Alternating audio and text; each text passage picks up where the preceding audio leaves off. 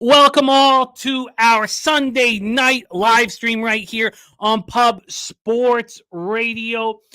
It was just 6 short days ago. These very Denver Broncos put 1.2K in my pocket with a same game parlay, a pregame bet on them, and a couple of live bets.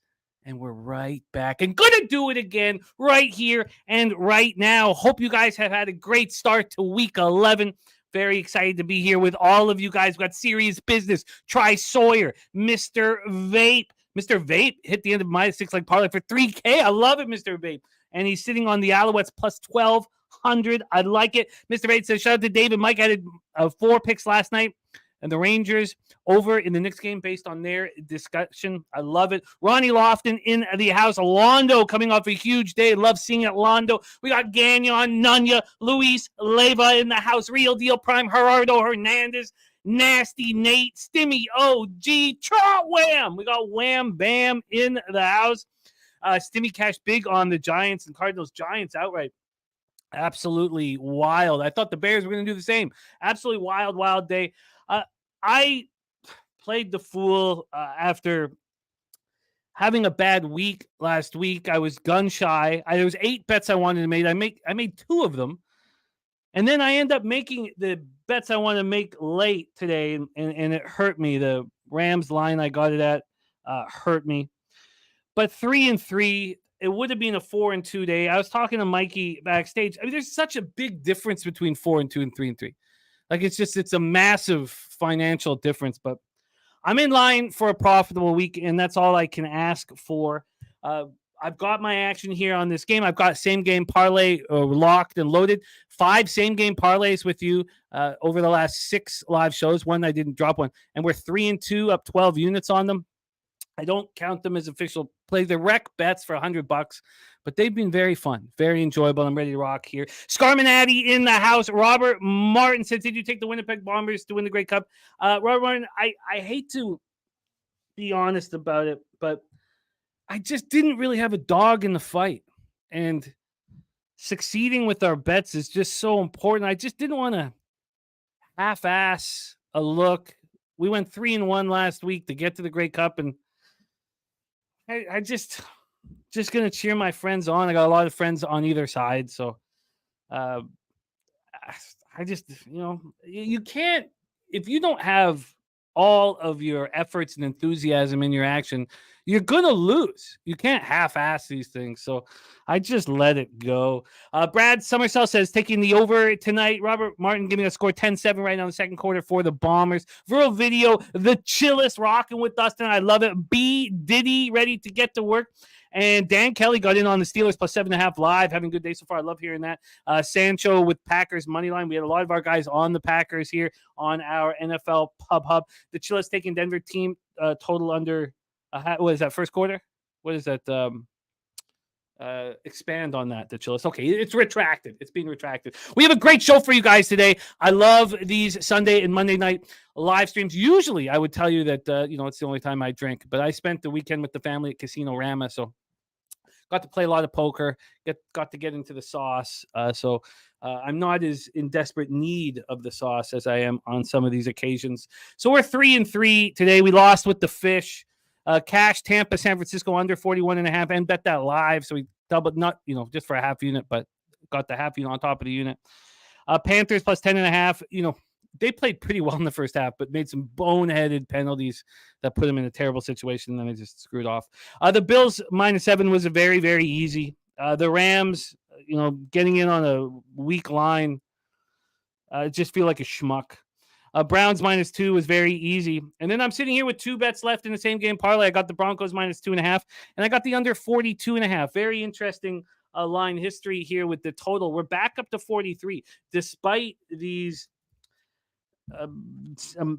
prime time unders cashing at an alarming rate. This has gone in a U-shaped movement. It's gone down to 41 and then back up to 43. I thought if it was going to go back up to 43 because Justin Jefferson would be in the lineup, but that is not the case. Let's go over the line history right now. There were 3s. Now this is -2.5, -108 juice to the Broncos. And that's exactly where the line opened 6 days ago to a T. From a total perspective here, let's get over to the total. We are sitting with a 43, basically. There are 42 and a halves out there. Not at any of the legit books, though. All the legit books offshore have 43s. Pinnacle's hanging at 42 and a half, but it's minus 116 to the over and plus 103 to the under, which basically is 43. Again, I just made a mockery of these market moves. I watched it climb. I didn't think it would get over 42 and a half. I thought it might drop again. It's stupid. I would much rather have a 43.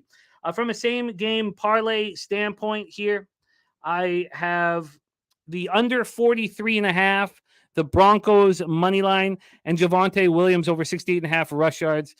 That was 67 and a half 2 nights ago when I was trying to set up the same game parlay. Then it got up to 69 and a half this morning. Then it dropped to 68 and a half when I moved on it. It's back at 69 and a half right now. We know what Peyton's strategy has been the last 2 games he's played. It's to run the ball. It all started with the Chiefs game when he carried the 40 rushes and 19 passes. This same game parlay is plus 448. $100 on that, plus 448 there. In the Circa Millions, we are 2-2.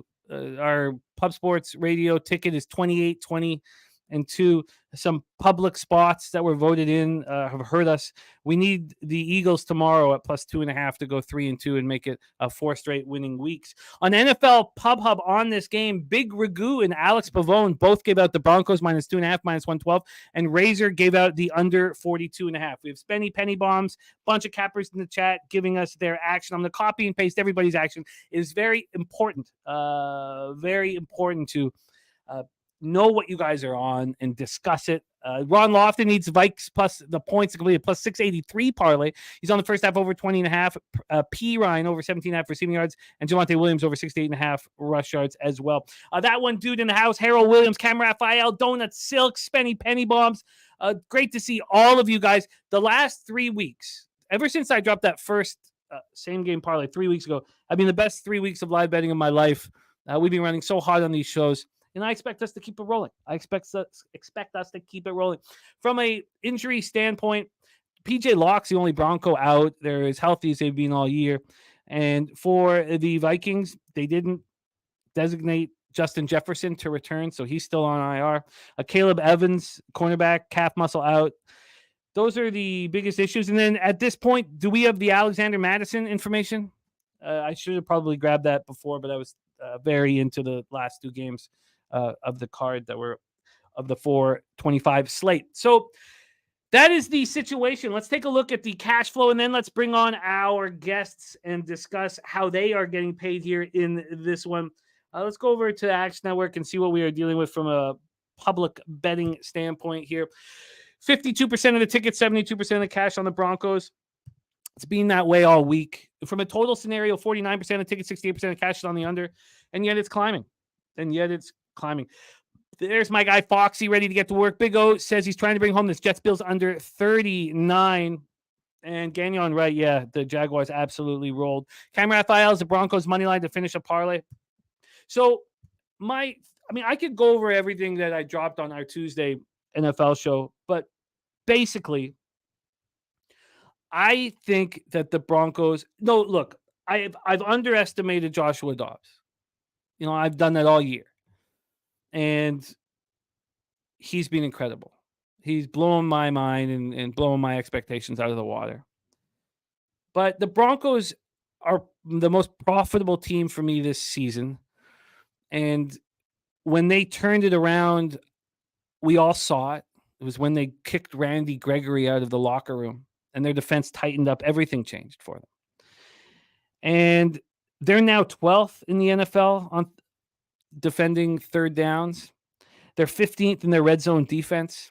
I mean, it depends on how you look at these stats. If you look at them from a year-long standpoint, or if you look at them from the last 3 games, this defense has completely changed, and Peyton has changed as well. They allowed 181 points in their first 5 games. They've allowed 67 in their past 4. They have 16 takeaways in their last 5 games. And I believe that at home, they are going to dictate the pace of this game. And what we've seen since that second Chiefs game is they run the ball and run the ball and run the ball. Cortland Sutton's been a TD machine. Judy needs to heat up. I think he's possible. I think that's all possible. But this Vikings team without Marcus Davenport has difficult getting pressure on the quarterback. They're 22nd in the league in red zone defense. I just think they're a very mediocre football team. And I just don't fully believe in this Joshua Dobbs magic. That's all. I guess I don't know what the right way to say this. I believe in what we've seen from him, and he should be a very proud man for what he's done this year with Arizona, as well as when he's come over from the Vikings. But I think that he might be, and the Vikings might be getting overvalued in the marketplace. And I'm going to fade them here. Jags 87-87 off a huge score. Great to see Jacqueline, Ron Lofton, Real Deal Prime, Primetime 99, Tariq B. Great to see all of you guys. And Madison is probable, says Cam Raphael. Great to see you guys. So let's bring in our stars of our show. We're going to bring them on one at a time and hear how they are getting paid in this one. And while they are dropping their moves, I will be copying and pasting their action, as I will also be copying and pasting your action in the chat so we can discuss it. So please drop what your plan is in the chat. I will copy and paste it, and we will go over it throughout the game. And let me say that I love being here. This is my favorite spot to be, is the Sunday night live stream with you guys and the great cappers we have sharing the screen with me. This is exactly where I want to be, and I'm very thankful. So a toast to the gods. Got a little goose left over from Casino Rama. A toast to the football gods. We've been running so hot, so ridiculously hot for the last 3 weeks. And we started out, I cashed 12 of my first 15 live bets with you guys. Then I lost 10 straight live bets. And then we switched 3 weeks ago and started adding in SGPs because I felt the weight of the losing on my shoulders, and it's gone, baby. These shoulders are free as a bird. Let's get that cash. To you guys, thank you for being here. Let's have a great, great Sunday night live and get the money. Oh, the goose is, the goose is loose. Let's bring on your first guest. He is my co-host in Bankroll Blitz every Tuesday at 8 p.m., and he's here to rock with us right now. Please welcome from Chicago, Mr. Troy Torrance to the show. Troy, what's good, man? How are you? Oh, you're muted, my man. Damn, that's a first timer for me. You see, Dabby get caught by the mute gods all the time.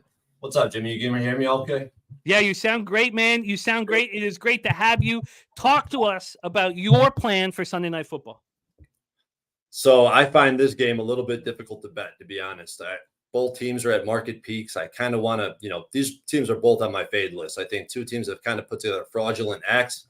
The Broncos they're on a winning streak with some impressive, wins on their resume. But at the same time, I'm not a big believer in the Chiefs. I think they're way overvalued in the market. And the Bills, they had kind of a self-implosion and an awful scheme, which their offensive coordinator got fired, and things have changed around. I mean, look what they did today against the Jets. Last week, the Bills against the Broncos specifically, they only ran the ball 2 times in the second half out of 30 plays. So it's the Jets with Zach Wilson as your quarterback. You choose to run the ball 2 times out of 30 offensive plays. None of those were on first downs. It was just a criminal act by the Bills against the Broncos, because how do you exploit the Broncos? You run the football. And on the other side, you got Dobbs, like you were talking about. It's the Dobbs magic. How can you trust this? We've seen what this kid has done. We know he's a journeyman. What was he on, 5 teams in 45 days or something like that at some point? They're coming off 2 straight wins, and it's an unsustainable run, in my opinion. But at the same time, I have a lot more faith in the Vikings coaches with McConnell and Flores specifically. What he's done with the defense is very impressive. He has every quarterback guessing what's coming next, and I think it's an incredible job what he's doing. And the way he's switching up his zone to man defense, it's just a beautiful thing. But ultimately, I'm going to be kind of brief. Both these teams I kind of want to fade. So I think that kind of first put me on the under. But the more I thought about it, I landed on a teaser with this game. At first, I do have interest in the Vikings, to be honest. If I'm going to be on the side here, it's going to be the Vikings. The reason being is I think McConnell will stick to the ground game. I think they're going to attack the Broncos on the ground, and I don't think they'll be able to stop them. So I'm leaning towards the Vikings. Haven't gotten there, but I did tease the Vikings with the Eagles. tomorrow. I have a lot of things attached to the Eagles. I'm very high on that spot, and that's currently what I'm on. So we got the teaser here for Troy, and that is what is Minus that? one. So, It's minus 120. Both teams are at 8.5.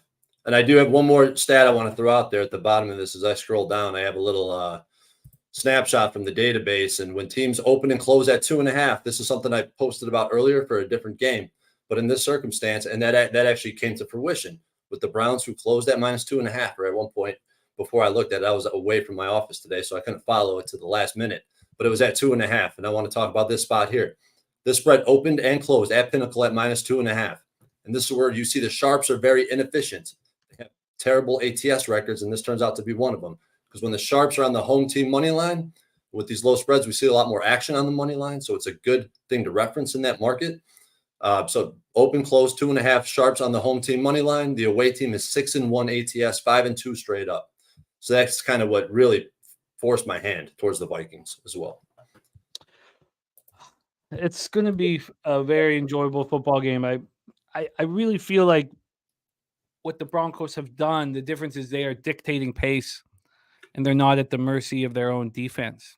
And Russell Wilson, I mean, you put up Russell Wilson's numbers against Mahomes before that game 2 of their season series, and it was a wash. And I don't believe that's the case, really, but statistically speaking, that was the case. And I'm pretty confident in this spot and very, very, very excited. And now there's a recency bias. I just cashed very comfortably against the Bills. But there's the two teams I feel like I've got this read on right now are the Bills and the Broncos. So I can give some stuff on the Broncos as well. And this is one of the reasons why I chose the teaser, because both teams play close games. But in the Broncos' favor, outside of the Dobbs magic, which I think you're much better off betting on a guy like Russell Wilson over Dobbs. But now I'm losing my train of thought because I'm thinking about this. I can't get over Dobbs, because I wanted to fade Dobbs too. But the Broncos, they're almost there defensively. Here's where I wanted to go. The Vikings, I thought, were fraudulent defensively. I thought they were masking their defense with blitz packages, but that didn't turn out to be the case. They keep being pretty consistent defensively. And now the Broncos, they're starting to get there, man. I think they put up a good effort today, and they shut this shit down, which any competent defense will, it's the NFL. So take that for what it is. Should shut down Josh Dobbs in this offensive attack. So I think that the Broncos are in the right trajectory, and they could make me a believer after tonight. Well, I love hearing your breakdowns. Yes, the Chillis, the Kraken bottles are a distant memory. The hangovers, they're too much for me, man. They're too much for me, dude. I love it. Troy, let's keep rolling here. So at this point, Troy has a teaser. Are you thinking of putting together an SGP as we break down our action? Absolutely. I haven't opened the chat yet because I just got home and was kind of scrambling to get up here, but I was hoping to read some of that and see what they like. Cool. And I'll go over all of I've copied and pasted everybody's action. Didn't get Gannion's KJ look, but I'll get that copied and pasted. Let's bring on your next guest. He is the star of Last Call here on Pub Sports Radio, Monday through Friday at 6 p.m. Eastern. And he is also the star of our Thursday night live stream for Thursday Night Football. Please welcome, from the dirtiest of Chesters, our man, Mikey M, to the show. Mikey, what's good, buddy? What up, Jimmy? What up, Troy? Happy Sunday Night Football, boys. What's good? How are we doing today? Let's talk about getting cash. I am pumped up, man. I love these Sunday nights so much. I just can't wait to sit here and hang with you guys. And we've been on a run of my life live.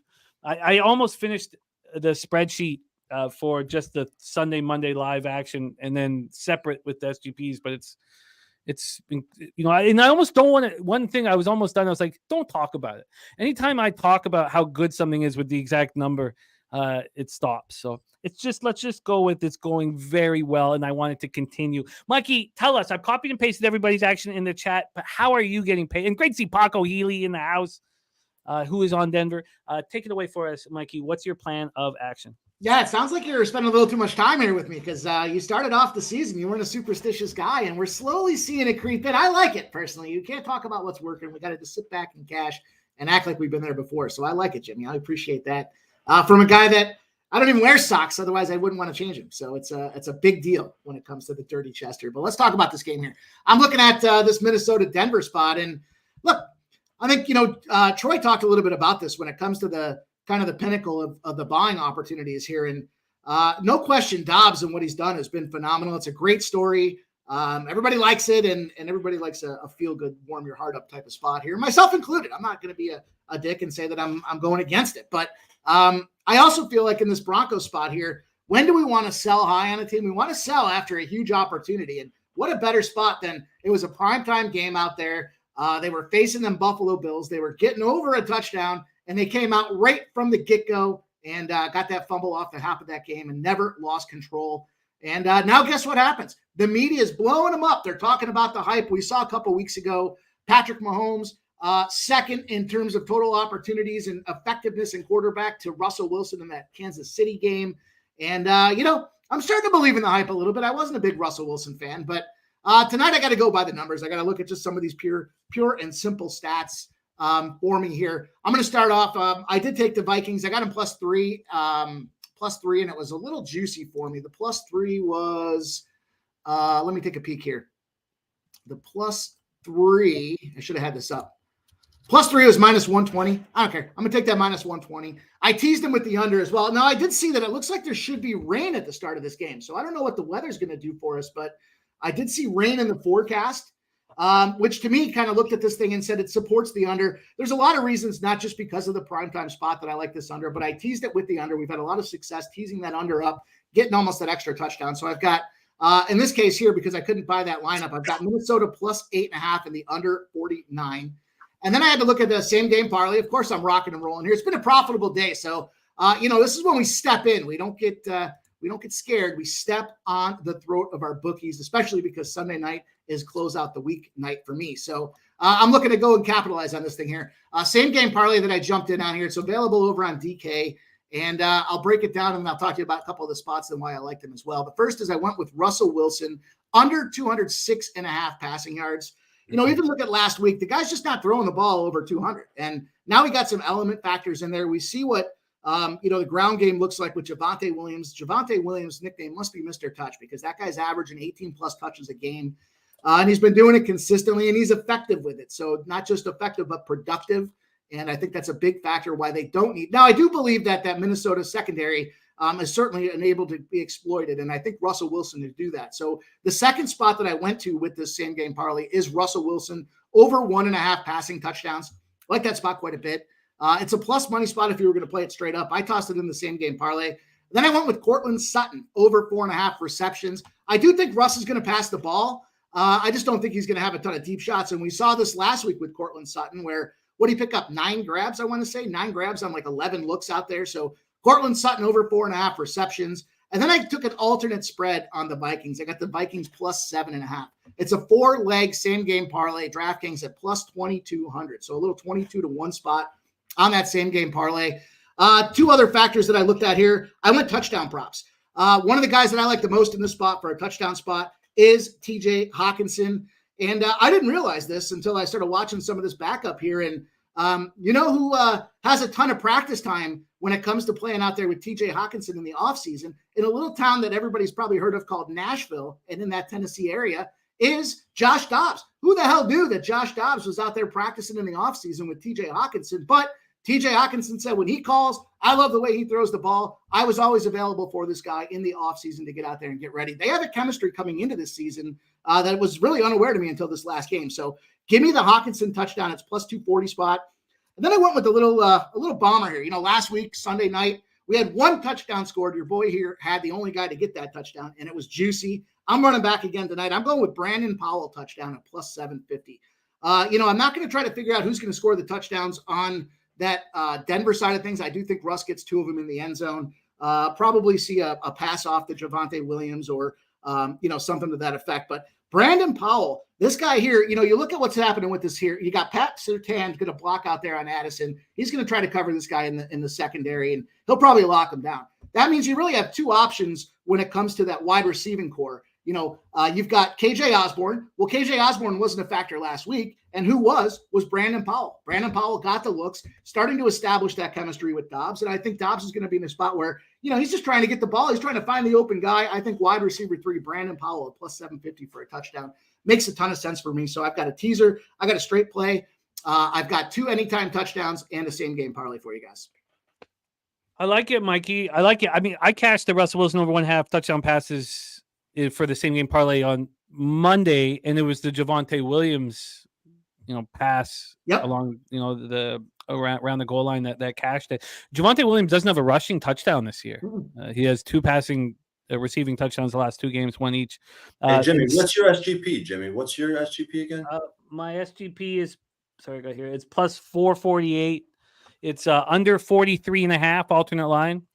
The Broncos money line and Javonte Williams over 68.5 rush yards. And last week I beat myself up for not taking Cortland Sutton touchdown, but I didn't take it again here. I also didn't take the team total over for the Broncos. If this was a really low scoring game, it wouldn't shock me. I'm on the under. I know that there's been a move towards the over, and the weather's perfect, and it's going to stay perfect for the rest of the night. Really? We got a guy Fa Q2 in the house, and he's. Who do you think gets the brunt of the Vikings rushing attack? Like, who gets the? Oh, carry? it's all Javonte. I mean, he'll have 75 to 80%. Not Javonte. I know Javante's getting it. He's definitely the right guy to go with on your side. For the Vikings, you got 2 guys with the same line, an identical 35.5 between Ty Chandler and Alexander Madison. Both the rushing. At this point, with Madison coming off of the concussion, I don't know how he can be backed. That's kind of why I was looking at Dobbs and thinking, he's going to have to do a little more with his feet. He might be the guy that goes out there and rushes that ball. We've seen his propensity to go out there and break the pocket and scramble down the field. Also, not afraid to go and score some touchdowns. I mean, he went out there and he had what was it like a 12-yarder that he scrambled off to the left that last game and punched it in the end zone. He's trying to run. He's trying to run, and I do have a little concern with him running though, because I meant to say this when I started talking about the Broncos earlier. Because one thing I didn't like about the Vikings side is that they have speed all over their defense. They play sideline to sideline. They can't get off a block in the run game.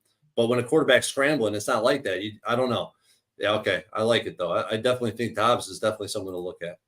I saw Javonte Williams, his rushing props at 16.5. He's had 18 or more touches in his last 3 games. So he's a guy that gets the ball done on the ground. And I see some guys in the chat talking about Cortland Sutton. I wanted to pull the trigger there. I went last week and had him to get a touchdown and Allen to throw a pick. So that was a nice cash pop for me. But ultimately I stayed off that. I like Sutton though. Yeah, he's got 6 touchdowns in his last 7 games, 7 in his last 9. Started off the season a little sluggish, but now he's at a career high. So trying to stay away from those guys that are at their career highs.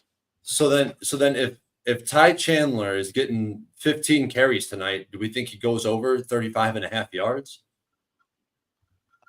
I spent some time with, going through all the rankings of run defense, pass defense, and everything, because I wanted to add to this, even though I find the 4 to 5 plus 400 to 500 is my sweet spot for these same game parlays. But I think that this Broncos run defense is, vastly improved. I mean, it's easy to say that with looking at the statistics. And, do we really trust Ty? I think it's tricky, but I would take him over Madison. But let's bring on our next guest, see what their looks are, and then I'll go over everybody in the chat's action. We still have a little bit of time, so let's roll into our next guest, the star of Midday Money, and he's been rocking with us here on our NFL Pub and doing a great job. He joined us on our live stream last week, and I enjoyed it immensely. And he was an original co-host with Peter Loshak back in the day, being in this game for a long time, and I love working with cappers who have that experience. Let's bring him on right now and hear how he's getting paid here on the Sunday Nighter. Please welcome Sean Higgs to the show. Mr. Higgs, how are you, my friend? Good to see you again. It's like we were just here 12 hours ago talking the same stuff. Does feel like that. But this time we have the booze. It's a little different. And I think in my new introduction on Sunday nights here, I think it's going to be like, we're going to bring Dad in because Mike's up there like, we're closing out the week. We got to get down on this game. I'm going to be like, no, you don't have to if you don't like anything, Mike. You don't have to get involved. Sean, the problem is I like everything, and I'll fucking squeeze a penny. Now, listen, I understand. You know what I mean? I was like, I got to look at some stuff. Jimmy's like, all right, I'm going to set up the game. I'll be back. I'm like, I guess I told you, I was like, I guess Jimmy doesn't know I'm into like huge player props and in-game, and it's not what I really like to jump in on. But I did look at a couple for this game. I did like Denver coming in, although what Troy said about like the wise guy kind of moves, going against it and taking the other way, it makes sense because – just an old school thought was, home teams laying less than 3, right? You see 2.5, 1.5, you automatically just go the other way. Because if you can't lay 3, you shouldn't be favored and you'd be a dog anywhere else. So that's where that probably originates from for newer cats out there who never know what that is. There used to be a home field advantage back in the day. They'd rate that. I don't think that's a thing anymore. But I was sort of leaning in Denver just because as much as that is short week, big win last week, 12 man on field nonsense.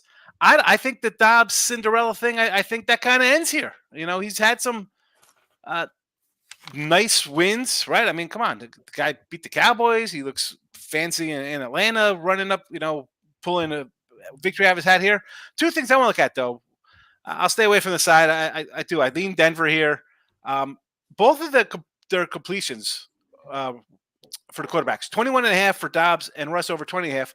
I think we're going to see some balls thrown around here.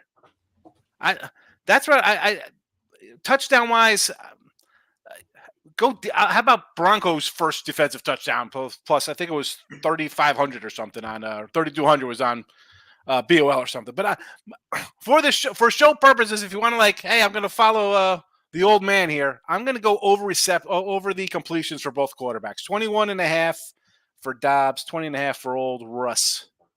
That's an interesting way of moving on this one, Sean. People think there's going to be points tonight. I think we have to throw the ball a little bit. We're going to have to let us cook, and we can't have burnt scrambled eggs and, dry white toast. We're going to need something fancy on the grill here. What was the numbers again there? Wilson was how many completions? He was 20.5. 20 and Dobbs was 21.5. Completions. Dobbs 21.5. Completions. Interesting. I'll be watching that very, very closely. We have Mr. Higs locked in. And Sean, you're going to be rocking with us until your halftime show. Let our guys know a little bit about your halftime show. Well, I saw a couple. Stimmy OG was like an original guy. He was a midday money OG back in there. So I do a look at line show. That's how it actually started. My little midday money. It was like during conference tournament time. Like, hey, let me talk conference tournaments the night before because I was just bored. It was during COVID time. I'm like, let me talk to somebody. I'm gonna look out my window like I'm a cat, like trapped inside. And I started this doing look at lines. And now I really just do it Sunday nights. But with basketball coming, I'll probably do it more. But halftime of the NFL game Sunday nights, I do look at lines. At all next week's games, I run through them all. I tell you who I've already bet, who I kind of like going forward. And that's that. It's a short show, too. It's as much as Midday Money is a comment-driven show, and it goes where the audience takes it or whatever. Look at lines is like, it's a long day. I want to go to bed. It's like I'm not sitting there for 2 hours talking next week's lines. We have the whole week to talk about them. So it's quick, but I give out my sides and totals and who I like in all the games. So it's worth it. All I ask is hit the like button. I mean, and you're getting like premium plays and all that nonsense for nothing. I just give them all out. It's and I'm pretty good at NFL early lines, I got to say. Well, we love having you joining us as well. Anybody wants to jump over at halftime and check out our guy, Sean Higs, for his look ahead spots. Please Chris Tatum's in the house. There's my guy. I know Chris Tatum down there. Oh, we got a great group, man. I know. I see a bunch of these guys. I think Daniel Kelly I saw Justin. Like I have a bunch, Oh man, yeah, it's and Troy Torrance is on Ty Chandler. Moving on, Ty Chandler. More Poncho says everyone is on Denver. He is on the Vikings. I'll keep copying and pasting the action from our chat. Donut Silks Broncos plus 3.5 and the under 44.5 plus 128. And he's got. Who said? Was it Mike who was talking about Dobbs his rushing? I saw a juicy one, 27, but I'd rather go up to like 35, 40 yards for him. Try to get a little less, for him. Because he's going to have to wheel out there a little bit because he doesn't know the playbook. I mean, I know he's been there a little bit, but let's be honest. He's going to be more improv than anything else. So I kind of like that over rush prop as well for him. That guy's an astronaut. Whatever it is. He's an astronaut. He figured out. He figured out. Yeah, but I mean, come on. These guys. He looked better just running around and making plays up. And that's how you should do, right? You bring a guy in, he's got wheels, let him go. Let him figure out, let him Exactly. find the open guy. He's smart enough to look down the reads. We have 13 minutes until kickoff, and I do want to review all of the action from our cappers in the chat. So let's bring on our next guest. He's the star of Tony's Picks YouTube channel, and he's here to rock with us here right now. And he's been rocking with us on NFL Pub Hub, and I love it. And he's been a big backer of Pistol Pete Loshak and myself since I went down to Costa Rica 6 years ago. Please welcome Mr. Ramon Scott to the show. Ramon, how are you, my friend? Well, Jimmy, I'm saying this just to stay on your good side. Of course, I'm watching Green Day here at halftime of the Grey Cup. At halftime entertainment. Your favorite band is the halftime performance, Green Day. Here, 17-7, Jimmy, the Bombers on top of the Owls. Well, I like the score, not the band. I was going to say, I didn't know you were a big Green Day guy. No, I'm not. Ramon's putting that stank on me, and I'm not gonna stand here for it. I'm not gonna stand here for it. Ramon, how are we getting paid here? How are we getting paid on the Sunday nighter, my friend? Well, nobody's complained yet about the Broncos being in prime time here finally, right? They've kind of got it turned around just a little bit, at least to keep their spot here. They're not going to bump them off there, showing a little bit of resurgence. Russ is okay. He's cooking just a little bit if he continues to, get with his receivers, get with Judy, get with Sutton. Things are starting to work out just a little bit, even with Peyton coming in and having to have his way around the place. So, look, I figure this is an ugly game. I know we're going to get the old Sunday night under blitz type of thing here with this one. And, yeah, maybe it'll be 19-17 or something like that. So maybe I'll grab these points. But I want to play all those props that we're supposed to play here on the show, and I'm going to play all the over ones. Because who wants to play the under props? I'll just hide those and maybe keep them to myself. I like what the guys were saying. I think Dobbs – the funny thing about Dobbs, right? That's kind of why you bring in Dobbs, to kind of just take off running when you can't get anything done. I mean, that's what he was doing with the Cardinals too, right? Even though he never won any games. That's the thing we say about Dobbs. Oh, look how good he looked and he got the win. He was still 1-9 with the Cards. Not to say that the Cards were any good, but Kyler was winning some games there, and he looked okay today. So they get what they want with Dobbs, and I think he will get those rushing yards. And I like, you're probably going to have to go over 36 here, Jimmy, with Dobbs. I'll do it if no one else did. I think Dobbs' matchup is actually quite all right tonight. I don't know. I respect what Troy's saying. I just wonder if, look, you're right. They need you. I think you're supposed to think you can run against the Broncos, and I'm sure that is going to be the first thought for Minnesota, but will there be enough success for them to have to, deviate from that just a little bit? And I don't know if I like their chances necessarily through the air with Dobbs. He may get enough chances. He may just end up in a weird situation where he has a lot of attempts, even if it's not a high-scoring game. I mean, I'm not sure about the deep threats that guys like Addison or KJ can present here. So I'm going to be on Dobbs' rushing yards. TJ's your man. That's who you get it to when you're a guy like Dobbs. He's ruled in the game, obviously, with his injury status. And that yardage prop, that's what I was coming on and wanting to play. Jimmy's been juiced up here to it looks like $1.50 on 58.5, but that's in my notes, so I'm just going to go with it right here. TJ Hawkinson, did Mike give it the okay on the ATD? I would think that might be okay today with TJ, but as far as the two backs are concerned, I want to give Madison the benefit of the doubt. I mean, if you're in there, you're in there. If you have a concussion, if you're a concussion, you're not supposed to play, right? So I'm going to go over with Madison here, 37.5 yards.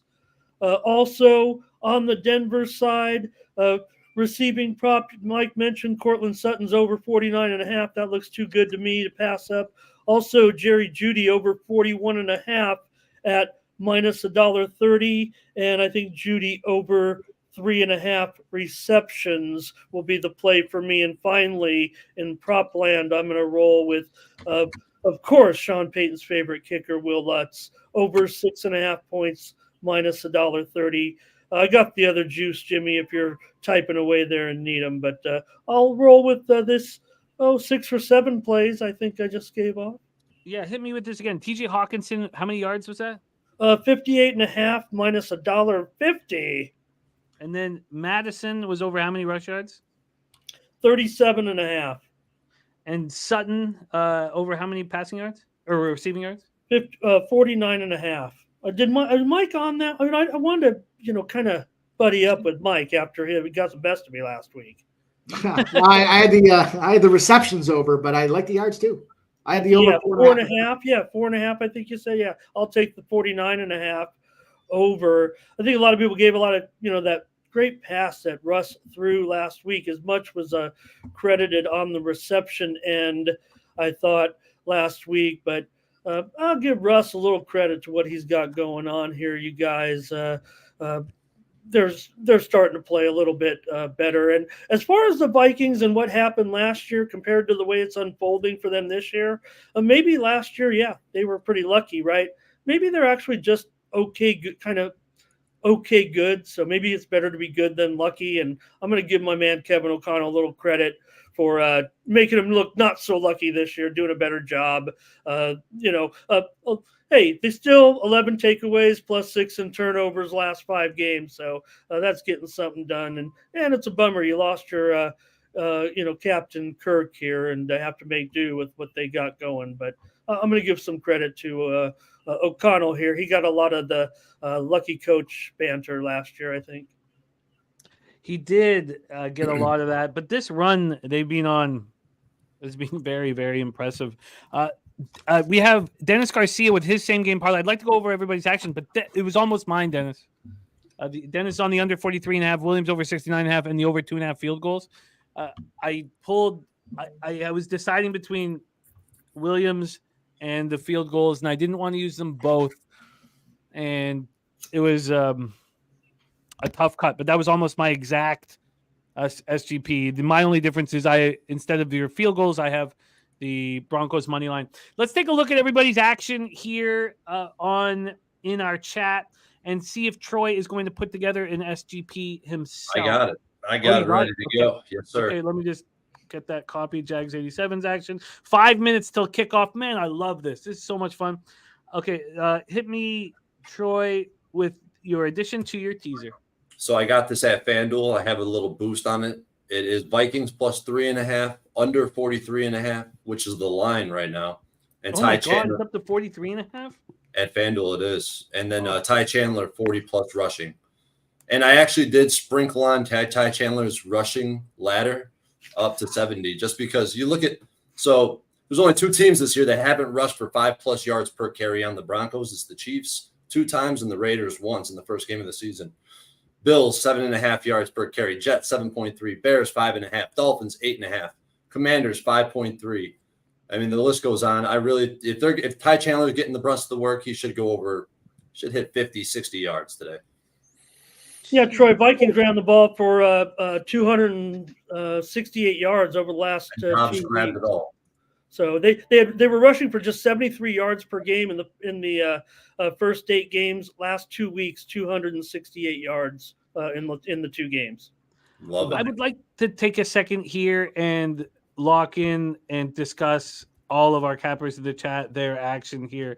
So let's do that right now. I cannot believe it's at 43.5, and I've really made a mockery. I mean, 42.5, 43.5, but I've really done a bad job this week, and it happens when you come off a horrible week. I went 3-8 in week 10, and I dropped into the red for the first time since week 2 of the season, and you just shook. You got to shake it off and fire away, and then I just okay. Let's review the action from our cappers in the chat. We are 3 minutes away from kickoff here. Thank you for joining us at Pub Sports Radio. Let's hear what the chat is on. Gerardo Hernandez on Broncos money line. Londo is on Wilson over 5.5 rushing attempts. Javonte Williams under 18.5 receiving yards, and Judy over 42.5 receiving yards. The chillest, aka Fat Cat Ninja, He's on Denver team total under a half in the first quarter at plus 122.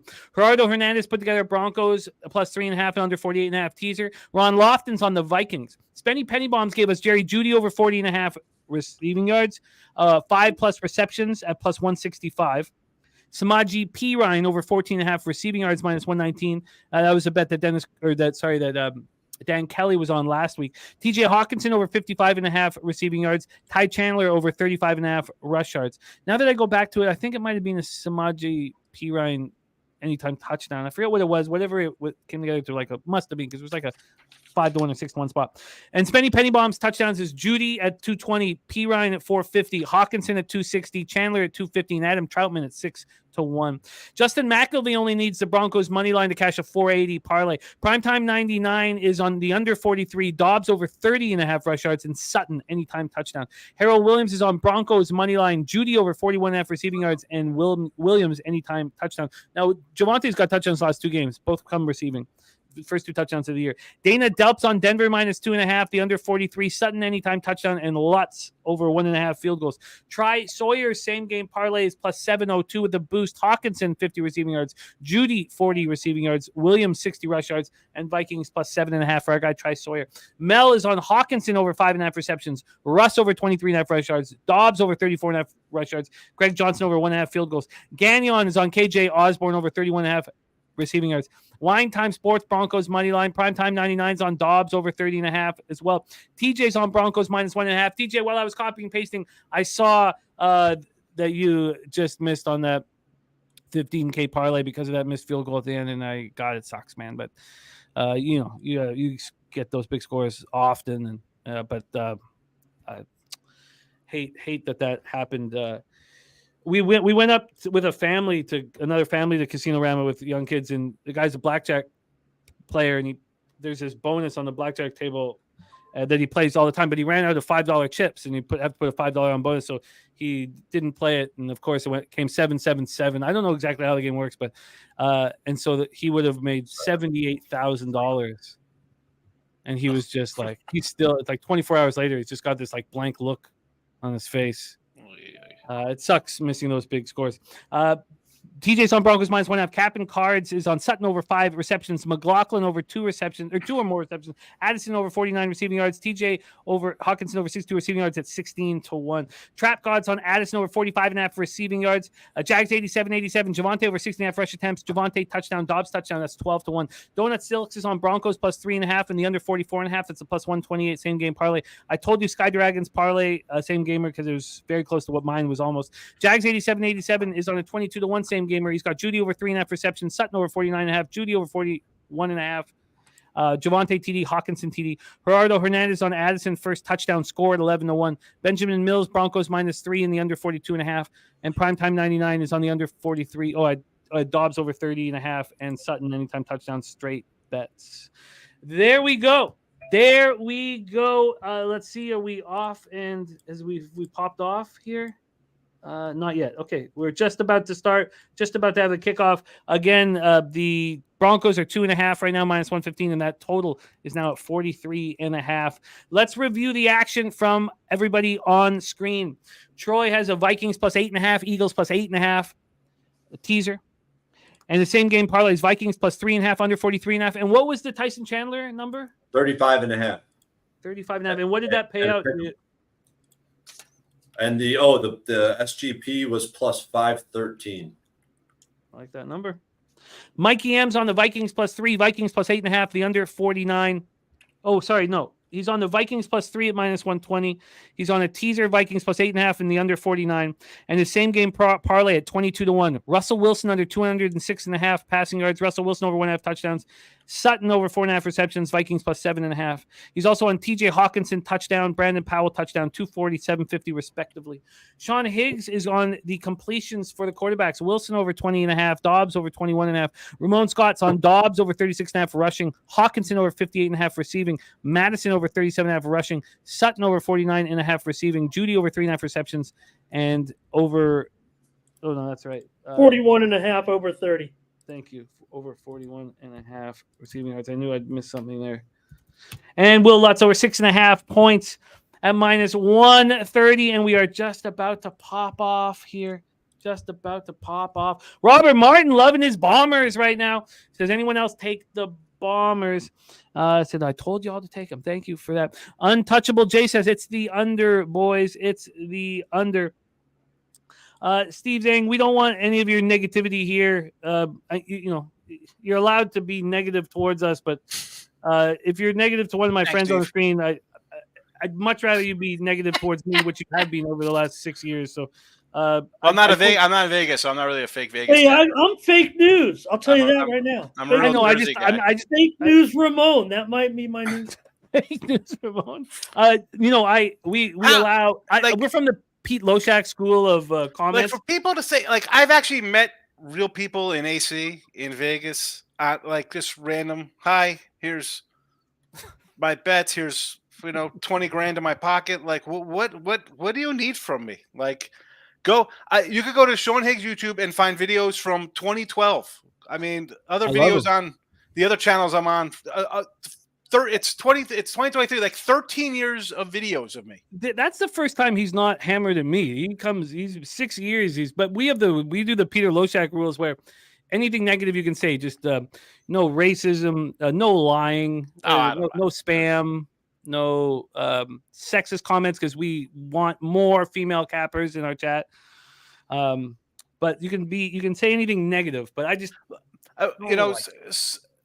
and like my show, somebody was saying like someone was getting trolled on Twitter, some other and I'm like, I rarely get trolls. Maybe because I say like I lose. I had a losing baseball season. I actually lose money. I don't claim I'm betting 10 dimes a game, like crazy outlandish stuff. I grind away. That's how I survive. I mean, I don't understand. Like most people who are, and this is more for like the newer people, like they're trying to do it. So they're like, hey, here are my picks. This is what, and then people just come in. I don't understand it. Like, really, bro? How much energy do you have in your life to bother somebody else? Like, well, we love you very much. I'm probably about to have my first losing season with NCAA football, and that's in my first year of being public with it. I've said this before. I don't think I've ever had a winning season in all sport, like college hoops, NBA, NFL, college football, and baseball, and everything across the board ever. I don't think I've ever done that. You know how hard that is? That is like next to impossible.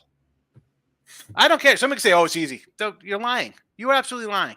You're lying. You can't do it. You can't. And I'm not saying, because now a lot of people do like in gaming, and you could hit crazy a parlay, or I'm not talking about adding a baseball. I had a losing baseball season, but I had big bets on Arizona and Cubbies win total. I had a Snell Cy Young. I had a Strider win. I had other things. I'm not saying those things count towards that. I'm talking about you're betting sides and total in a sport for the entire season.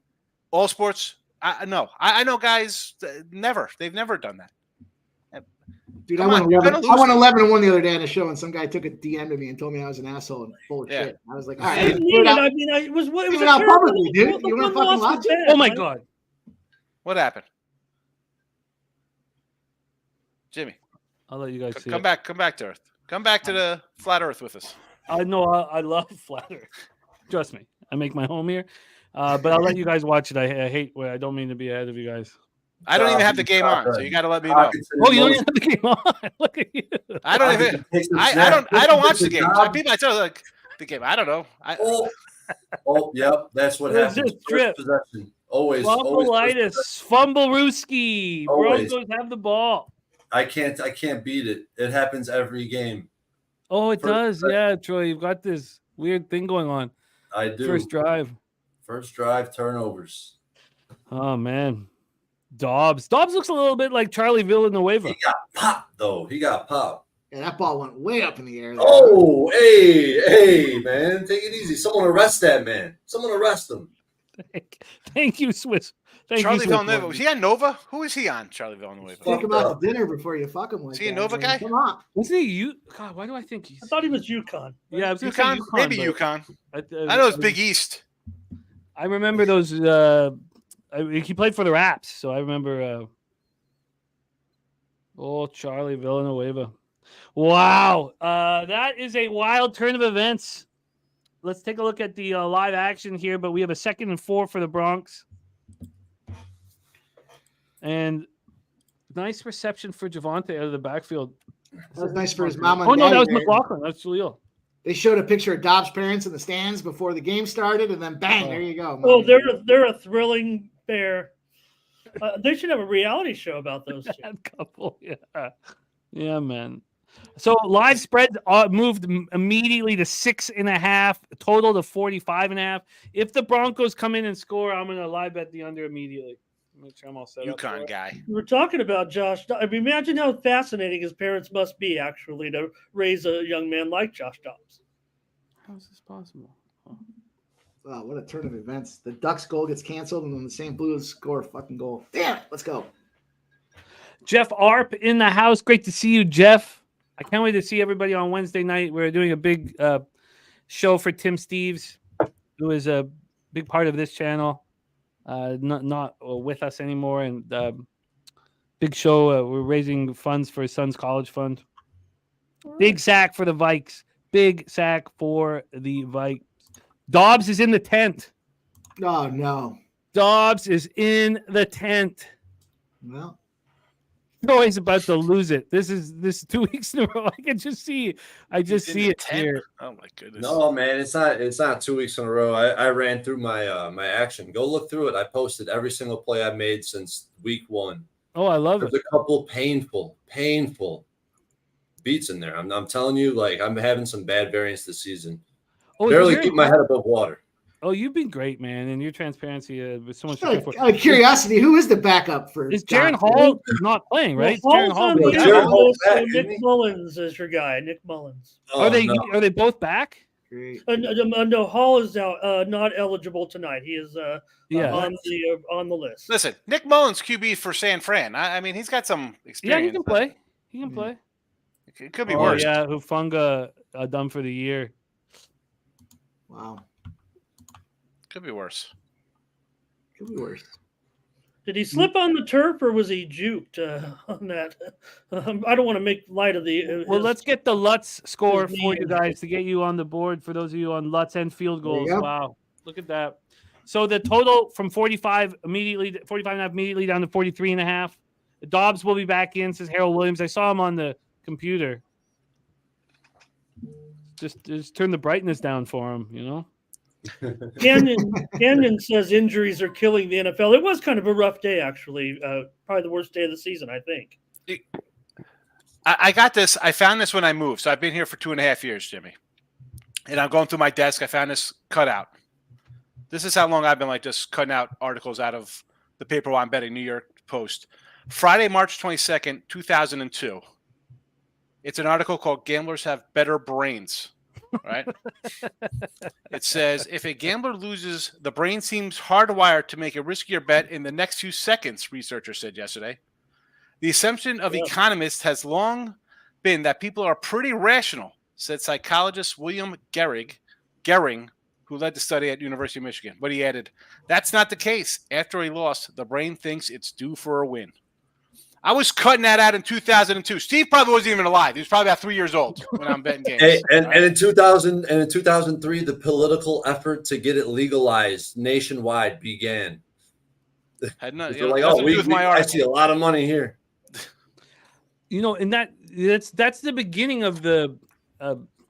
Sean, I talk about it. You know, God, it bothers people. I talk about it like 4 or 5 times a month. The most important book I've read in my life was Michael Lewis's book, The Undoing Project. I never read it. It's phenomenal. Like, it's I read not his even book. a gambling Did book. he have the Smart Money? Was his book too? Moneyball. The odds, or what did he have? Moneyball. Moneyball. He wrote Moneyball. But yeah, it's about these 2 Israeli psychologists. The first chapter is basketball, and it's like the greatest chapter of any book I've ever read in my life. Then there's no more sports, but it's about exactly what is that psychologist is talking about, you know, the vividness bias and the recency bias and all, and how, because I've talked about it so often, but I urge everybody. You should talk about it because that's how people think of things. My show today, I was like, take the Browns today. I said it, I had it in your show today. So take the Browns. So it was like, why would you take a Browns? They got a backup quarterback. I'm like, thank you. More reason to put more money on it. Thank you for saying that. Like, people are just blind to what they see last week or the day before, the last game on TV, whatever. They are. They are, and the biases. It's all walks of life. Like the book will help you in everything that you do, because there's a Filipino comic in Canada, but now he's all over the world, lives in LA, but named Ron Jossel, and he's phenomenal. And I was having a drink with him and Russell Peters, and this lasted with me my whole life. I was like, 20, 21 years old, and Ron said to me, he said, "Your subconscious is an asshole. It's going to say horrible things to you. It's going to fuck with you. It's not your friend."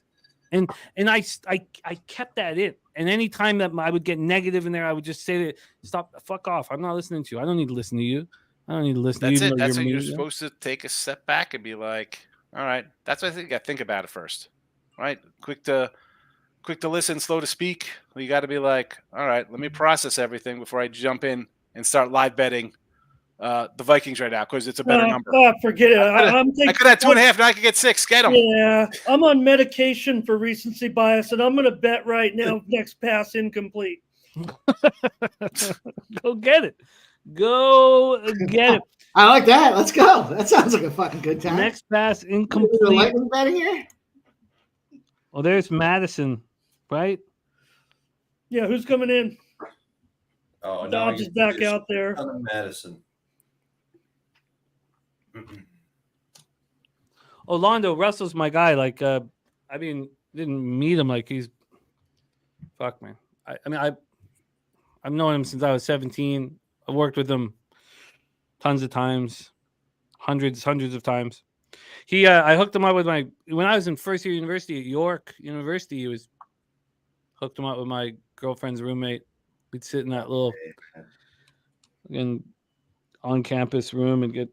Well, he didn't drink that much back then, but yeah, Russell's a good guy, man. I stay with him, hang with him in Vegas. He's got a house in Vegas, house in LA. But I went to Top Golf yesterday. Oh no! Tell us. My son's, bro, I can't move my arm. I don't know what I did. Like 6 swings in, I'm like, what the hell's wrong? Like this whole, like in here, anybody know who golfs? Why is this hurting in here? Did I rip something? Did I rip a tendon?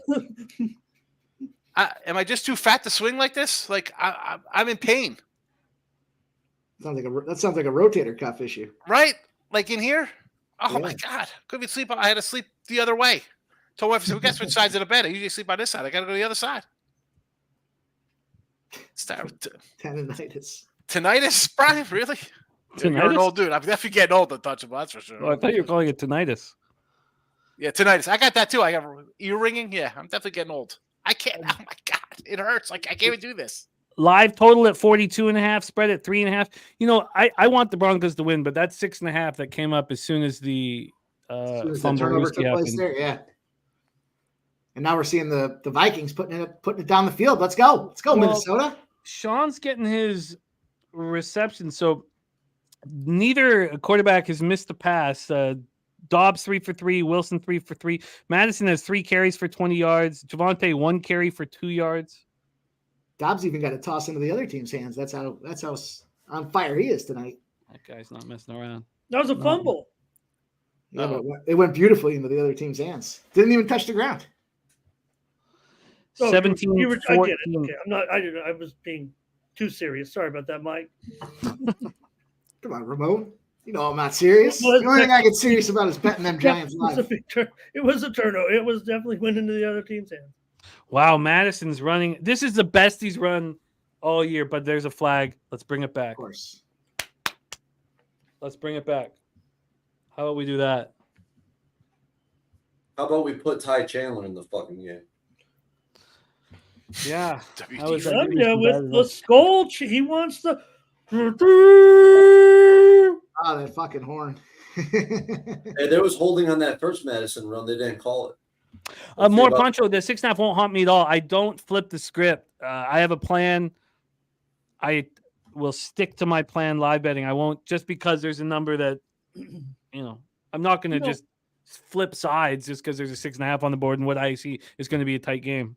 So it won't bother me. I will never do that. Hey, I know they don't do the color rush uniforms anymore, but if ever a matchup needed it, it'd be this one, man. I want to see purple and orange uniforms against each other here. Dude, this fucking guy.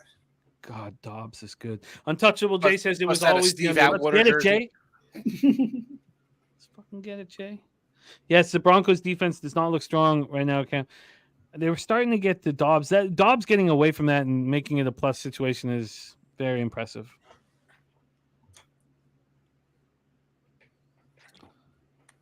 All right, here we go. 10.8 yards per scramble attempt for Dobbs. This is a huge 3rd and 8 here. Huge 3rd and 8. Great for the under if they can kick it from this place here. Get him, get him, get him! Oh, God, I thought it was picked off. Jesus. That was... sometimes you watch Dobbs throw and you're like, oh, that's why nobody wanted him.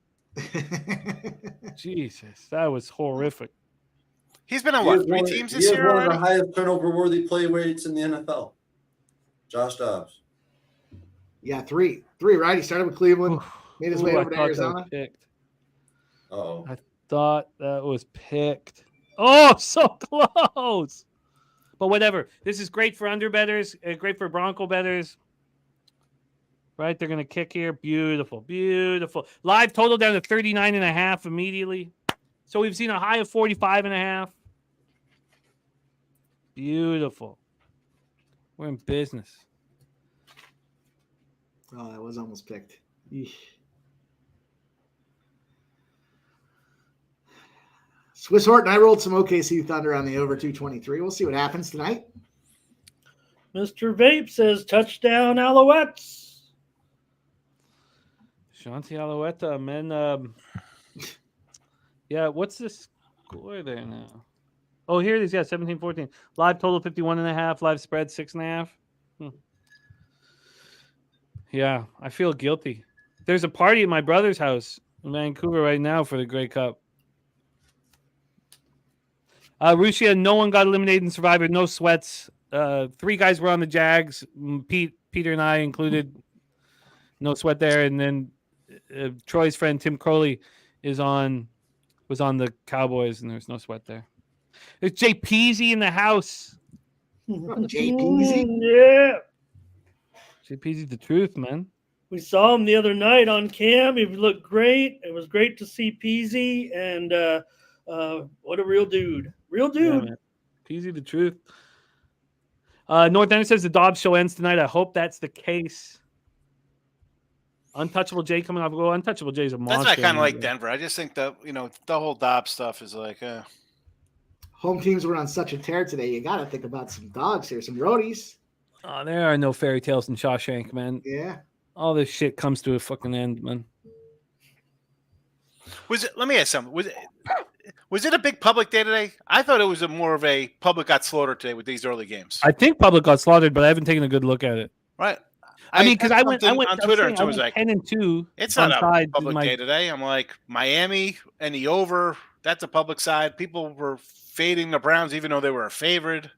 There's no way it was public day because I've been a pick every game on the sides pool, and I went 10-2, and I'm always just going against where the public is for those. And and that's what upsets me so much. I had the great day there, and I'm 3-3 because of some disappointing timing with betting. But yeah, Nick Ryan said public got smashed today. They must have, because if I go 10-2 in that one, I'm always just against. It's funny, before I thought that I was a good capper when I went down to Costa Rica. And in truth, I was just so ignorant and just so horrifically ignorant. And one thing, though, that always worked for me were the future bets. You can be kind of a novice capper and still know when you see a team that is capable of greatness. Yeah. You can still find out. It's when you'll get hurt is when you're betting every day.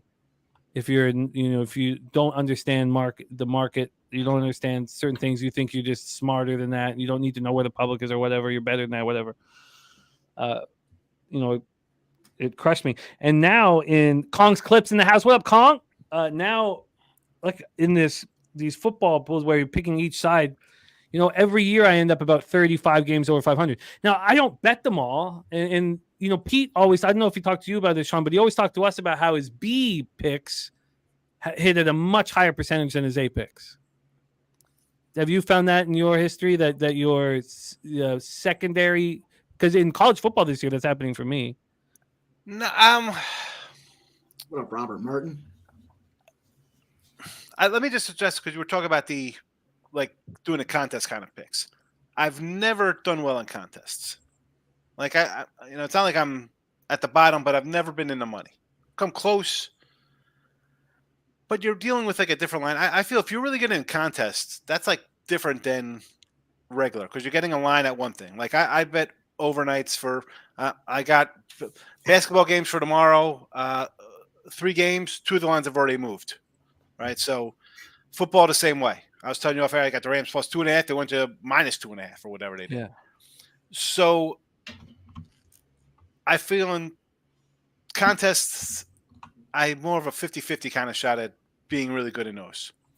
Now, your A picks and B picks, I'm guessing you're saying stuff like you sort of like and the ones you actually bet, right? That's what we're talking about? Not quite, because I've Or learned ones you feel stronger on than other ones? Yeah, I feel stronger because I've been listening to Pete discuss this for a long time. So now I fire away at my secondary picks. Now I'm all one that I tell people, like, you can't like pick and choose. So you just got to go. And if you got to lower your bet size, so be it. It used to be like, I like this one a lot, I'm going to put more on this than this. And then all of a sudden you're breaking even and you're having good days and you're going 4-1, but you're losing. I'm like, so then I'm like, again, this takes years of losing and making bonehead plays to say, you know what, I got to do something different here. But I'll just fire. If it's 4 games, it's 4. If it's 17, it's 17 on a college basketball Saturday. If it's 9 baseball dogs on a Tuesday, so be it. Like, I pick and choose. You can't do it. I find that's the worst thing you could do. I'd rather just go lower, and worst case, I split out, fine. If they all hit, super, and I could go back to a regular thing size-wise the next day if there's only a handful of games. But it's always bad. You got to control your bet size. Like, you can't I had a guy in one of the shows that I was doing with other guys, and he's like, I've had a good run, but then I'm down now because after 7-2, I'm down money today. Like, how do you have a great week you're hitting for a couple weeks? And he had posted his plays in this other guy's show, and he was doing really well. And he said he's down. Like, yeah, people again. You start. I know it's like, oh, you got to bet. You're hot. All right, that's fine. You don't bet a little more. You can't just get totally on tilt and then go 7-2 and lose money, and then be down for like when you were up for 2 weeks, and then be down after one day going 7-2. You're gonna lose a game. Forget it. Oh, yeah. You didn't even lose. You went 7-2. There's no way you should lose money going 7-2. I don't even know that's possible. Would you take a minus 10,000? The fuck? I have no idea what the guy did. A lot of my B plays end up being like some bigger props that I like, where I'm like, I'm just a little gun shy to give something like that out. It's plus 1,000, and then it hits, and it's like you start winning a little. You want to have fun, just do some parlay, this and that. That's fine, but that's got to be something separate. That's gonna be a whole different your play money area. I mean, you can't. I don't know. I mean, you know what? I got something to add to this because in 2021, I was so frustrated. I was in LA. It was Christmas, 2021 Christmas, and I went to the track a few times, Santa Anita, because they have the big playgrounds in the infield for the kids, and I would meet Guillermo Zertucci, who's winning our cappers contest, and I was talking to him, and I was like, I'm so snake bit right now. I'm just like, and now I'm afraid to bet dogs. Like I feel myself afraid to bet dogs because I'm so snake bit, and then I see the plus line, I'm like, and then I made the decision. He just listened. Like sometimes you just need someone to listen. Like he gave great feedback and stuff like that, but he was just listening. He didn't push me in any direction, whatever. And then when I decided to cut my unit size 25% across the board. I cut my unit size 25% across the board. And January was okay, but then I won 11 months straight in 2022, February through December, and I had the best year of my career. And I didn't follow it up this year, which has been so frustrating. But it was because I needed to make an adjustment. I needed to cut my unit size a little bit just so that I wasn't hesitant to bet the dogs. And then it was the best year of my entire career. And, it set the table for us getting out of Parkdale. I got my family out of Parkdale. It was a great, great time. And I need to. You have to. And bet size people, I see people like, oh, and they'll make fun of somebody's bet. Like, what? I'm like, who are you? You're not in competition with other people's bet size people here. No. You know, like we all have different bankrolls. I mean, my bankrolls, I've been betting since 1990. I'm sure mine's a little different than some guy who comes into the chat. You know, I mean, like it is what it is. I don't. I hear people coming. Oh, I bet $3,000 parlays. 3,000, not good for you. I'm not betting through it. Must be nice to work for Google. $3,000 parlays. I mean, are you okay? That's not something I don't like doing $300 parlays. I mean, you'd be hard pressed for me to do that. Everybody's different, but like the whole. I find when I'm inebriated, Twitter world, a $1,000 parlay sounds excellent when I got enough cocktails in me. You know, I've opened up parlays a little bit again, and I had a huge one.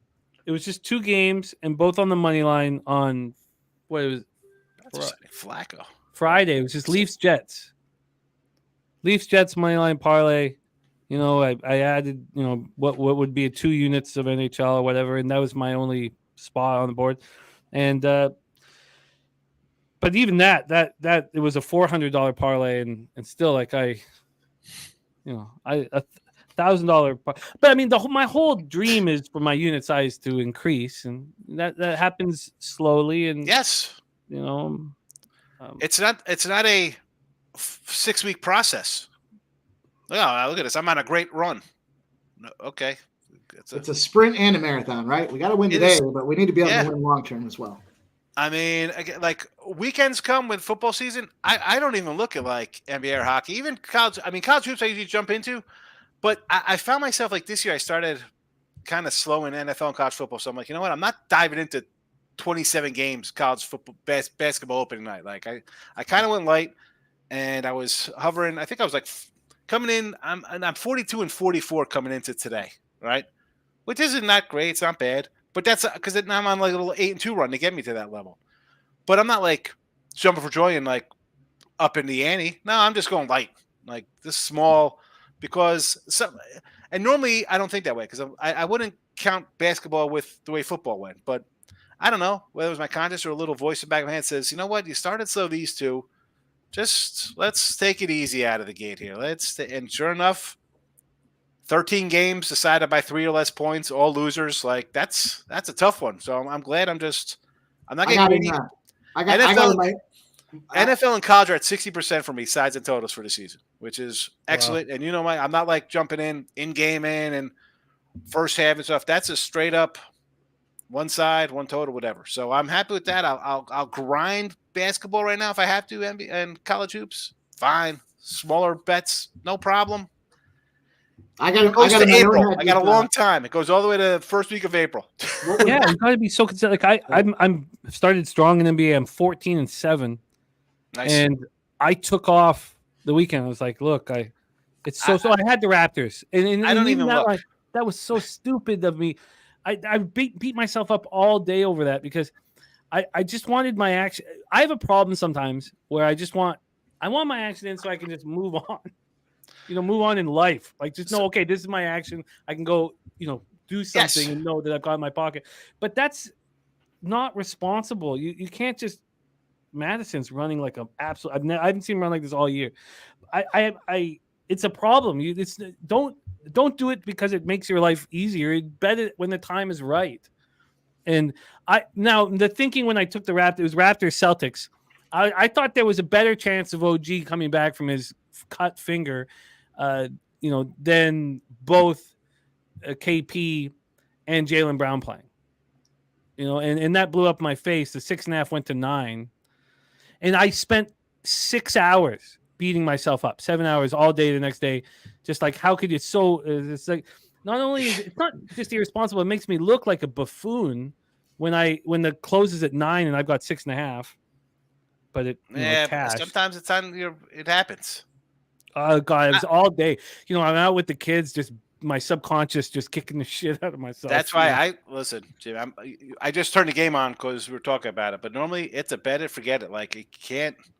Well, that's a hard bet it and forget it is definitely a spot that I've gotten in. I don't even want to watch some of these games, especially when you get it. Like I'm more of the analytics, I'm more of the numbers behind it, so I don't need to see the fucking play to know whether it's going to win. So you're killing me. I can't name the guys, Go ahead, Ramon. What happened? Well, I'm just, I'm dedicated hours of my time on streams watching these games, and I don't need to be. I could just set it and forget it. I don't want to see. I don't want it because it'll skew my opinion when I start watching it. I think this guy's a loser. And then to that point, that article that Sean read, where it's like, okay, now the line's moved. It's all right. Now I got to take the other side. I'll tell you what. I've been burned 3 times this season where the quarterback goes down, and I'm like, I want to be the first to go live bet the other side, and they end up fucking losing anyway. So it's like, I just better off not seeing that. Let me stick to my Jimmy. Stick to my script. Let me stick to the script. Stick to the script. But I when I first started learning about Spanky, they beat the line and then they go out for dinner. I was like, how could this possibly be? And then I would hang out with Loshak, and Loshak was like, I don't need to watch this. So I was like, what do you mean? What do you mean you don't have to watch this? I couldn't understand it. But for me, I've let go of that. I get great joy out of watching the games, and I know it gives me biases and stuff like that, but I just enjoy it immensely. When we put the kids to bed, and then I've got my action and my prep for the next day. I mean, it's from 8 p.m. till about 2:30 in the morning, and it's wonderful. It's my dream come true. In life, you try to find a way to spend as much time and energy as possible on what you love. And I love this so much. I love watching the games. And I know I get biases, and it's just that's maybe that's probably why I'm not huge into like player props and stuff like that, because I'm not watching all the time. And again, being like old guy, I'm used to decide the totals. Like I start cheering for players to score or yards or this or that, then I'm like, all right, I'm moving away from what has historically been my bread and butter, And I know, you mentioned the guy, like I know cats who strictly do like props. They just do player props. And listen, they're not taking like the, over. They're strictly under guys. Like anytime I've hung out with guys like that and they're under, and it's not like some guy you're like, who's this guy? Like Jimmy, who was it? Everybody wants the over, right? Most people are like, I'm going over yardage. I'm going over receiving yards. These guys are like Johnson under 3.5, over under 2.5. I'm like, who? What? Who is that guy? Like, what? I go into the account. I'm like, who? I don't even know who this guy plays. Like, I don't know a lot of guys. Like, I'm like, who are these people that they're red unders on? Like, all unders. All unders. Well, you want to make money? Again, people don't want to hear that, though, because they're all about offense. That's why people like overs. They like the favorites are going to roll. Nobody wants to bet under 2.5 catches. You're thinking, what? Under 2.5? Under 1.5? No way. Good luck. Hey, Sean, you know what? Interesting. You could say that about some of the public betting right now. And, we're on this massive under thing that I know it's kind of like the underlying theme with all the prime times, right? And you kind of wonder if, and the scoring is down a tad, but you kind of got to wonder if the expansion and the blow up of betting just doesn't add small increments to that public. Oh my God! Time and that perception. Yes. And if it just equals a 0.5 point here or there, it makes a huge difference in the long-term picture. 100%. Those lines are all ticked up now and that's that brings us to another thing, right? Everybody's like, you hear about the splits. Someone's in my show like, well, I'm on DK and the split says it's whatever it was like 76% on this side of the game. So I load up a page and the DK split is like 56% on the other side. I said, forget about it. I said, this isn't, again, 1997. My split was, you just hear people talking, you know exactly what you're going to think. Somebody just got to find 6.5. They're just going by a touchdown. Easy. It hasn't changed. The only thing that's changed from people saying at the water cooler, Denver's got to win by a touchdown. It's line 6.5. It's Tom Brady, whoever. Now it's you load up some website and it's on there. 86% of the money. Well, who the heck? That's great. It's legal in all these states now. So you have homers betting. Just because there's percentage of bet, who's betting that? A bunch of wacko fans? You can't. I can't. I don't ever. That's a slippery slope because technology is our friend, and the books use the technology. Yeah, listen. You're in PA. I'm in Jersey. Philly's playing the Giants. The whole world's on Philly in your town. Everybody's on the Giants on the other side of the bridge. Wow. Who? How could someone in Illinois jump on that and be like, look at the splits on this? What are you talking about? I mean, yeah, you can discount some of those factors too. Like Yes, if you look at a Yankees game or a Dodgers game or a Dallas Cowboys game, there's going to be a little public tax and loyalty in there as well. But I still want to know. I still want to use it as a weather. It's not the sole tool, right? But it's a tool that's it is, for us. And, Mike. But and, listen, and I mean, how many?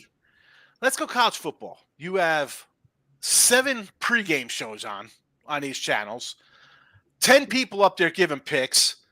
8 of them went to college for broadcasting. 7 of them played sports and think they know betting. I mean, and then they're up there telling what to bet, and then the person's waiting for Lee Corso to put a hat on his head. Oh, because I get an email. How'd you get that line at 4? It's 7. Yeah, well, I'm not waiting for Lee Corso and ESPN or Fox Game Day or whatever the channel at 11:57 to put bets in. Who's doing that? Yeah. You're losing. You're losing putting bets in 3 minutes before game time. You're losing. I don't care. People say I win. No, you do not. Not long term. You don't. I'm not talking about a week or a month or no way. 10 years, you're a loser. You're in Tent City doing that. You're not going to win. We were talking about the unders in on. the player prop market 2 years ago. So I was trying to figure out, in 2021, what the fuck is going on here? Why am I not succeeding at a level that I think I should be? And so in that Christmas, not only did I cut my unit size 25%, but I said I cut all player props. I don't bet one player prop. Now I see people succeed in them and respect that. I respect that very much, but I need to keep things clean. Mannion saying, are we in trouble with the Broncos? Let's give it a little bit of time here. Speaking of player props, Jimmy, did you see fucking LJ's Friday performance on Last Call player props? I heard about it. Yeah. Holy fucking guy goes 10-0 in player props. And it wasn't even like, I think he had the highest one he had was like minus 140, but everything was between like minus 105 and like plus 125. And the guy bangs out a 10-0 on player props. For LJ from Houston? Yeah. LJ from the H, baby. I love LJ so much. Love him so much. But listen to this, Sean. Who scored a touchdown for Minnesota? Oliver. I'll be right back, boys. Yeah, high school. Nobody. Sadly, nobody. San Jose State Spartan. I think the concern about the Broncos is legitimate, but we should wait a second here. And maybe now feel a little panic. But I think everything's fine. Let's just stay calm. Hey, but the Sean, Vikings are clearly the better team here. But listen to this, Sean, quickly. Dennis Garcia, who also goes by Sky Dragon here in our chat, very respected capper. Elite. Yeah, he's very, very good. And we love working with him. And he, in the NBA playoffs, bets every single player prop under. I like it. In the NBA playoffs, you have the one guy who becomes the superstar and goes for like 42 or 43, and everybody else does nothing. And it's the first time that I heard something. I've watched it now for 2 years, and it's the first time I've heard something where I was like, "Oh my god, you could really secure an investment and go after this. Like it really works. It actually works." That makes perfect sense when you think about the NBA playoffs and just the NBA in general. You can't put out regular season, but yeah, in a 5-game series, why not just take everyone on all the other guys? Because if there's, again, you need, number one, you need bankroll management on that, because it's not like you're moving dimes on 35 props in a game or whatever it's going to be. No. It's a whole lot of action. You need an investment. Well, and it's got to be little. Here's the thing. You know what? Us in the chat, us here, we could probably pull that off because we'd be like, we're happy just grinding out a little bit. The average, this comes back again. The average bettor wants that lottery ticket. They think it's, I hit big tonight. I'm going to hit big tomorrow. I'm going to quit my job and just do this forever. They can't understand doing 22 unders for points and rebounds for 10 guys on a. It's the nail on the head with that one, Sean, because how many of these talking heads you're seeing calling for any? You would think that technically you would come on here and you would have, hey, I'll have a prop show. Here's 5 overs and 5 unders, because that's kind of the norm, right? I mean, and if anything, we know in general in betting, you should always have that little tick to the south on the under a little bit. But you don't hear that at all. And when you hear people, and I just said the same thing. I said, you know what? I'm going to put my under props in my back pocket and not give any out with Jimmy the Bag because that's boring. I'm going to give out my over props because that's what people do on these shows. Now I'm going to try to make them my best, but nobody wants Daddy Nobody's gonna Downer. laugh at him. Yeah, nobody wants Daddy Downer. Giving out. I mean, giving out all the under props. A good pro told me a long time ago, years ago. This is like 2008, 2009. Told me I was doing a show, and it was I think it was for like Kansas Radio or something. For it was like a lot of Big 12 stuff, and or no, yeah, I think it was a Big 12 channel, and they know their stuff. And I was a little nervous. It was one of my first spots, and the guy was like, "Listen, man," he's like, "Give out a dog, give out an under." He's like, "They'll remember that because they're not betting dogs in unders." You ever in a predicament on a show, go dog or under, and when it cashes, they'll be like, "Oh, this guy's great." Because everyone thinks favorites. Don't give away the secret, Sean. Houston today. I said take the Houston under. People are like killing me. Why would you take Houston under? Have you Kyler Murray? Oh, do you see this offense? Yeah, it was 21-10 at the half or whatever it was. Never in doubt under. Just take. People don't want to take the unders, Ramon. They love the action. They won't do unders. Jimmy, that NBA prop unders, it's got to be an 80% clip across the board if you're taking those across the board in those series. It doesn't work out at that. It starts out like that, but in the end, it's a 60%. Yeah, well, because the numbers go from 17 down to 13.5 on a lot of guys, for points or whatever. It adjusts, but it's still a winner. They're using the chat, Sky. So I want to push back on a little bit of this. Sure. What I'm hearing, I want to discuss it. I'm not want to push back or like. Oh, I get it. You guys been around for a long time, man, and I'm not trying to disrespect it. I just want to kind of talk about one of the approaches I've been taking because it's definitely counterintuitive to a lot of what you'd see from professional handicappers. I hate people say like pro cap or attack. I'm not. I'm a better professional bettors. But I'm a guy on a site, so people look at me like I'm whatever. Like Steve comes in bad. Like I'm a better. Like, yeah, I've been selling picks because in 2004, that sports betting was illegal. But go ahead. I just want to say that, like, I feel you. I get lumped in like I'm Stu Feiner in 1987. I'm not that. You're Sean Higgs, fake Vegas capper. I saw it in the chat. Go ahead, Troy. Okay.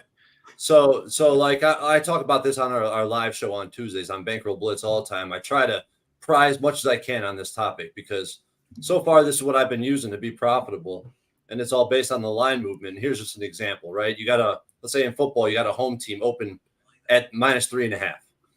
Well, based on Pinnacle line movement. So I track how lines move, and at Pinnacle and FanDuel are the two books I base it off of, but this is based on Pinnacle. The line opens at 3.5, let's say. Well, if that line stays at 3.5, so, this is a small sample. So, I mean, I wish I had my MLB database where I have thousands of games. But if it opens and closes at 3.5, the home team is actually 5-1 ATS. However, if that line dips down to the 3, opens at 3.5 and closes at 3, the road team is 5-1 ATS. So that's just an example of like, okay, because the books move the line, even though I'm taking a worse line than I could have had at the 3.5. Now that's where you could get an edge by, getting the 3.5, knowing it's going to move to 3. But I'd be more confident seeing that move from 3.5 to 3 because history says, my thesis is that no one's sharper than the books. No one's model's better than the books. So I'm going to follow if the book's like this and they're going to move it to a key number here. In this case, like historically, you know what I mean? Like, yeah. So let me ask you this. So from 3.5 to 3, yeah, it stays 3.5. It's the fave. Because I say at 3.5 at 7.5, I am on favorites. I'm not buying. I'm not taking that hook. That's a trap. I don't like it. I think everybody's going to get that. So my point now is going to be like, I wonder what the number is when that goes from 3.5 to 4, and people think, oh, I'm still getting a good number. Like the. And then you miss it. I know me personally, 3.5, 7.5s, I'm taking faves left and right. 6.5s, 2.5s, I'm taking dogs. But the tricky part with that is, and again, especially on me as like an early kind of guy. Mm-hmm. Like I took Tennessee +6. It went up to 7, 6.5. Never in doubt. It wasn't close for them. But that's an auto play for me because I think Jaguars just got to win by touchdown. That's all I hear in my head and that people would say. And, of course, Jags rolled today. But yeah, right. It opens at the 6. Yeah, that's the a 6. good point. It shows a 6, so it's like, oh, it's short. You're saying it's short. It was short. I probably shouldn't have done it, but it was still in my head. Like, why 6? Why would they open that at 6? That's right. That's a spot where I'm like, I have to just hold my nose. And again, it's one game. It lost. Whatever. I went 3-1 today. I'm happy. That was my lone loser. I'll live with it. But yeah, I know it's like it's definitely different, and I don't have a big enough sample, especially in the NFL, to like, put my fucking eggs in the basket 100%. But it's tough now because, and I say this a lot when I do my show with the way the lines move. Well, it's come down. Well, who's betting? I know firsthand because I'll do a show in like a 40 whenever his halftime comes, and I'll say, take this game now. Take it out. Take Miami -10. It's going to go up.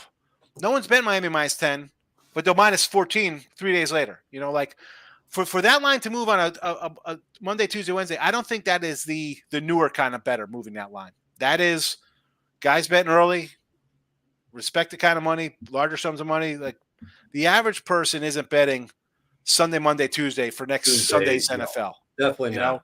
So when you talk about the line move, like what day are you looking at? All right, the line comes out on a Sunday. Where it closes, where it opens and where it closes. That's all I You don't look at anything during the week if it spikes a little bit and there's kind of I'll movements? I'll personally look at it, but I don't document it where I can go back and reference it. Like, oh, it moved like, what was the fluctations throughout the week? I can go back and check it, but I like to get my stuff. And again, I watch other guy shows. Like I mean, not just like you guys in here I support, but other things I listen to. Why wouldn't I? This is what I do. I want to hear people's thoughts. Right. But you get so bombarded, right? There's just so much out there. I find I had how many games I had? I had like 4 college basketball games today. But I found myself this morning like going through the lines, looking at numbers, like, should I move this because the line moved? Am I missing something? And again, that's 30 years betting. I'm still getting like the itches, like, oh my goodness, I gotta add something. And then you gotta just walk away, But yeah, line moves are tough because if you're late to the game, the line is gone, move on. But someone's going to say, I'm going to put in a teaser. Someone said that day. Well, I'm not going to do that. I'll put in a teaser. Okay. I'll put it. That's fine, I guess. I don't love that kind of stuff. I'm still learning now in the last year, as crazy as this sounds, to do like taking hockey in regulation instead of doing a puck line, and no bottom nines in baseball, or a pitcher to get a win at +110 instead of laying 175 with Cole or Kershaw or whoever. You know what I'm saying? Like, I like my baseball, and as much as I love dogs and unders, I still like favorites. I do a lot of run lines. I'll do puck lines in hockey, but why am I doing a puck line when I can do a regulation play? Here's actually a good point. -1's the play. -1s. Jimmy taught us that. But that's like new to me. Like, as stupid as that sounds, and I joke about like, oh, the young guys, like we're doing same game parlays, this, that. I sound like a fool by saying I'm just moving into this after years and years. But it's tough to change. It's tough tough to change. But we're all constantly learning. It is. It's tough, man. It is difficult. Every day and stronger every day. Like, I still get people telling me that the -1s are a mistake, that I should be betting in regulation. And my only answer to them is that, look, I'm a fan. And when I have money on a team, I'm watching the game. If it goes in overtime, I like being live for the push. It's fun. It's really fun. I get so much joy out of what we do. And I don't want it to be done. The regulation for me is if you're a big fave and I like a big fave, it shouldn't be going to overtime. It shouldn't come close to overtime. That team should win. The ice team should win 4-1. No bottom line baseball. A premium. If I was thinking about laying be a crusher, Sean, right? Oh, it hurts when it goes overtime. I'm smacking myself. Well, just say your best pick, that should be a crusher, right? Here's the thing, right? I'm giving out my biggest lock. This is my biggest lock of the year, man. This is the one I love. This game this Sunday, but make sure you buy it down to 2.5. Just to no, it's ridiculous. But you know what? Listen to this. My last 5 NHL bets. I'm 1-0. 4 pushes and 1 casher. And what? Better than a loss. I cashed. You're undefeated in hockey, Jimmy. What were Oh, the wow. money Al's line believe. on those? Do you know? Were they like -2? Oh, the Sorry, Owls. say that again. Were the money lines on those? Were they just way too expensive to even consider? laying They the were juice? between -125 and -195. So I don't know. You've probably seen some of my MLB action where I've had 20 plays in a day where I'd bet -1.5, -1, and the money line, like all the way down the board. And I would do it pretty consistently. Mm-hmm. Why not do money line and -1? So you get the pushability, split the bet or double down. I do The this. ROI. This thing for me is where I it's very necessary for me to keep everything, and I use the word all the time, but keep it clean. Everything's got to like I've just over the last 2 years. Before I went down to Costa Rica, I would open up big on certain spots, and then in Costa Rica, my volume increased so much that I was like, no, everything's one size, and it would be different. NHL and NFL are 200, MLB and college football, college basketball are 150, NBA 150. And I would keep it clean like that. And then I realized later that I think I was making mistakes. I think sometimes you do, if you really love a spot, you should bet it harder. But if I don't keep it clean, everything, it's just, I want a lot of action, and cutting out player props, cutting certain things is cut down my action. Every single pick that I say that I give out on my show, I bet. And the losing unders in NBA, like I can't take it anymore. I can't feel, my body is just like breaking down, cheering for bricks, and like my back's full of knots, and I'm just like, I can't, like, this is still supposed to be fun. Oh yeah. That's right. That is true. It is clinically proven that people who do bet more unders are more reclusive. There's like me. They're like me. We're black. Emo. I'm emo. Yeah. Yeah. So my quantity of action is cut down. I did not follow up 2022, my best year, with a really strong 2023, but my quantity of actions cut down a little bit, and it's just easier for me. Like, when I go into the night, nothing wrong with that, Jim. You're not, you don't have to catch Mike when he's coming in here with 7 horses on a Friday night. Like, we got late horses on a Saturday. Like, what? My goodness. Hey, just for what it's worth, I do love to watch the line movement, and there's a show at Pub Sports Radio at 6 p.m. Monday through Friday that talks about those late line movements. Actually, Listen, that's a great show because with me, NBA, no betting allowed. But yeah, somehow I'm off to like a 10-1 start in the NBA. I don't know how I've done it because I hate the NBA, especially early. I just can't. think it's important. I can name 6 guys in the NBA. But to have a healthy, but you need that because it's fluid. It's like you got to know. All right, here's the latest. That's a sport you need. Like, forget about NFL. Like, oh, we have a last second guy. He's doubtful. He's not playing today. I don't think short of the quote. That's NFL injuries. I don't really care about. NBA though, holy cow! I'll tell you what though. I think when it comes to the NBA, I'll say this, Sean. The NBA, those injuries, the books know before everybody else. Absolutely. It's baked into those lines, Yes. We were talking about one the other day. It was the Pelicans game, and I was like, just looking at the line, I was like, this tells me Zion's not playing. And then on the show, like 10 minutes later, they said Zion's not playing. The line didn't fucking move. It was dialed in perfectly that this guy wasn't playing, and there it was. So I just, I know last year a lot of guys got hung up in that NBA and saying like, oh, I got to wait and see the lines and who's playing and who's not. It's already in the number. So you should be able to tell. Yeah, absolutely. Again, I don't bet enough NBA to be following that. Listen, I love college basketball more than NBA. So I got college basketball. I got NFL and college football that are cruising at 60. I'm not running to play. Oh, I gotta start thinking. I don't have to think. College and NFL football, I really don't have to think. I just somehow, I just hit it. It is what it is. I'm good at it. I'm happy. I don't want to break into the NBA if I don't have to. The Russell Wilson throwing these passes that have no chance at a first down on third down. Is he getting a completion though? That's what we're talking about here. Can I get my 20? Yeah, your completions are looking good. 20 and a half completions. We just got the field goal, 10-6 now. This has been the kind of ugly football game that I expected, but he was looking at this guy the whole way. He didn't even look in his other direction. We've already cashed the over 2.5 field goals. Why did I think that this? Ah, damn it. The red zone defenses are not good here. I thought that we'd be able to get some touchdowns, and we are both quarterbacks are 9 for. Well, Dobbs 9 for 10, Wilson 9 for 11. From a stats perspective here, Madison has 8 carries for 45 yards, and Ty Chandler is 6 for 30. I mean, the Vikings are running the ball at will, and we'll go over those. But Dobbs is not running. 2 carries for 5 yards. Javonte Williams has 5 carries for 16 yards, and he's caught 1 pass for 3 yards. Sutton has 2 for 38. Judy 3 for 30. Hawkinson has that strange pass, that 29-yard reception, that broken coverage. It was very strange. Brandon Powell, though, 2 for 28. Brandon Powell looks very dangerous. I can understand why Maura Poncho is very confident with the Vikings and why anybody on the Vikings would be very confident. Chirpy, I'm on the under. I'm on the Broncos in the under in my same game parlay as that, together with Javonte Williams rush prop.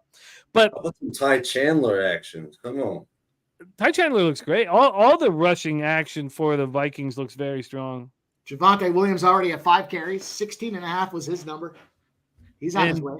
A lot of you guys catching the Lutz prop, Dana Delp, one of them. Caddy Daddy said that's why you bet running back catches with Russ. Check down City. I went over those stats, and it did not inspire me with Javonte Williams personally.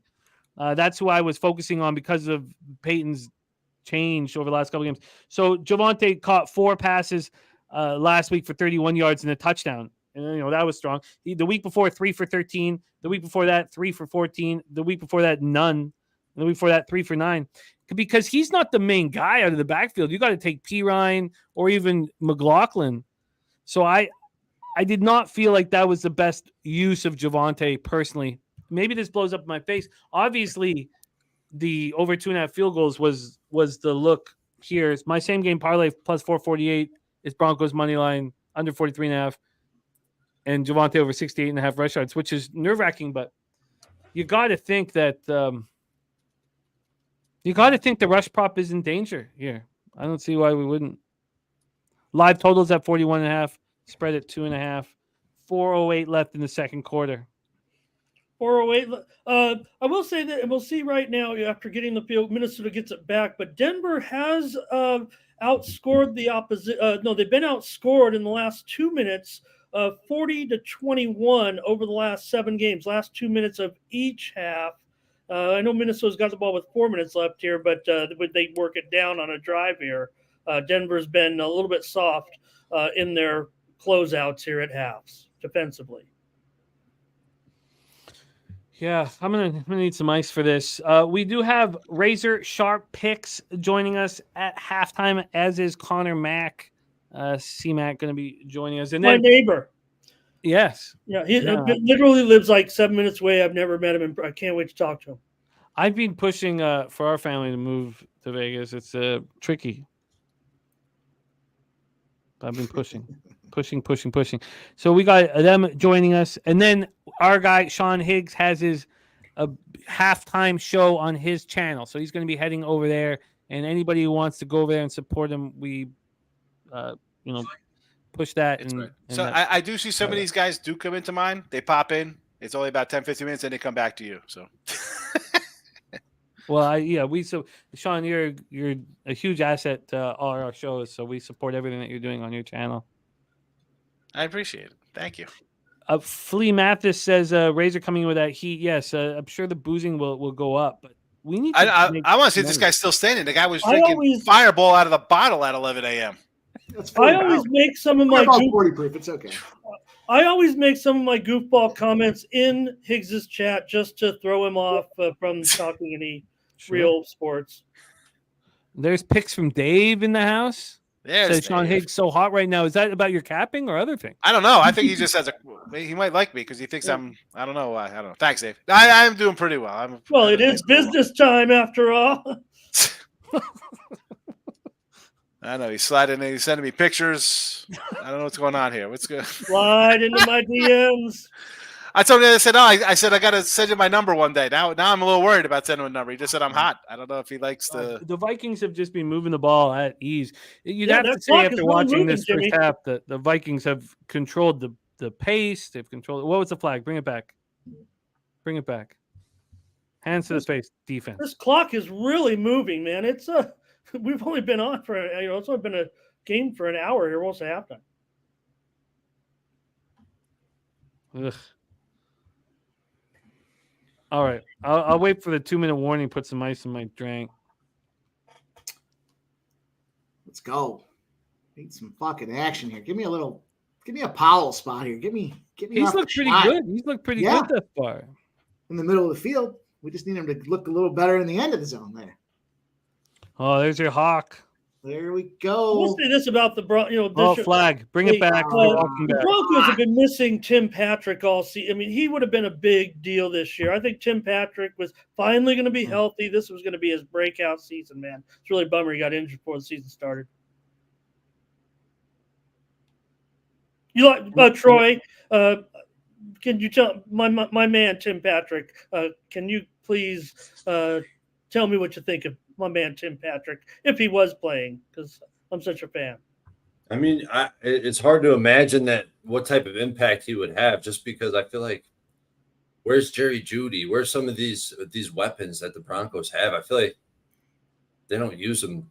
I don't know, man. I think he could be great for an offense. I just hope I'm he can just get so back low on this Broncos team. Come on, boys. Thank you. I'll dribble a man downfield. There you got your hawk reception. Not for much, but Hey, we don't need much. We just need 5. All right, 2-minute warning. I'll be right back. Go get it, Jimmy. Take over. You got it. I would like to do a little more research on Tim Patrick. Oh, thanks, Troy. Great. That's what I was really, what I was looking for was your talent assessment of him. And they definitely have the weapon, but that was supposed to be part of the solution, I think, for the Broncos with Russ and, the talent that they do have, the guys that they have right now with Sutton and Jeudy. But I'm a Patrick fan, and he was finally going to be healthy. This year, he got injured in the preseason, and he's going to go down his whole career. He's not going to. I'm worried that he won't make it back now because this is a second major injury for him. Yeah, he was getting better too, or at least looking at his PFF grade, he was getting better every single year. His separation was getting better. Every metric I'm looking at looked like he was getting better. TJ Hawkinson again. You guys use a lot of PFF? I don't use a lot of those sites there that are I don't know. I guess I go about it a little different. Sean tells you I got 7 horses coming into the race. Well, the PFF, looking at quarterbacks from a PFF standpoint is massive in my opinion. Yeah. The grading on route depth or clean pocket versus dirty pocket and all the different ways you could slice it. I think it's a little bit of a interesting way to look at it. Or like you look for regression in some of the positional grades. Like if a pass rush is 32nd, but they're generating a ton of sacks, you might look at the offensive lines they're going against and say, yeah, that those offensive lines are trash or, what have you. But it's just different ways you could use it that I like it for. I've been known to put a bunch of money on the spot and say, fuck it. Sean, you've seen me do it. I seen you do it. Is it wrong I want to take Tampa Bay and Dallas tomorrow on the ice? Woo, that's a question. Now, I'll tell you what, you guys were talking about hockey earlier, man. What a fucking start to the season. I don't know. I'm 7-4 on sites with hockey plays. So I pick and choose my hockey. I don't pretend to know hockey. I know 94 NHL. I used to play. I was Stevie Yzerman, my buddy. Sergei Fedorov, Dominic Hasek, those kind of guys I know. I don't know anything now. But I look at these two lines, and I see them move towards the team, and the other seems to be betting on the other side. And again, going back to split kind of stuff and betting, I really don't jump into stuff like that.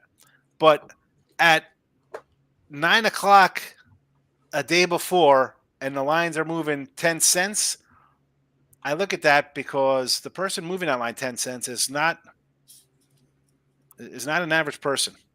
Yeah.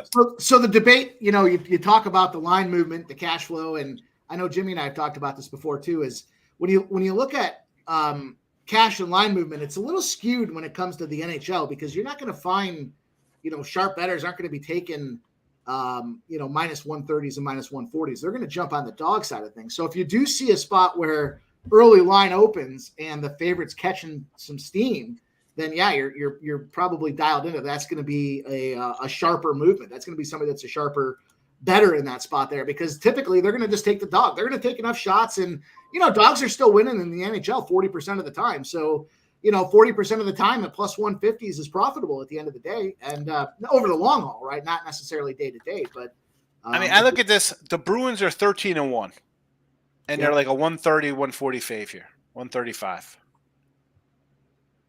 against Tampa. So who's in goal? I haven't looked to see who's in goal just yet. To me, exactly. I thought it was baked into the ice. No. That's different. Ramon Scott. That's different. That's the NBA. That's the NFL. That's a lot of these other sports here. Now, college basketball, it's a big factor. Well, it is my job as a handicapper to speculate on injuries and who's going to be in and out of lineups in accordance to the current line and anticipating the line movement. That would make me a little bit ahead of the curve and the job of the handicapper, I guess. But I think, as far as goaltending is concerned, that's a lot like the starting pitcher in baseball, right? If they've got, I don't know, I'll use an example of, Nathan Eovaldi's in, right? If he's the guy that's in, you might feel one way about the game, but then they go out there and they throw T. Scrubbo in there, you're going to feel entirely different about that spot. So, I think goaltending definitely makes a big difference in those spots. It looks like right now it's going to be Swayman versus Johansson. Let me tell you about Johansson for Tampa Bay. He's fucking garbage right now. And he's he shows a 7-4-4 record. He's got a 3-4 goals against 89.6% save percentage. But Vasilevsky is supposed to be coming back. Johansson came out when Vasilevsky went down. That's their starting guy. He's the go-to guy. And they were firing bullets. They were finding a way to win some of those games, even though Johansson was in the net. Now, after a 15-game sample, we're seeing that regression on Johansson. And Boston's 7-0-1 with Swayman in net with a 1.73 goals against average, 94% save percentage. So, any given day, anything can happen. Clearly, these are unconfirmed goaltenders, but until Vasilevsky comes back, I think Tampa's in a sell position. Personally, it looks a little low considering again, I don't follow hockey. I'll just look at the records right away. And listen, I know Bruins are a good team from last year. I know they're tough, and Tampa Bay's always been good. But they're more of at a spot you win. What do you win, like 7 Stanley Cups in a row or whatever they've done? They've been pretty good. I'm not sure. I could see them saying, you know what, we don't care about regular season. We'll win when we have to win.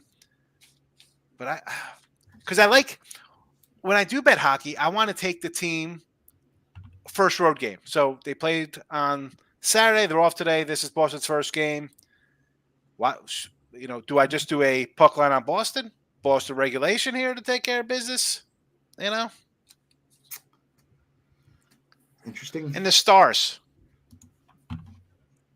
What's funny is everybody was talking yesterday on the stream about the Star. Do I take Dallas -1, Dallas -1? And I kept saying the numbers show it's a Colorado spot. I said I like the over better than the Colorado spot. Dallas -1 loses. Colorado ends up winning, and it goes way over the number. Yeah, 6-3. So, yeah. Just to entice Razor to come on to the show.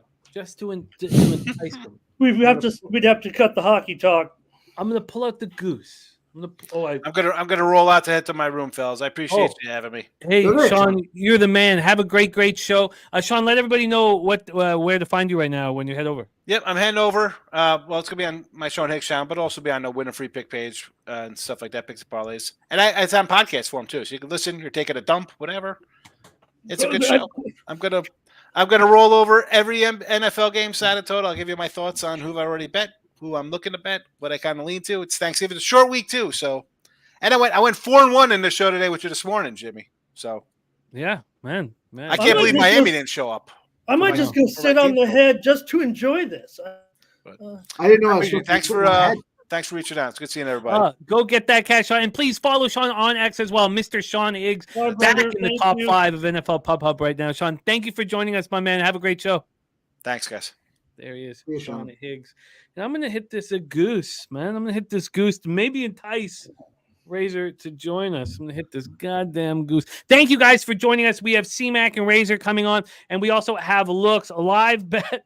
Okay, Razor's in the sauce. Razor's in the soup, man. He's coming. Oh, see, all I had to do was lift the glass. That's all I had to do. I had just to present the bottle, and I knew that if I did that, I could coax him. I could coax him on. Let's bring him on right now. Nobody in the business more fun to cap with than our next guest.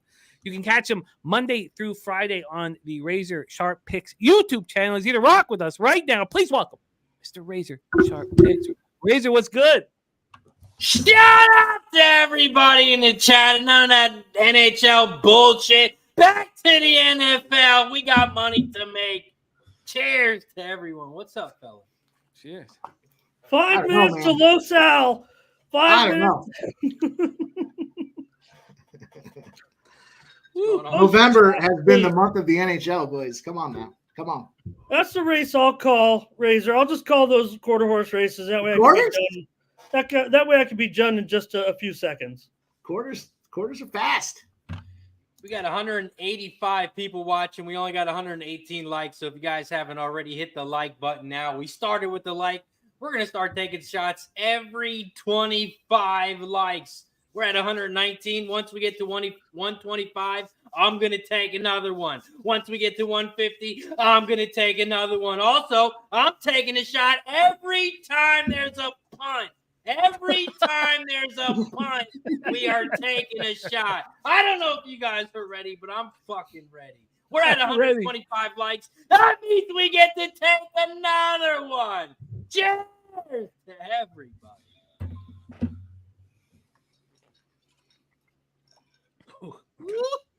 Goose is loose, baby.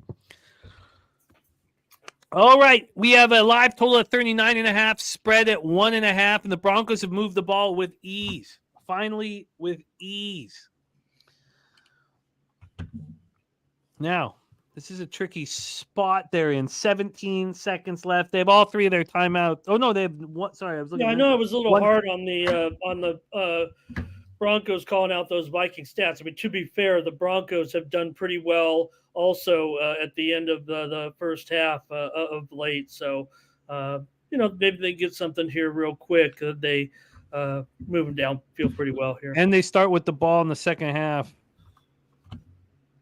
Rusty throws it away. Good old Russ. Cooking. Throws it away. G-Man drinking with us. Respect, G-Man. Doug C says at 3 p.m. somewhere. Yeah, you got a lot of love for your Red Bull or your Fireball at 11 a.m. That's a good way to start the day, man. Yeah, it's like accidentally swallowing a piece of that big red chew. What's that gum you used to eat back in the day?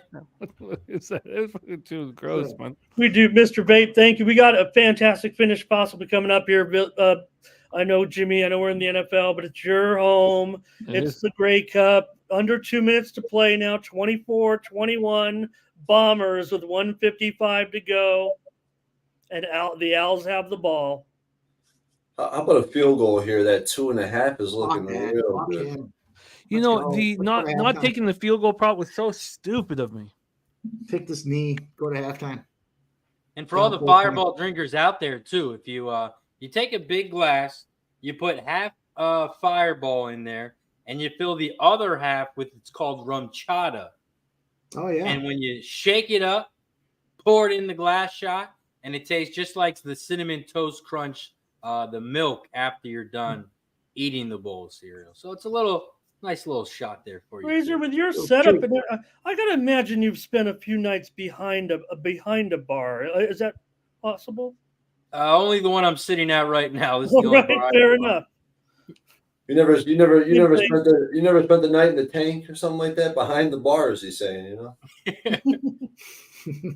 I've been in the slammer. Russ going for it all. Oh, very fortunate. When I managed the sports bar, I always liked when the bartenders wanted to leave early so I could get back there and mix it up. Yeah, actually, shout out to my guy Sports Junkie. I was just out to dinner with him and his family. He's moving to North Carolina, so we had to get one last get together. But we went to a place called Crooked Hammock. Real good place, good food, good drinks. But they didn't have any TVs where we were sitting, which was horrible. And afterwards, they got like a playground and shit out there for the kids. But I'm like, the Sunday night game was on. I'm like, you guys don't have the game on? He was like, no, I haven't turned it on yet. Well, what the hell kind of bar is this? I grabbed my shit. We left. Now we came on the right. show. That's right. We're here to drink. You know, I went to Real Sports in Toronto. It's supposed to be the best sports bar in the country. And it's huge. And we walk in. There's a Jays game on. It's not on TV. They have 45, 60 TVs. They have like a 3-story, 4-story TV. It's playing. I guess there was a golf tournament going on. Yeah. There was football. There was all sports were happening here. And I told my brother's in town. I'm like, oh, this is a perfect place. You're gonna love this. And then it took us 30 minutes for them to find the baseball game. 30 minutes. What they need, and this is, imagine, Jimmy, you go to these places, right? They got people, waitresses, servers, hostesses. You want to go to a place where you got a guy like Ramon Scott. You go up there and you say, I need the Grey Cup. And I'm like, you got it, buddy. Sit right here. I'm going to hook you up with the Grey Cup. And you know what? Those people are actually, there's an actual name for this job, Jimmy. Active content manager. Oh, no, I respect it. I mean, I would have a different game on every TV. I mean, you want your gamblers happy. I was just beside myself in rage. It is halftime. I guess we should put on this final of the Grey Cup here. Oh. Guess it's What time. up, Silk? Now, we also want to talk halftime action here badly. So let's get up this. It is 24-21 with 53 seconds left. I think I've got a bet, and the line isn't even out yet. Look at that. Fajardo, God, what a chance he has here. Oh, did he just get hurt? No, he's good. Here we go. 3rd and 5. The Grey Cup on the line here at the Bombers 50. Fajardo goes back. He goes deep. He has a man, and it's a reception. Oh, my God. Wow. Okay. This is the game Ian's at, right? Yeah, Ian's there. What's the score? It is 24-21 Bombers with 32 seconds left, and the Alouettes are driving. What a throw by Fajardo. What a single coverage, trust your receiver. That's pretty exciting football. He's alive to one of them, too, isn't he? Didn't he do a future on one of them? Well, he definitely didn't do a future on the Alouettes because he hates them and hates Moss. So if he did a future on the Bombers, he wouldn't have got better than, I don't know, plus 250 throughout the year. And the game-winning touchdown pass by Fajardo with 11 seconds left. And the Alouettes are going to win the Grey Cup. Unfucking believable. Unfucking believable. Unbelievable. Were they the underdog? Crazy. It's just crazy that the Alouettes are going to win the Grey Cup. Dude, I mean, oh, man. You know how much money's being invested in the Argos and the Bombers to win the Grey Cup? That's just absolutely fucking crazy that the Owls are going to go out there and win this Grey Cup. Oh, my God. Then you have the Argos go 16-2. Oh, look, Phil Pot crying on the sidelines. Oh, no, it's Lemon. Oh, man, that's dope. That is wild. Now 13 seconds. Chris Mack asks if Andy Calvillo still there. In fact, Jimmy, this was in from Bobano just a little while ago at halftime. Yeah. He said on X, something nostalgic about seeing Green Day perform live at the CFL Grey Cup halftime show. He felt like he was back in high school again. Oh, that Wow. Bobano. Wow, I love that too because the Green Day fans in my high school got the shit kicked out of them. So I'm happy that he was in a safe school where he could proudly listen to Green Day and not get stomped on. Mel, I don't have 1 cent on Vegas futures. I've never believed that they were able to repeat. So let me just put that out there now just so we can stomp on that shit. It's very hard to repeat, and they're in an aging core. Old defenseman. I mean, Mark Stone's back injury.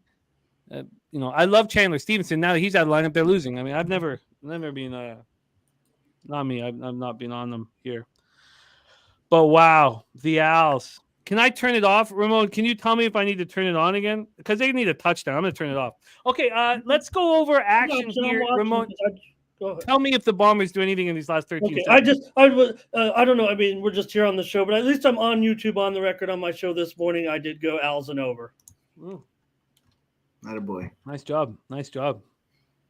Vape says hometown casher. Man, maybe the Montreal fans will care about their football team because we care about their contact dances. We care very much about those contact dances. I hope somebody out there cares about their football team.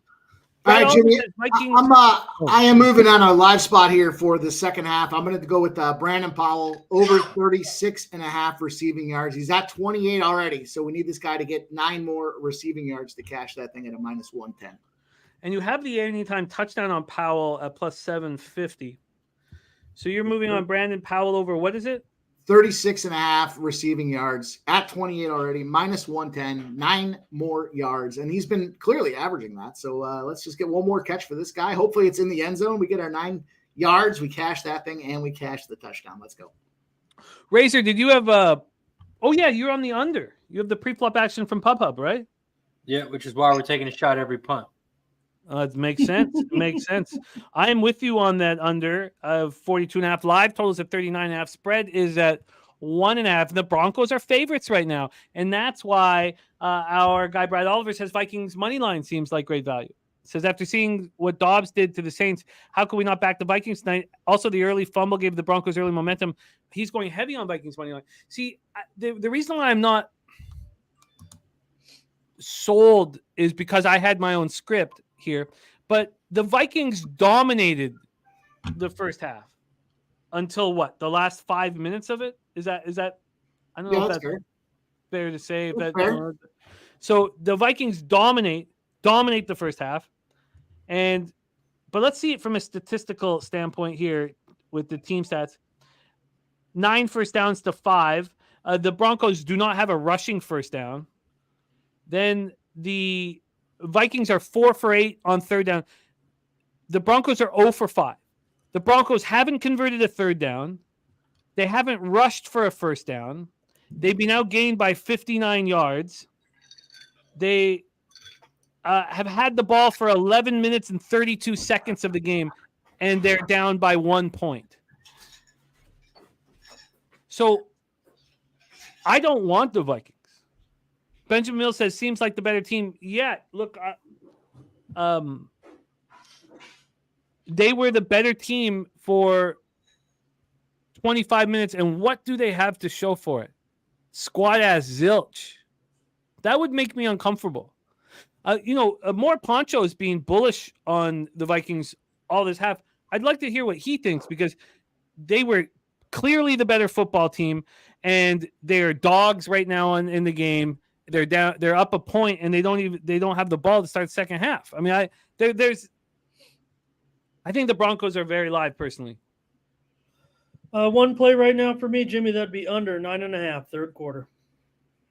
Third quarter under 9.5. See, let me write that down first. One of the things that I've been doing live is that it has to be a better number than I received, and that's been a problem that I'm trying to get away with. Sometimes, and I've done it at the same number, but it's been something I've been trying to get away with. If you see the way the game's going, it looks like it's very low scoring, then you can move on. And I've watched Mikey do it. I've moved on lower numbers than we bet pregame and cash them.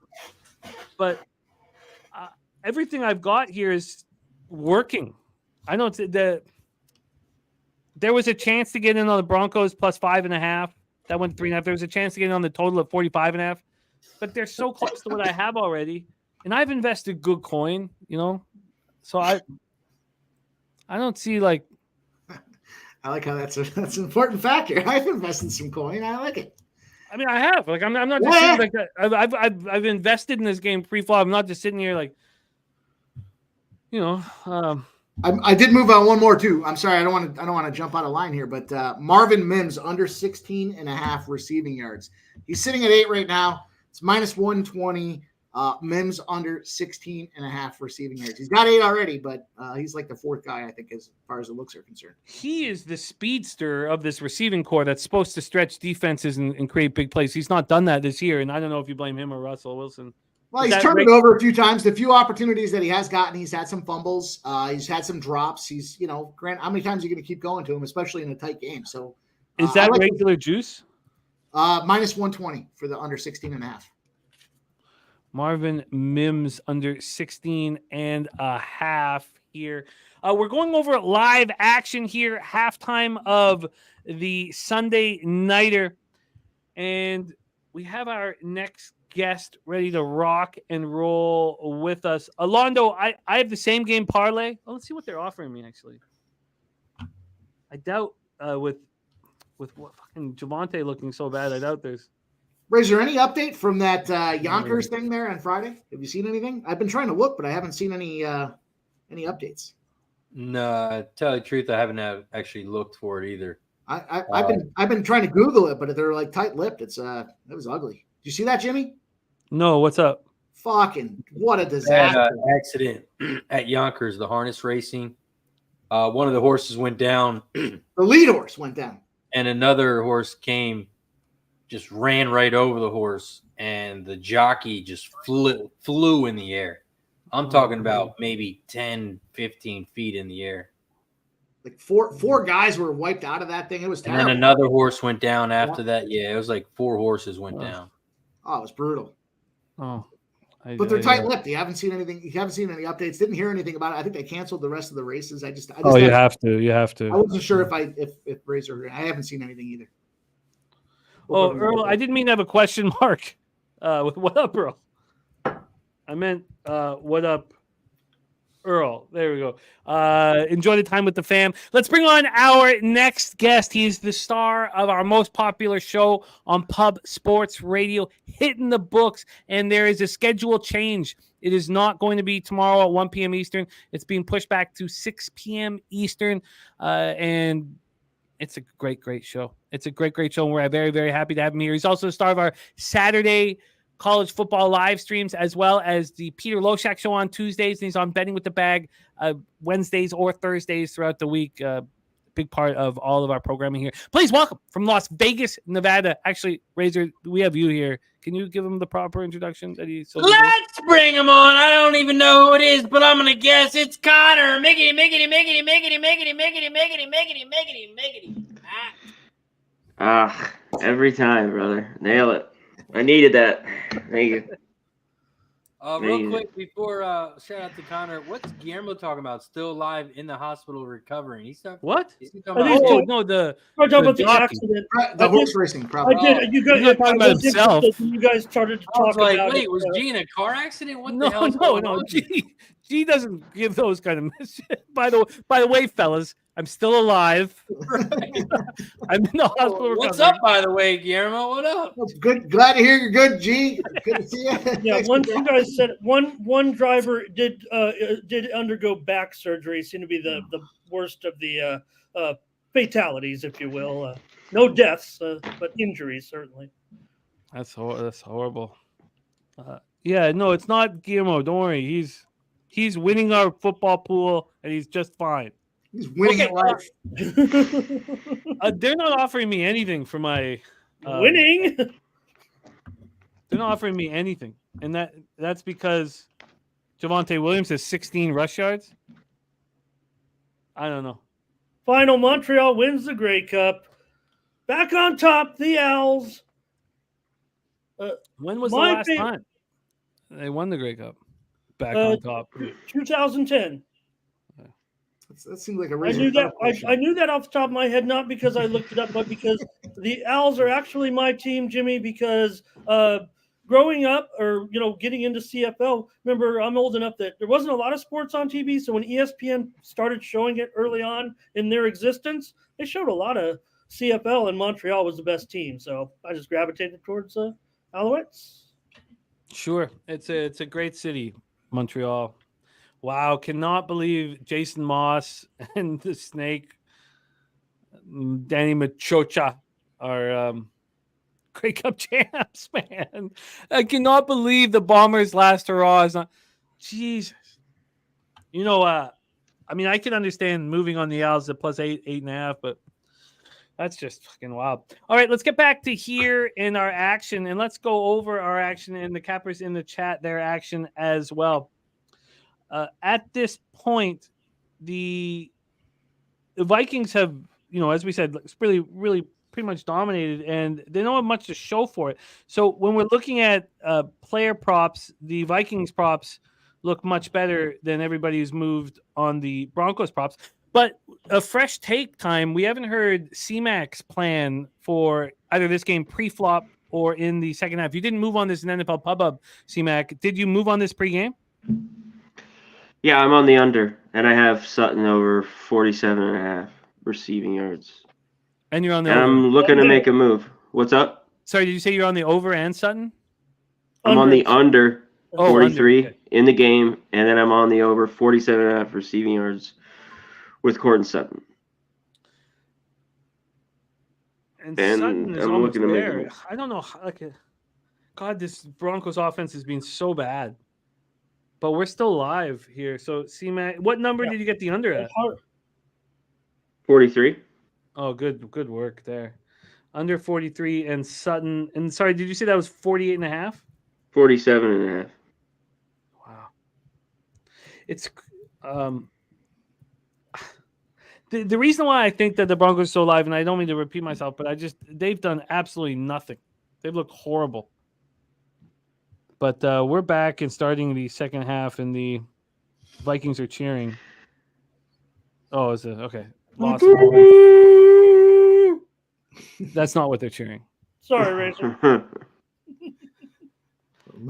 Scott with the old skull horn there. Let's go. That's a treat. That's a Sunday night special right there, boys. All right. Well, good luck, everybody here. Second half action. Alexander Madison.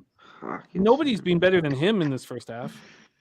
Oh, yeah. I think of that horn. I feel that's like it's a playoffs when you hear it, right? And that's when you're watching when Minnesota makes it to a playoff and they get a home game. Which doesn't happen very often. No, that's what it stands out, Razor. The only thing that irritates me more than that skull horn is the fucking Bills train whistle. If you guys go to a Bills game, that fucking train whistle's going all the time. Every time oh man, drives me nuts. It's like false noise. It's false noise. Fucking fans. Big Bills win though. Fucking Bills finally got off the stick. Jeez. It's good talk, boys. I just can't believe Devontae's just missing from all this, man. Sorry, I just made a live bet. New York Giants money line. I'm in. Oh, New York Giants. a low blow. Are they playing? I had two teams that were just all over the dashboard today for plays. One of them was the Giants, the other one was the Panthers, and I ended up going with the Giants. I only on the money line, but on the spread line rather. Sorry, spread line. But by the way, Mikey Cam's right. That holding call saved your. You would have lost that Mims under right away. Right off the hop. That's how I prefer to take my losses right off the gate. I don't want to have to fucking surf it around later on. But now I'm going to be sitting here struggling. God, this is ugly. 3rd and 20. I said I didn't watch the beginning of the game. Why have the Broncos only ran the ball 5 times? Your they're guess letting is Russ cook. You've heard it your enough. guess is good as mine. It totally I could have been on Dennis's parlay too. It was between those two. Dennis is on the under 43.5 Broncos and over 2.5 field goals. And I was deciding, and I didn't want to add them both. And I'm on Broncos under 43.5 and Javonte Williams, who's not getting the football. Yeah, Razor, you don't question Sean Payton. All right? He'll have you out of here. Oh, that's a late flag? No flag. Come on. It is going to be It's football. 4th and 12. Violent. Big opportunity. You know what time it is? Oh, thank God. Another punt means we take a shot. Shout out to everybody in the chat. If you're betting the under tonight, we're taking a shot every punt, every turnover. So cheers to the punt squad.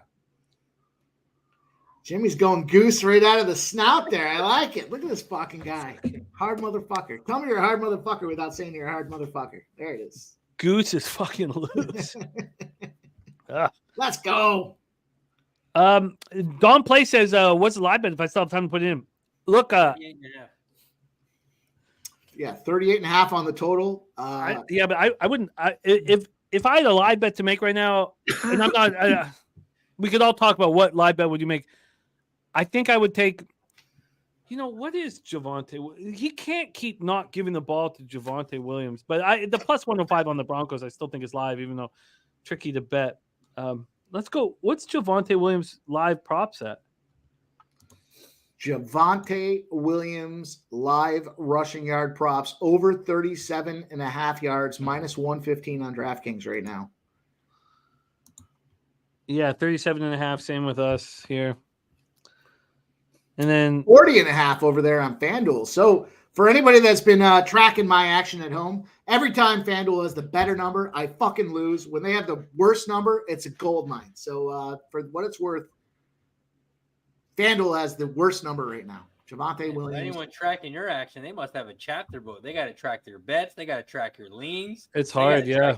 Leans. Not easy. It's fucking scary, Razor. I mean, there's not a lot of guys in this business that track everything they do, and I happen to be one of them. And, oh God, I track many of my colleagues as well. It's and my wife, Jimmy trying to track my action on top of me. Come on now, come on. My wife fucking hates it. There's nothing she hates more than me being like, look, I need to do records right now. I need to track, and she gets so angry. She's like, "It's going to take you 3 hours." I'm like, "Look, takes as long as it fucking takes." It's not gonna, Jimmy. You're this.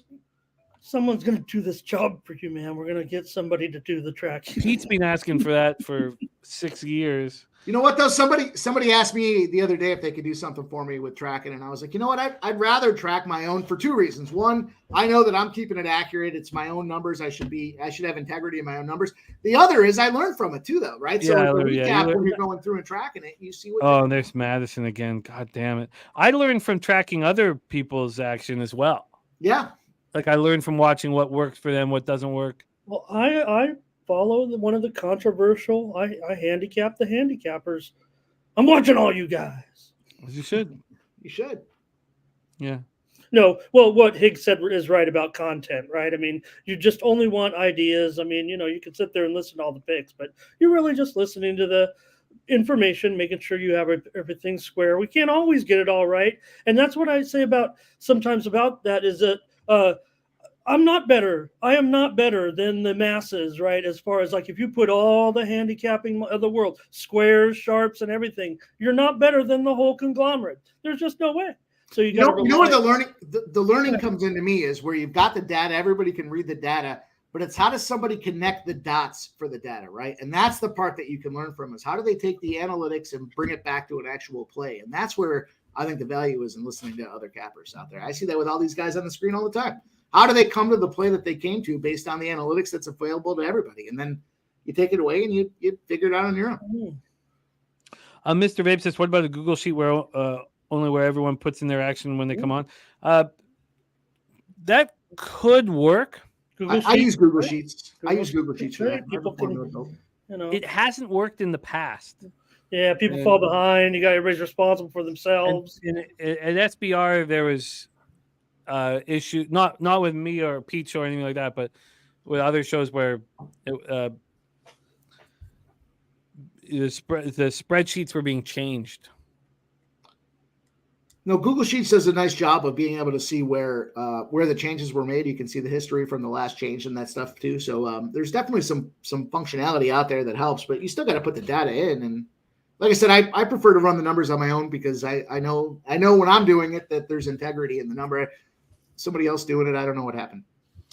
Well, I'm interested in getting in on the Broncos at 3.5. It just moved to 2.5. Every time I've said that.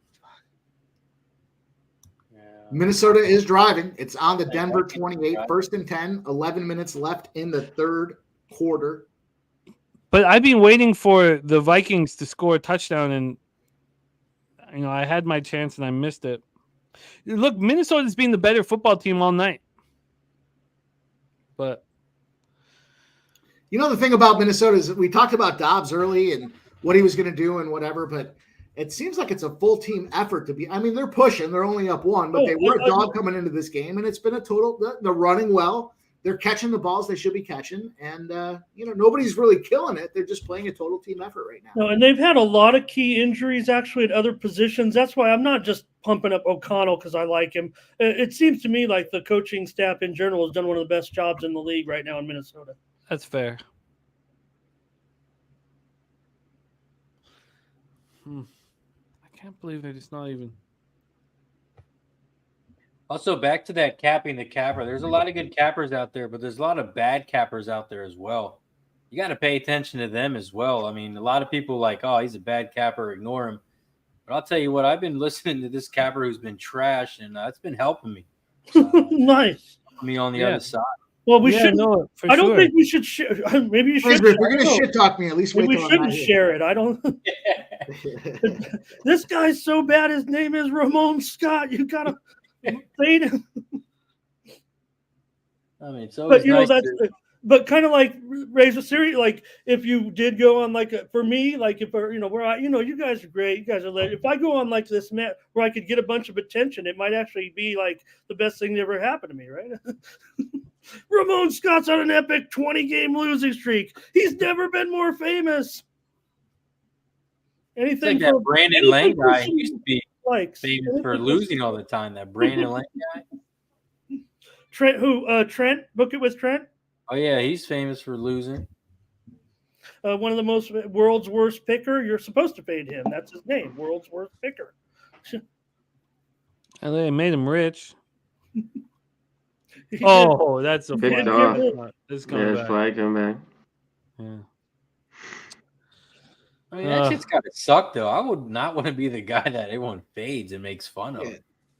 Well, if you have 250,000 followers and you're able to make a living off it, who cares? I mean, when it comes down to it, like, I don't know Trent. I don't know anything about him, but when it comes down to it, can you feed your family? Can you take care of your family? I mean, that's what it all will always come down to in life.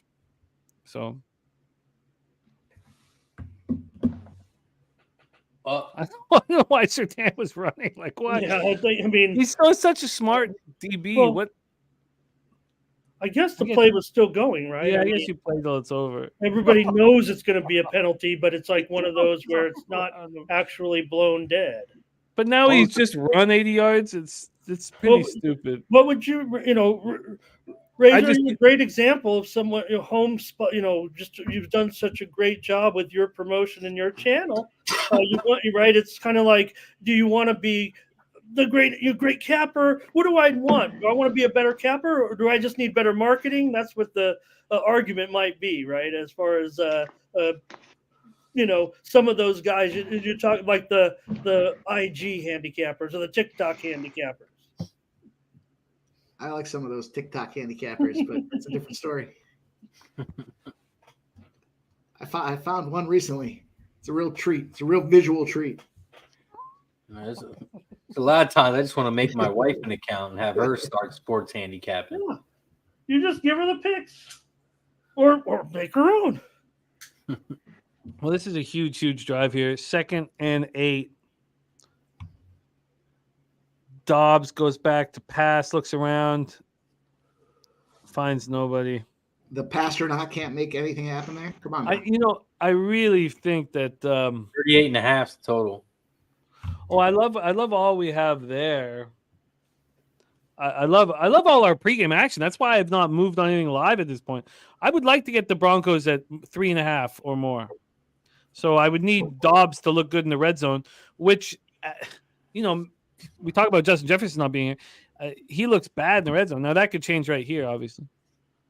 3rd and 8.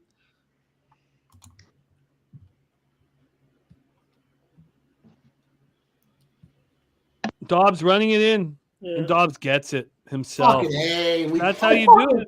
God damn it. I talked about that one. Dobbs on him again.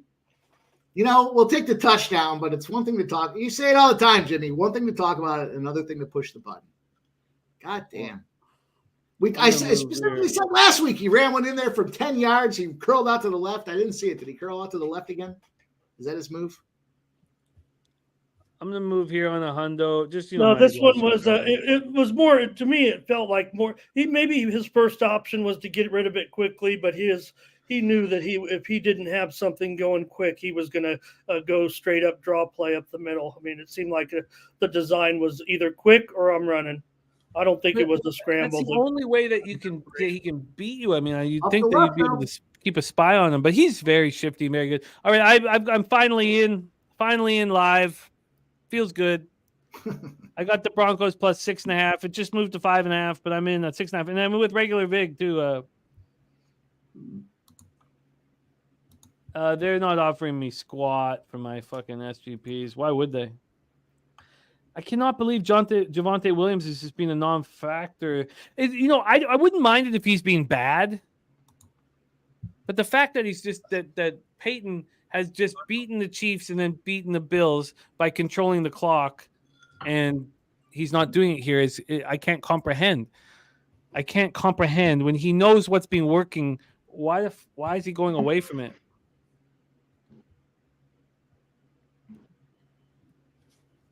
The Vikings have ran the ball 24 times. Denver's 6 times. Oh, the old 4-1.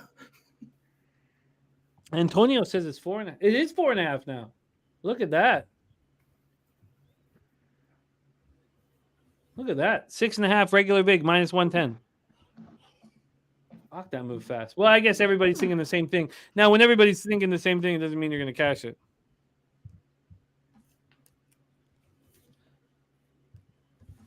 The Jen dude says, "Feel Jimmy, I'm getting fucked by Hawkinson. Lack of anything." It's strange.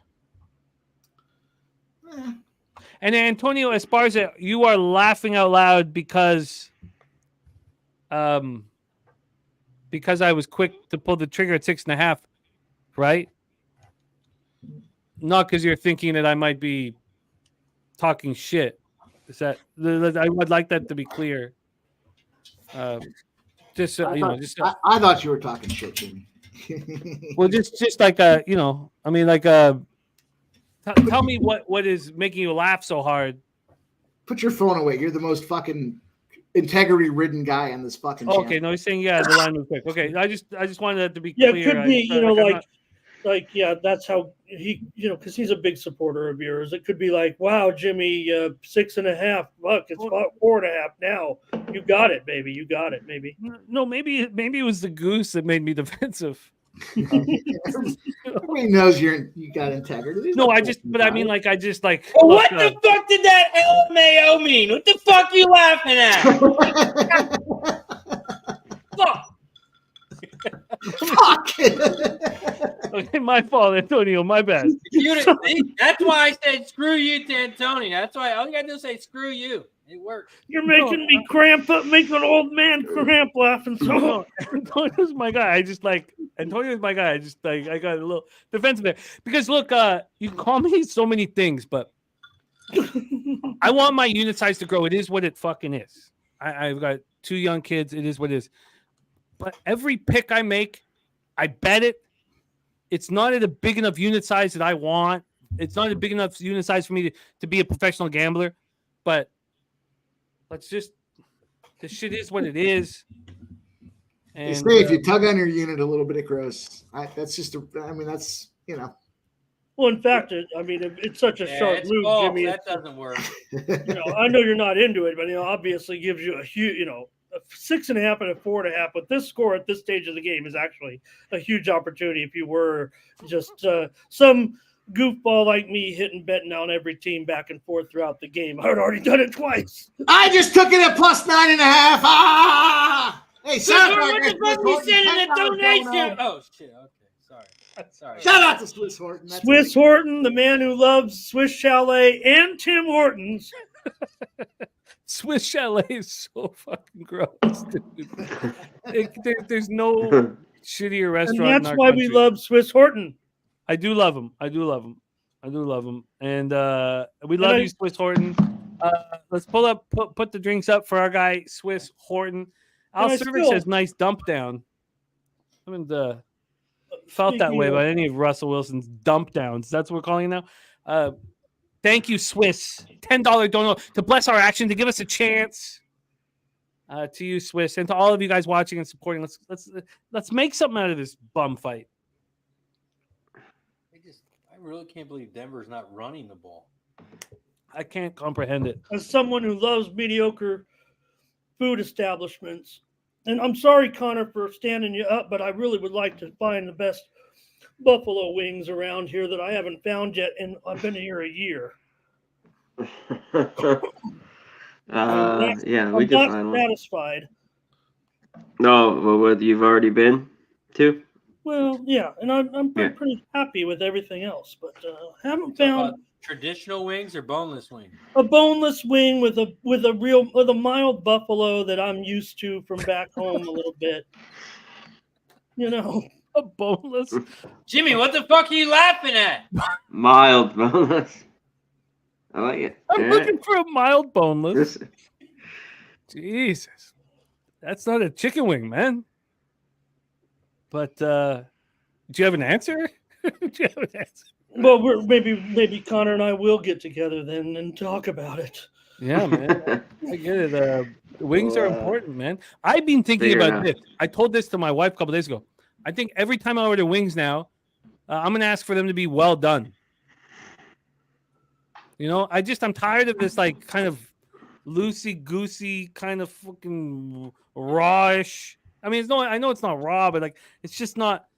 And I don't know. So that's I told her about it. I'm gonna ask for a while. I'm gonna do the experiment here for like a few months. Every time I get wings at every restaurant, I ask for them well done. You know. It's a must. But I apologize to the chat for talking about. My bad. I brought it up. That is the play, by the way. When I get them ordered here for delivery or whatnot, you got to get them well done because you order well done sauce. Absolutely, well done gives them just that little more crisp. They hang on to the bite a little bit more. Yeah. No, I'm gonna change my game. A breaded wing, but it's not a breaded wing. Yeah, Nordy says rubbery wings is what you're being served. Justindi, what up, man? Justindi, we missed you. Says Wingstop, the best wings, always get well done. I don't want to talk bad about any chain. That. I just I don't know about that. Wingstop for me, the mild buffalo just doesn't do it. I don't know. Doesn't do it for you. It's a little, you know. I want to. Hey, you know what else? I want it slathered. So wait, what does the mild not do for you? Because the mild doesn't do shit for me. That's why I get the hot. Well, more so, Razor. I want it slathered in sauce. Some hot got too much cayenne in it though. Like some of so these. You want it to be spicy or just a little bit of spice? No, I'm still mild. But it's about the texture, the sauce. That's why Wingstop doesn't do it for me. Connor gonna help me. Don't worry. Yeah, try saying. We'll figure it out. You know, it's my fault, man. I should have been doing this, but from now on, 44 years old, I think this will be my future. Well done. Chuck DLC saying ask for crispy. I just think well done just is clear, simple. From now on, that's going to be. There's usually a button for that. I don't think there's a button for crispy, but I believe there is usually a button for well done. Like this isn't KFC. The other play, it's not a popular play, but the other play is sauce on the side. Smoke and mirrors we're arousing smoke and mirrors. Yeah, well, I was hoping to get something out of that. You guys, we are arousing smoke and mirrors. Thank you, Smoke. Sauce on the sides for kids. They don't want that. No, you don't do that.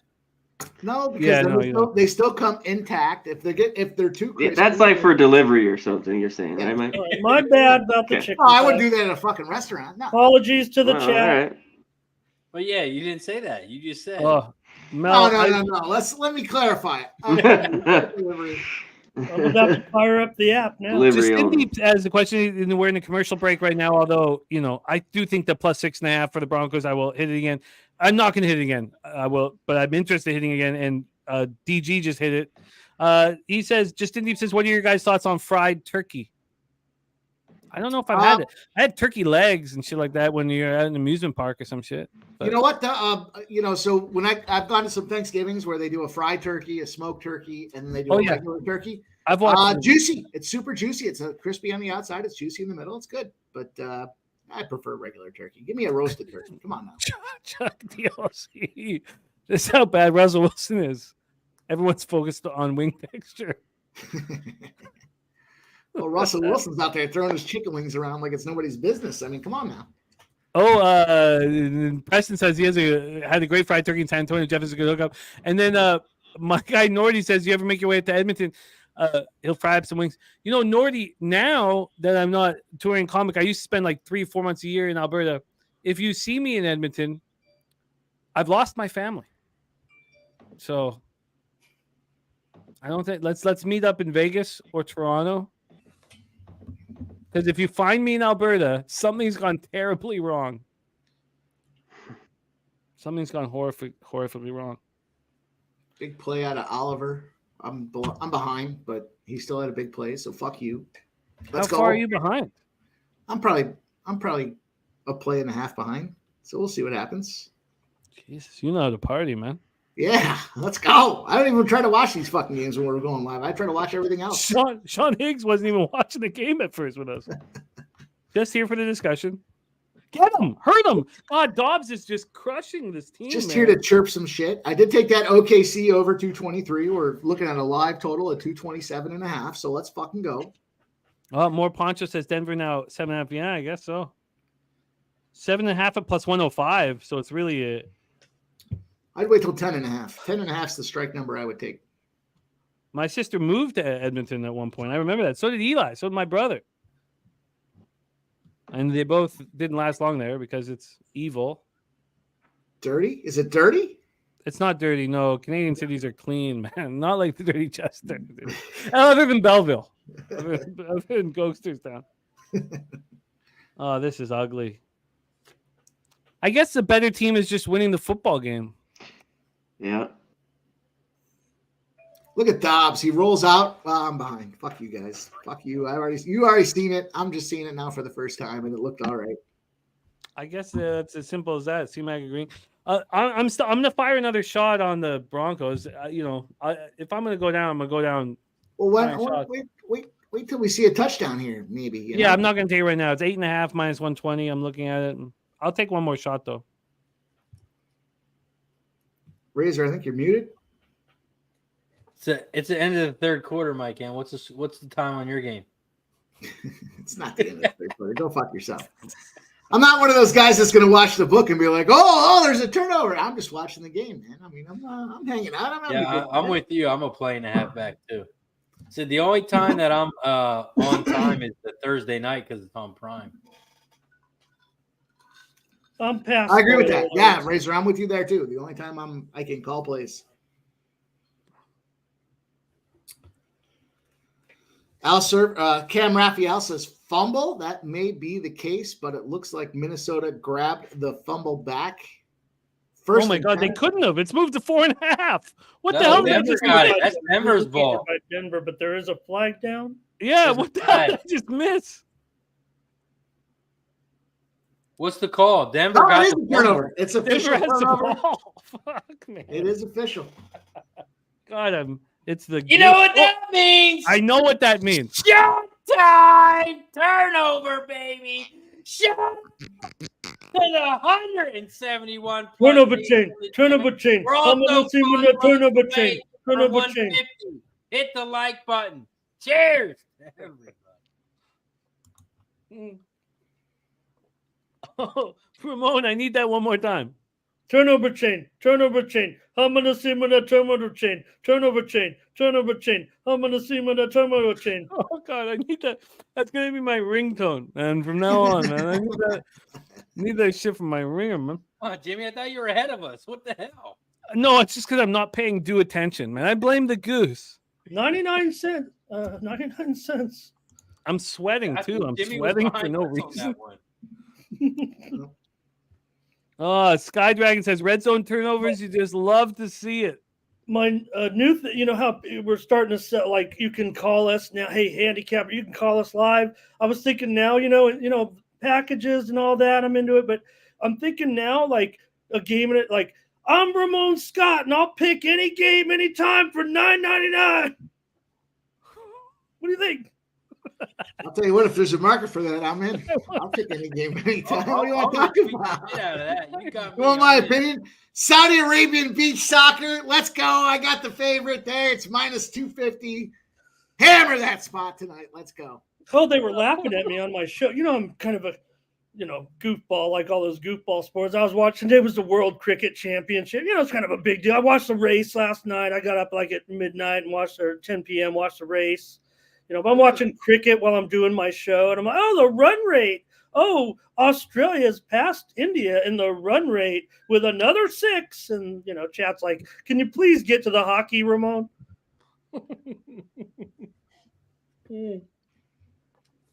Well, I don't know how I missed that. I don't know how I missed the fumble, but Barry, I don't know if we are, Barry, but thank you for being here with us. Right now, spread has moved to 4.5. I can tell you that Wes Phillips has done a shit job. Oh, Javante? We're 4 likes away from another shot. Javante? It's too late for this, Sean. That was our first Javante sighting. Hey, Sean, are you going to stop being such an ass clown and let Javante run wild, man? You and Kevin Phillips are ass clowns, man. You have overused the Javante term, Jimmy. You're on fucking notice right now. What does that scare you? Does it concern you? Nah, it's okay. I mean, listen, Russ is going to do what Russ does. I told you already. He's on a sell high spot here for Russ. Let this motherfucking cook. Cook that fucking turkey right in the fire. Let's go. See, wasn't Mims. Good thing. They should be running the fucking ball. I mean, come on. You're in I'm on the other side, but you're in this fucking game. It baffles me to see these coaching decisions. I've never been concerned. Look, the Vikings have been the better team in this football game, and they've gotten nothing out of it. We moved on to 6.5. Skydragon and myself. Londo just cashed his Judy over 42.5 receiving yards. I total 40.5 still. Javante. We're in a Denver scores, goes for 2, and misses it situation, boys. Let's go.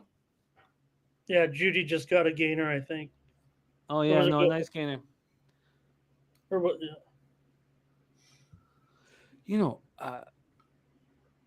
Sometimes I get this wave over me where I'm just like, I enjoy this so much.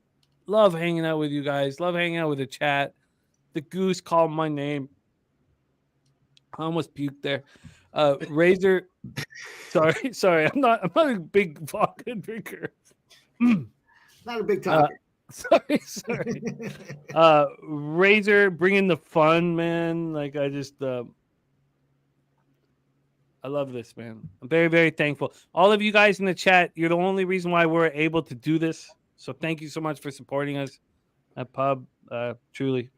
Bo Jackson, what the fuck are you laughing for? What the fuck is funny? LOL. What the hell is he laughing for? Baco says switch to tequila. That's expensive because you can't drink cheap tequila. You got to drink like nice tequila. I'm a Patron man all the way, pretty much. Yeah, and I will put it in a margarita. I'm 55 years old. You can't tell me what to do. No, what about adding pineapple? I know some of our guys like pineapple. I know Troy Torrance is a pineapple. Splash of cranberry in that shit. I don't care. Don't fucking matter. Like Turpy says, 150 means shot time. We're at 150 likes. We're taking a shot every 25 likes. Once we get to 175, we'll take another one. Cheers to 150. Buy that by the case. That's where I will. If I'm so lucky to be invited back to this, I'm gonna make cranberry margarita. That's what I'm gonna do. You know what? Celtics edge the Grizzlies by a pair. Ramon Scott, I'd like to see you drinking cranberry margaritas. I want more Ramon Scott time. Start doing, like, to be loyal to you guys. Everybody put your fours up. We're in the fourth quarter. Was that another winner for me? Or is that the number of winners? Are you guys 9.5 winners tonight? Cash that shit, Ramon. Cash that shit. Beautiful. Under 9.5, third quarter. There was Ramon another Scott, one. catch it. Let me see. Cash him, Ramon. Let's see if I can get. There was another one I'm supposed. Like this one I just learned where the You got confetti. me with the fours. Here comes the confetti razor. Does it I work don't for know, me too? Are you on a Mac? You lost me there. I'm not a big fan of the confetti look. What But else everything can you else- do? The Yeah, hearts. like, You're down with the hearts, right, Jimmy? Let's see the ice cream cone. You got an ice cream cone eater in there? Let's go. Oh, look at this guy. No, that's horrible. You'll be cut from the channel. You'll be cut from Well, the channel if you do that again. we enjoyed Ramon Scott's appearance tonight. You'll be cut. Legitimately, Well, you'll be you cut from better the watch out because there's this one too. channel. That one's fine. But if you put a heart around your mouth and hearts come out of it, you'll be cut from the channel.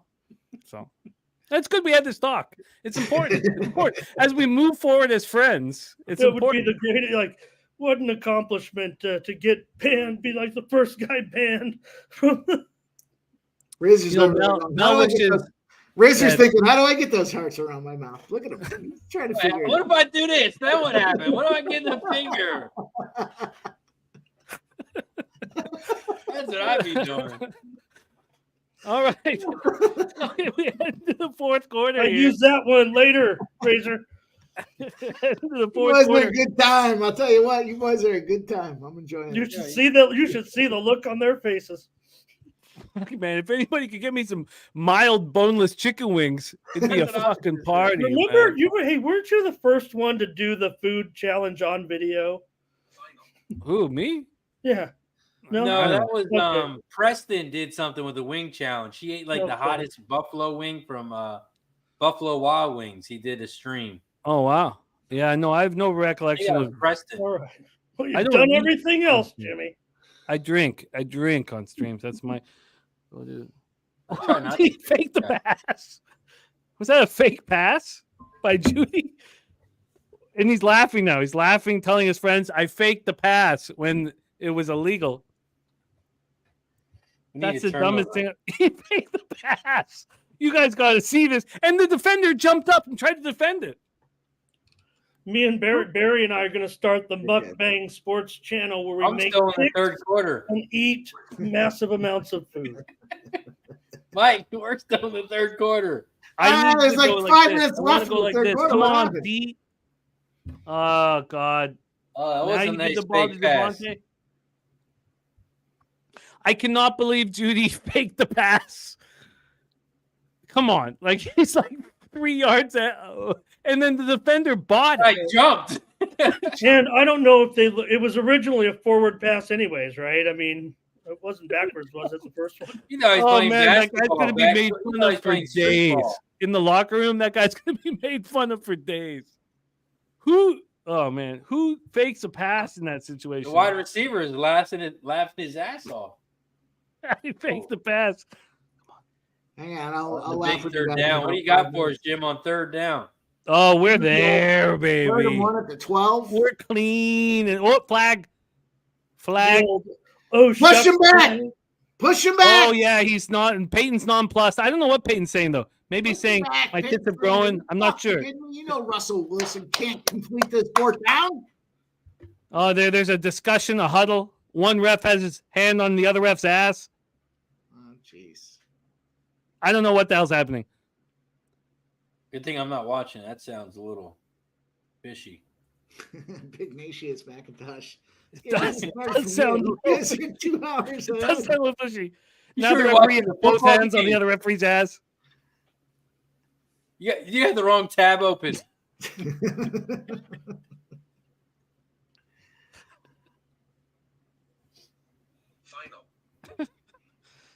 I don't know what's happening. Oh, here we got the call. We got the call here. Oh, the Broncos nonplussed. It's going against the Broncos for sure. Push those fuckers Back back. them up. Back them up. Back 'em up.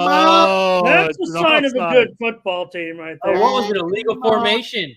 It was something about chicken wings. I'm not Mild chicken wings. mild. 3rd and boneless. 6. So he said boneless chicken wings. 3rd and 6. Illegal formation. Push him back. Let's go. We know Russ struggles in these positions. Let's go. I'll still catch everything if it's just a field goal. I don't buy Dobbs in crunch time, but Dobbs is beating the odds. Well, It's I'm like just this- hoping actually that it ends up with Denver getting 10 more points because I said on the pregame it was going to be 19-17 somebody. Oh yeah, you did. Yeah, I loved it. Yeah. Come on, Russ. Third and Not going to work, Razor. come on, Russ. Take us home, baby. Damn, the hearts didn't pop out. It didn't Oh, work for me, snap. Jim. It didn't work. It's not Slapped working. and snapped Not and working. stomped. Hey, Razor, you ever think you'll are you in horse race ownership? And have you considered using like that one of those groups that kind of consolidates ownership, and you could just send in a couple grand and own some horses? Yeah, definitely. I want to do it as a squad too with our group that we have. Oh hell yeah, talking Jimmy's to God. a guy. Of course. What was I thinking? Yeah, I've been talking to a guy. He's going to try and get us a horse. Oh yeah, I think that'd be very intriguing. But we've got a guy already, Razor. You and I, But we'll. But Timothy, don't you think Timothy would be our guy? I mean, Oh yeah, I that mean, would maybe definitely a better guy, but Timothy would do that for us. We'd invest in. I think it'd be really clean and simple. that'd be awesome. I didn't even think about him. Oh, he'd be our guy for sure. Like he's not come to me ever before and said, "Hey, I do this for you." But he's talked about you and I. He's talked about many times about this is what you and Razor need to do to invest in a whole. Like it'd be a real easy step. I think we can talk about this later, but I would push heavily for. Whenever we start talking about NHL, we'll just bring this back up. Sure. Yeah, I know a guy that's willing to do a conglomerate for the standardbreds. If you boys are interested, just let me No. Do you see what happened to Yonkers, man? We'll focus on Mike the is actually working on being a driver. He's gonna.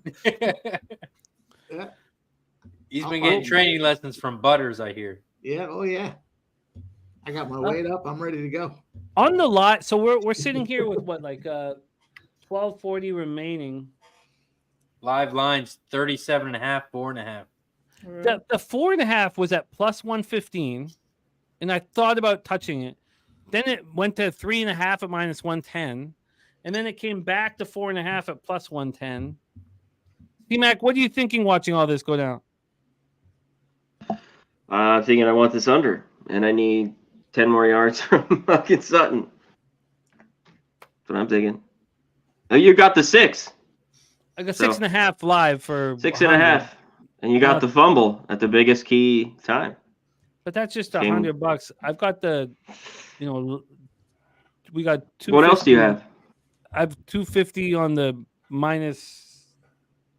I don't remember now. Sorry, let me grab it. I know I have 250 on the under 42.5. Oh, okay. Yeah, you have the under. Yeah. But I also have 250 on the Broncos minus 2.5, which and then I have a $100 SGP, which I'm gonna need. The plus 6.5 would cover the SGP, and then I guess the under would cover the. I'm not looking good. The 6.5, I think, is good. I think that's good too, but I think the 4.5 is good. It might. I really don't. You know what? I'd like to take another stab at it. I mean, it's just $100 stab at plus 110. I think because when I saw the 4.5 at 115, I thought it was legit. I thought that was proper. I thought it was the right number. I mean, I'm gonna take it. I'm gonna put 100 on the plus 4.5 plus 110. Done. I'm in. So I got the 6.5 at minus 110, 4.5 at plus 110. See, now I'm in. Look, if the Vikings come down and take care of business completely, nice job, DG. If they go down and take care of business, we're not talking about an alarming amount of money. I'm okay.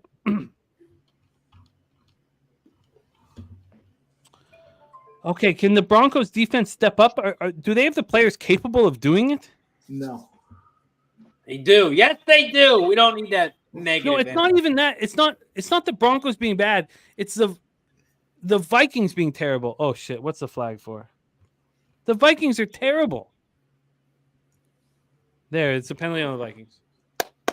Also, we're at 157 likes. We got to get to 175 likes so we can take another shot. Also, if your name isn't in green, become a member now. If someone becomes a member right now, we'll also take a shot. Hit the join button down below. It's only $4.99. Every time we get a new member, we'll take a shot.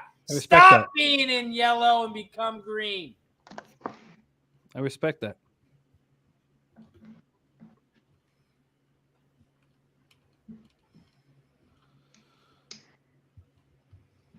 Shout out to everybody in green. Paco, Healy, Nunya, Truth Teller, Sky Dragon, Swiss Fortin. Oh! Are you ahead of us? Christopher, Nunya. Yeah. Interception, Broncos. Ah, fuck you, C-Mac.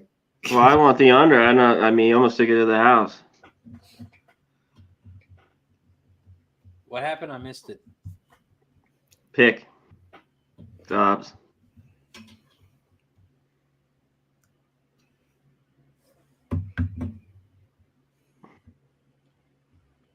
Just floats up. You see it now? He threw a pick, but there was a penalty. Is there a flag? Oh, I don't see a flag. No flag here, man. But he did waffle or wobble. What is it?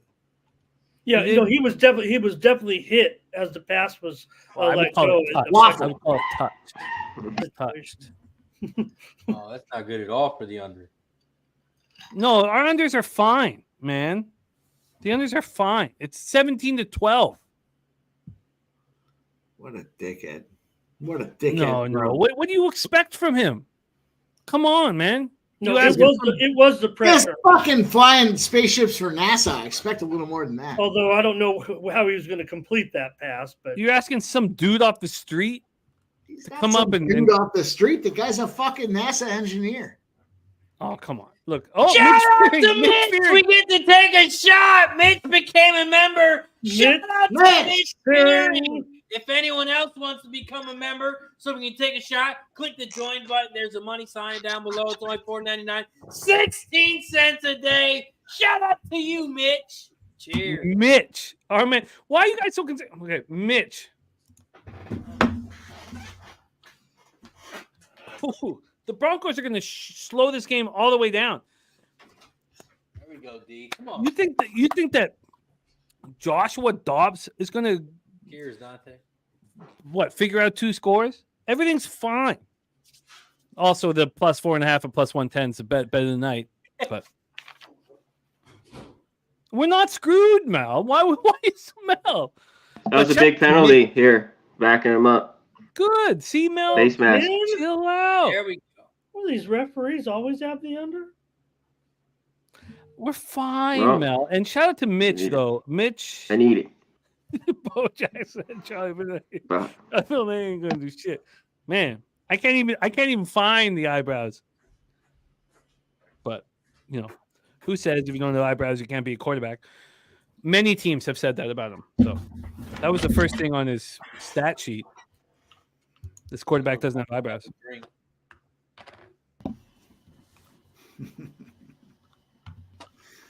I came into the tail end of that one, but it sounded funny. Second and goal. I'm gonna gotta move the chat. The chat's ahead of me. I thought I was so ahead, but the chat's ahead of me. I'm moving the chat. You need to hit refresh. You were behind us that one time. How? You gotta hit refresh, Jimmy.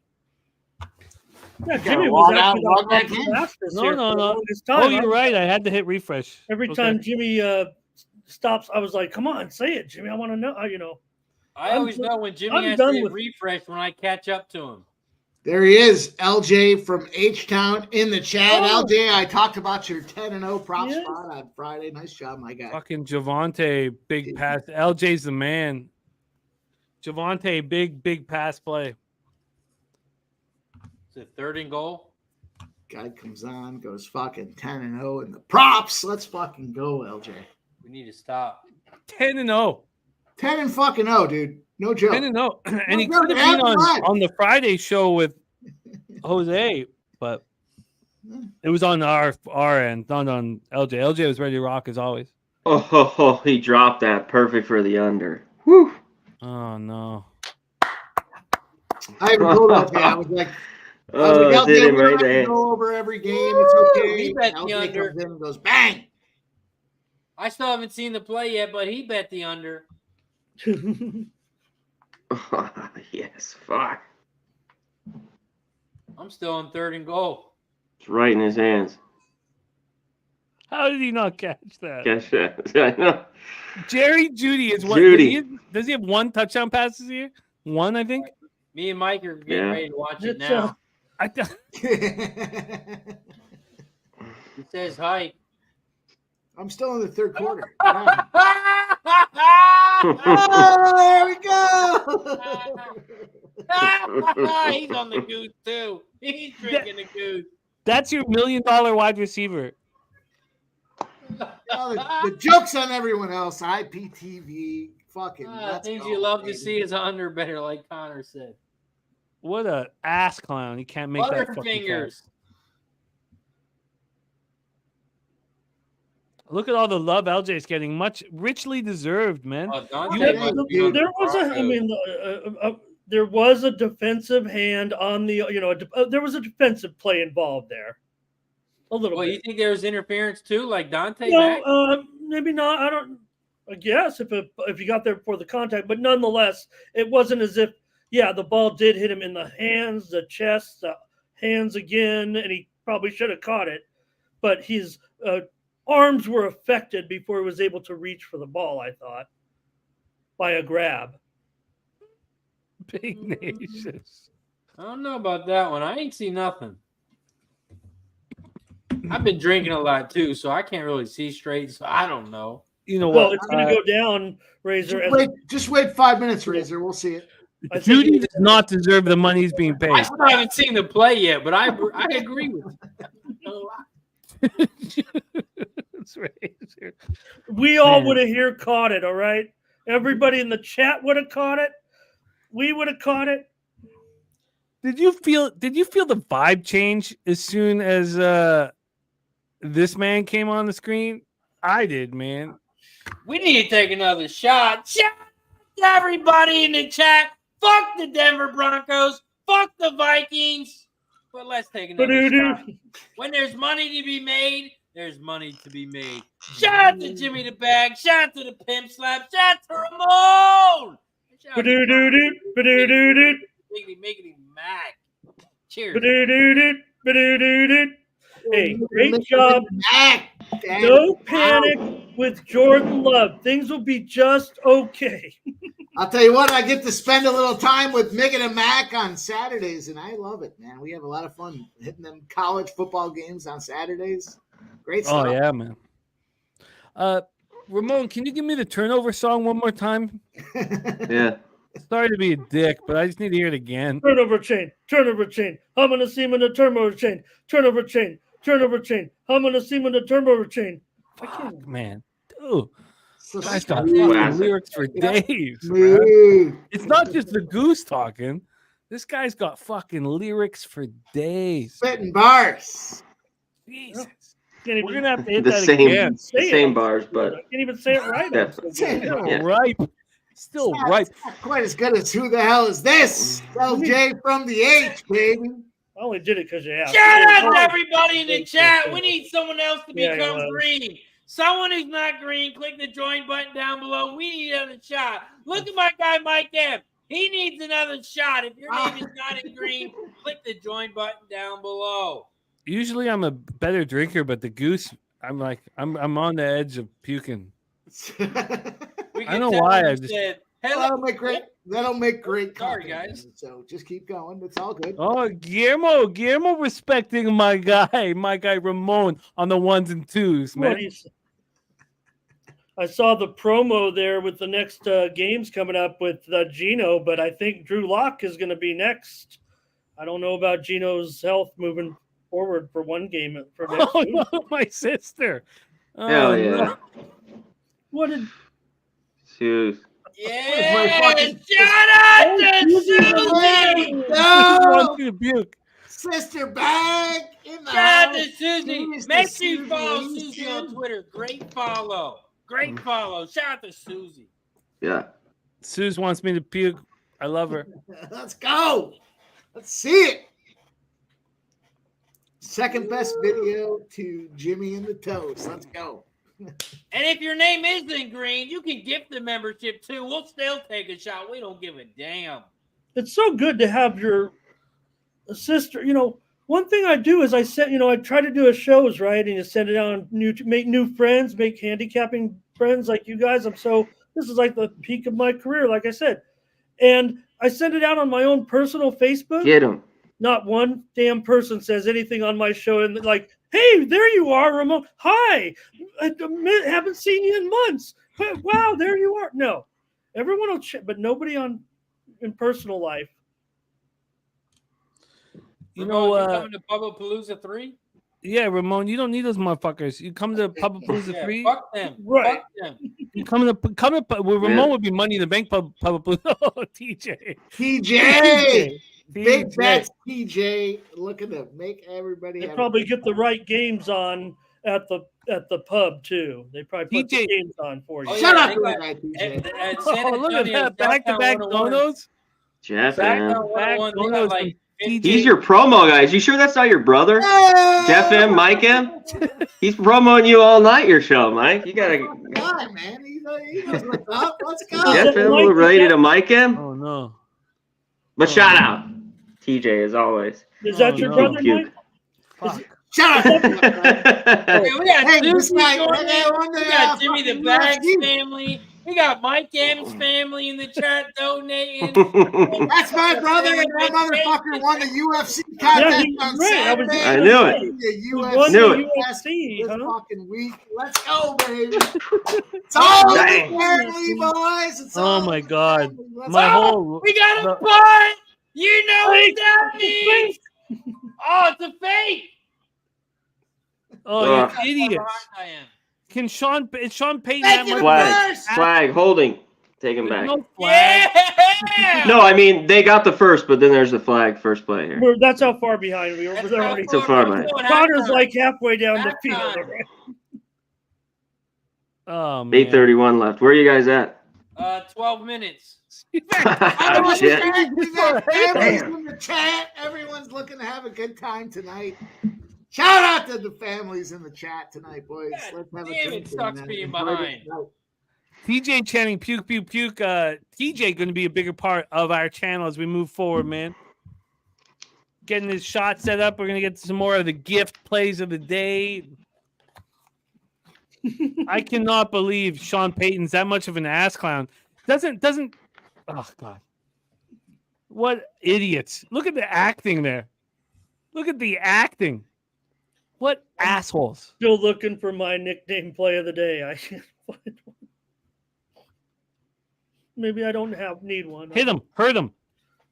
Cheers, up. Susie. Appreciate you coming on here, getting it done. Let's go. Let's have. I'll drink to you, Susie. Oh, we got an injured Bronco. Don't tell Jimmy, but I'll drink to you, Susie. Well, what the fuck was that? I don't know. I just thought she put it in the chat. I just thought. Why do you have to do it so creepy, man? Just fucking Jesus Christ. Hey, you got. fuck was No, that? we should be drinking to you. Hey, listen. Oh okay. man, that was creepy as fuck. We'll move on. dude. We'll move on. Can we just be? Oh Jesus Christ! Holy fuck! We're having fun. Let's go. Oh yeah, I keep repeating that shit. Fuck! Came out of fucking nowhere, man. Just him whispering about my sister all of a sudden. What the fuck? I hope Jimmy doesn't hear me, but cheers to Susie. The fuck was that? He's like, let's just move on. Let's just move on. Come Susie. here often? Move on. We're Jesus moving on. Christ. We're moving on. Everybody's gonna move on, and we forgot Holy that just fuck. happened. It didn't happen. We're moving on. Fancy meeting you in this stream. Did not like that, man.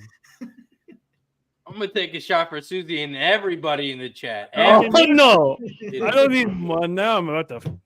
Dante Max says, "Daddy advice. I've come to terms with my daddy status." Jesus Christ. This Oh, you got Follow. shots. There we go. Shots. Oh, Jeff Mike likes M. my- Brothers Jeff back likes at it. I've Mike got no M. children, by Brothers. the way. Jeff likes my sister too. I'll cut both of you. Must be I'll a slash family both thing. of you. How about that? Family thing. Hey, one of my favorites is in there right now. Wrist ain't breezy. I've seen him for several weeks here. I don't know what that is all about, but I love it. I don't know. Hey, the wrist ain't breezy. Cheers to all the donations. I mean, that sounds like a motto to me. I'm gonna fucking cut both of them, Ramon. I remember I got scared one time. I was one of the first streams with Jimmy, and he started kind of making me feel bad. What? Were you talking about my sister? What the fuck is this story? No, Ramon? not on that one.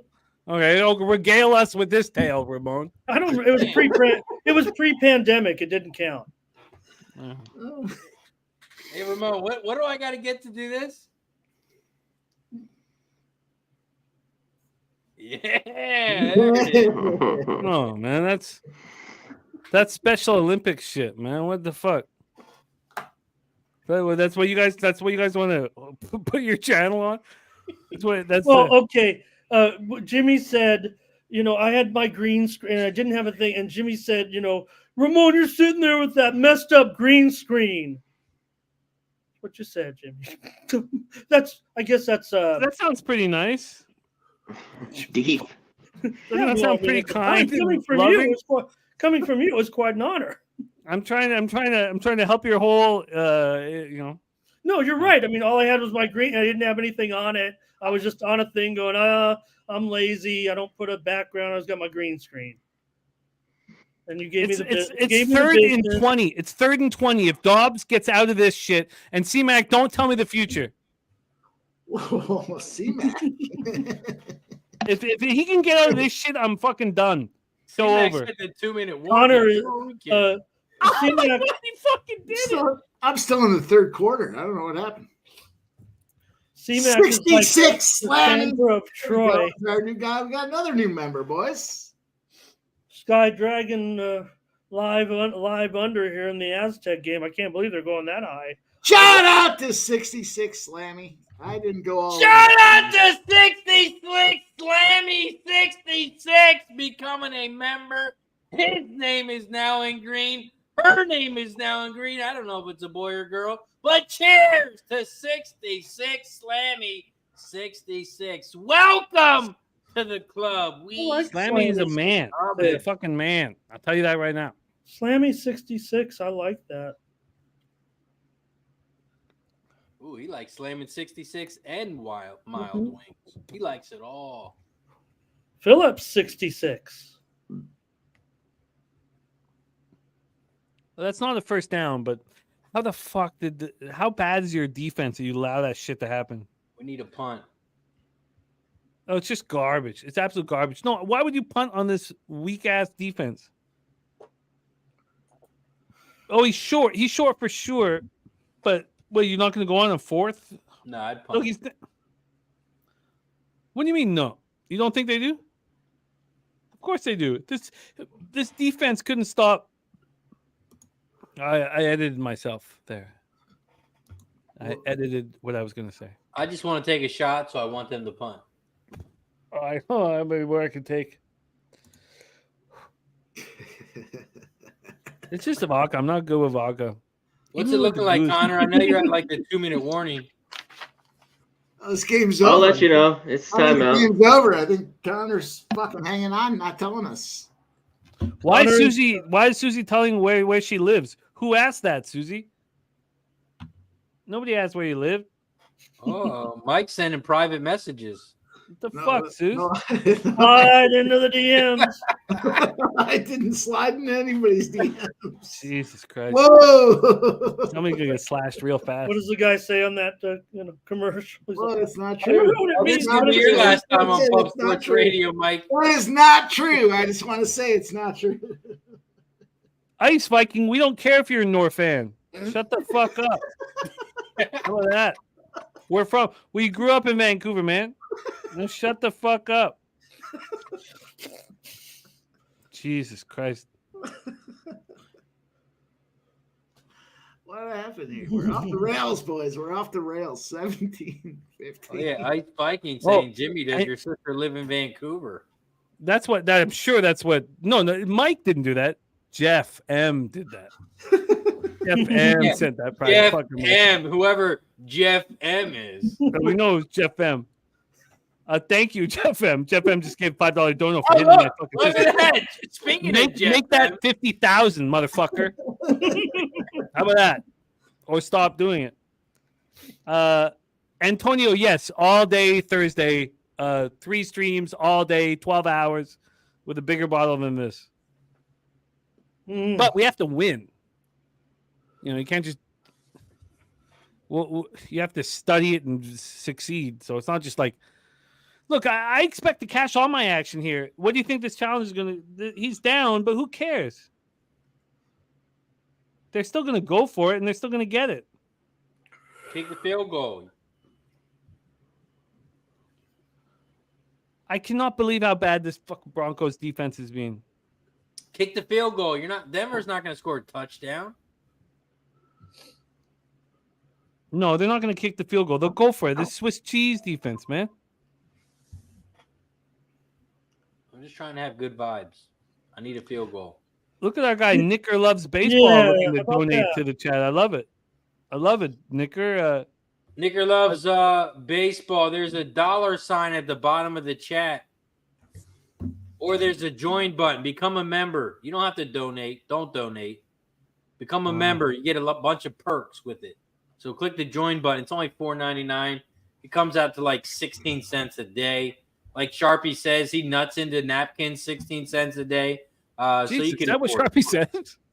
I never heard that, but Jesus. Jesus. That's not going to make a t-shirt. Well, You boys are a good time. I'll say it again. You boys are a good time. I'm going to have a drink to you boys. no, but I'd like to hear that lady, the automated voice that's on the commercial, say that. Nuts into napkins. Can't do that. Can't do that voice, but Ice Spiky, and he might need to be blocked. Oh, no. Uh-oh. God. Don't read the chat, Jimmy. Block it. Block it, Jimmy. No. I want him to say it. Oh, I want you to say all this stuff. Say it out loud. no. No, I want you to. 'Cause I'm gonna find you. Say it out loud. Ice Viking. Sharpened chopstick. Right to the larynx. Ice Viking. What does that mean? He's like a Minnesota Wild fan? Oh, say it out loud, Ice Viking. I want you to. Oh, God, the Broncos are terrible.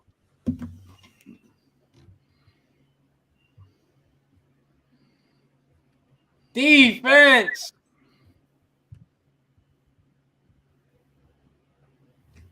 Paco says you wouldn't want a low bagger dating your sister. I don't know if Ice Viking's the low bagger, man. Yeah, his name's not Green. He's not a low Not bagger. green. I don't know His if name's he's not a low Green. bagger. He's not a low bagger. If he was a low bagger, his name would be in green. Oh shit, Angel Romero in the house. My If God. if he becomes a member, you might have a chance. Come on, stomp on him. Oh, there we go. What happened? Angel Romero, from when Pete and I started, this is the best soccer capper that I've ever been around in our chat. Finally, Angel, Angel, I've reached out to you over the last 4 or 5 years where I'm like, where's my guy, man? I'm just making sure that you're okay, your family's okay. You're a spectacular capper, dude, and nice to see you in the chat, my guy. Okay, we have a huge second down here. 2nd and 10. Can the Broncos defense step up? Can Dobbs fuck this up? I think it's all possible. Hurt him. All right, big 3rd and long here. I know C-Mac is in the future. So C-Mac, why don't you call it? Can you call this 3rd down for me? I want to watch. No, I'll leave it for you. But you're ahead. You're the furthest ahead. He said Hey, third down. He's already People on are fourth. loving it in my future talk. So, go ahead. It's like having tomorrow's newspaper right now. Connor's already on fourth down. Yeah, I'm already on the next game. You know, come on. Fuck this up, Dobbs. You don't deserve to be here. You don't have the skill set. Fourth down, field goal. Connor's watching the Chiefs-Eagles game. Yeah. Nobody catching that shit. But I still have that plus 4.5 at plus money. And I don't think the Broncos Are they gonna taking the field goal? Yeah, they're going to kick the field goal. Yeah. The only chance we have is if they miss it. And 3:30 left. that's not going to happen. That plus 4.5 was plus money for a reason. Huh? We got to go for it all. The Broncos got to score the touchdown. I hate saying this because it sounds so ludicrous, but Russell Wilson has to score a touchdown, and then we need the 2-point conversion. The field goal is good, by the way, if anyone gives a fuck. Shout out to TJ. All right. Yep, I needed that. I was scared of touchdown. I was scared of Broncos touchdown was going to get me out of What, the. Troy? You can't just come out of left field like fucking God. Hey, stop yelling all the time, will you? Jesus I fucking like the yelling. Jesus I Christ. love the yelling. Never stop. Oh my God. There's a fucking I love big the thing yelling. going on right here. Troy I said love something. the yelling. Holy shit. Vibe says you don't like Dobbs. To me, is a good story and seems like a solid guy. No, look, he is as solid as can be, and what he's made of his career is something that his family's got to be proud of. So no, I love Dobbs. Money talks. My money's against that motherfucker. You want CJ Stroud may have thrown 3 picks today, but his dad's locked up for 37 years. The guy grew up on top of a storage shed and live and breathe football, and that's how he got to where he is today. Yeah, I like CJ Stroud more than this fucking Charlie Villanueva lookalike. What do you want me to say, Ramon? Yeah, CJ Stroud. Look, nobody asked me, do I like CJ Stroud? They asked me if I like this motherfucker, Joshua Dobbs, and his parents fucking boring everybody to death in the fucking stands. Look, I don't give a fuck about Joshua Dobbs. Is that what you want me to say? Is that what you want me to say? Yeah, I couldn't give a fuck about Joshua Dobbs, Ramon. Okay, Troy. Hey, do that song again, Ramon. Sing the song. Okay, I'll go. I'm scared. Yeah, sing it. I'll have it one more time. I do. It does calm me. I'm scared. It does calm me, Troy. There it is. Ramon, let's hit this one more time. Turnover chain. I'm gonna see him in a turnover chain. Turnover chain. I'm gonna see him in a turnover chain.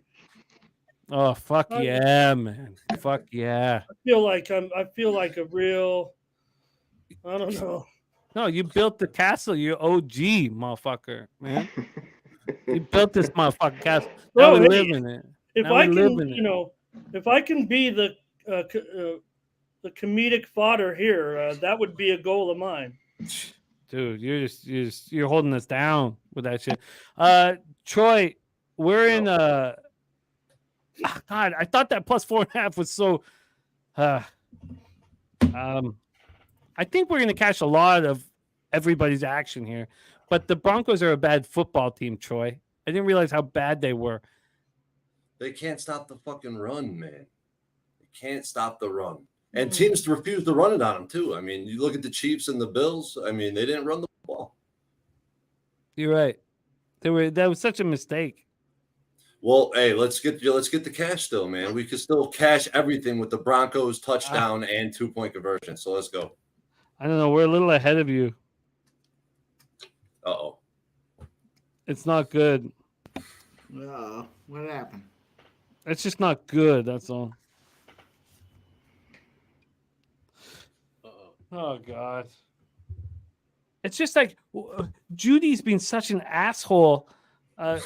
There's no receivers we can count on. Cortland Sutton only shows up in the red zone. It's this huge 3rd and 10 here. The defense looks confused and discombobulated. They should be able to. Javonte goes for 6.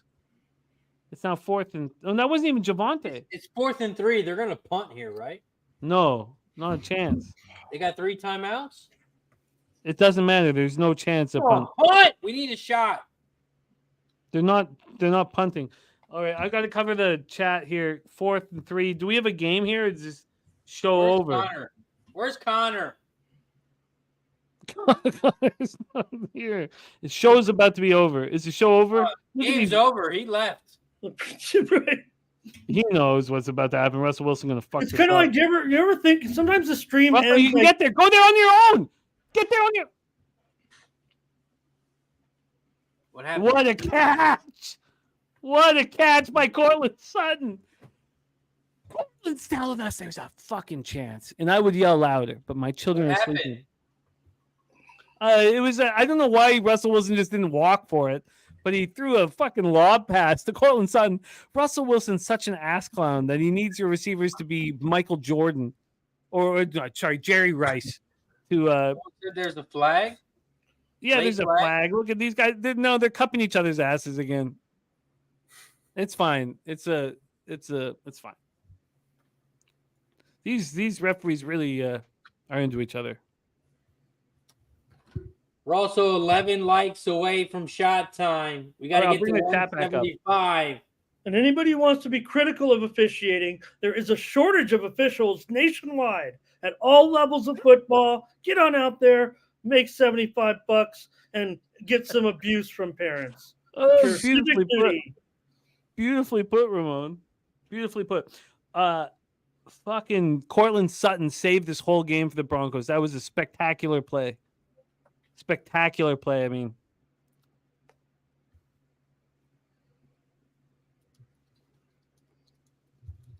who is that? 35? Is that P Ryan or 25? I don't even care about my SGP anymore. But Dennis, you bet the right SGP. I made the wrong cut. All right. Is that the 2 minute? Is that what we're doing? Touchdown. Yeah, 2-minute warning. Ooh, we. The Broncos are plus 120 to win this football game. Wow. They win the football game, they go for 2, obviously. Wow. What are you laughing at? That's not so obvious to some people. Oh, I thought you were laughing because I have no chance. No. I'm What laughing the fuck are you laughing at, Troy? I'm laughing because that's not that obvious, apparently. Troy missed that part. Oh, sorry, Troy. Troy, the sauce has got to me a little bit tonight. I heard you from downstairs. I had my baby on my chest. Oh my God. Thing, and I just hear Jimmy fucking hollering. Who was the guy in the chat? Who was the guy in the chat that donated? Oh, he's our $5? friend. He's our friend. He's our guy. Antonio Esparza. He's our friend. It Our was my guy. fault. I just took the, I just handled it poorly. That's all. That can happen. That can happen amongst friends. Or did he become a friend after the No, he's after always always been a part of this. He's always been a Screw that guy. Screw him. no. Antonio's always been a part. He laughed because I took it wrong. I got the 6.5. It went 5.5, 4.5, and then he LMAO'd. And I was like, what? What? Are you laughing because you think this is all bullshit and all fucking pretend? That's all. But he's not. He's like, oh no, we have a new member. Oh no. The guy wants to bang my sister. Fuck. I gotta deal with this shit. What happened? Maybe Shout just out wants, to Jeff M. Mike M's burner account. maybe just wants to be Become Not my Somebody- burner. member. It better not be his burner account. I'll cut him. Not my burner account. I'll cut him in San Antonio. Check With his a debit chopstick. card. Check his debit card. Cheers to Jeff M. AKM Pimp Slap Play of the Day. No, I'm not going to. Junior. I'm not going to. That is not my account. I'm not going I'm to. just gonna say that for what it's worth. This he's trying to get under my skin and he's just planning it properly. You guys can drink to Mike's brother, but he's trying to. It's my brother, goddammit. He's going out here. You know what he did? He went out there, fucked around. He won the UFC contest last night. He's putting that money back into Pub Sports Radio. I'm not worried about that shit. Do you know what I'm worried about? That really Mike? is your brother. So No, Jeff I ain't M. worried really about is your brother. What are you worried about, Jimmy? That guy won fucking $100 on Pub Sports last night. He came out there. He's throwing it all back into the community. Let's go. Shout out to Jeff Mike. M really is Mike M's brother, isn't this? It is. It is. There's no question about it. That's it. Oh, you're right. It was Ice Viking. It was Ice Viking. Look, I'm sorry. I'm just ready to cut somebody. You know? Oh my God. Shout out to my brother. Jeff M, I apologize for thinking that you wanted to bang my sister. If you do, I'll cut you. People start donating. Jimmy thinks everyone wants to bang his sister. What the hell's going on? I'm sorry, Jeff M. I'm sorry. It's Ice Viking who I'm gonna sharpen a chopstick and slit his throat. Also, just before I do that, I'm gonna drink a tall glass of Tijuana tap water, and then I'm gonna hold him down. And you know what? Let's focus on the game. It's 2015 now, and we have a lot. The Broncos are minus 110 money line. Minus 110. There's a game going on right now. Do we miss it? Minus 110. Oh, there he is, Ice Viking. Yeah, his name's still not in green. We don't talk about him. Ice Viking, get yourself in green. $4.99. Come on. No, don't bother, Ice Viking. All right, here we go. Big 2nd and 4 here. Swiss Horton with a big dono tonight. Swiss is the man. Come on, Russell. What are you doing looking around like a clown? You guys could do without the comments. 3rd and 4. 3rd and 4. Shout out to Swiss Horton, man. What a great guy. Great friend of the channel. Great in the chat on all the shows. Swiss Horton. God, the stupid plus 4.5 at plus 110. It's going to be such a stupid. I think it's going to. Okay, I'm going to put the chat away. I just need to focus on a touchdown here. Jeff M says, Jimmy, your sister is safe. Oh, if Jeff M's Mikey's brother, then you know he's good people. Okay, you're telling me there's a chance, man. First down, 108, 109 left. He'll be part of the Western New York poker tournament for sure. Does Jeff M track his leans as well? Fuck you, Razor. I like tracking leans, man. The Low Shack taught us to track leans. Listen, I know it's scary. I know it's scary for a lot of people. You put your plays out there and you don't want to track everything you think about, but here we go. No, you're leading by example, man. Don't let Razor get in your head, man. No, he's not getting my head. Oh, fuck, man. Well, your brother's in my head, Mike. I'm joking. It's Ice Viking. It's Ice Viking who I'm gonna cut. We all know that. I'm gonna fucking cut Ice Viking. Oh, that was a big first down. Oh, we're way beyond first downs, friend. We're way beyond first downs, my man. Oh, that's a touchdown.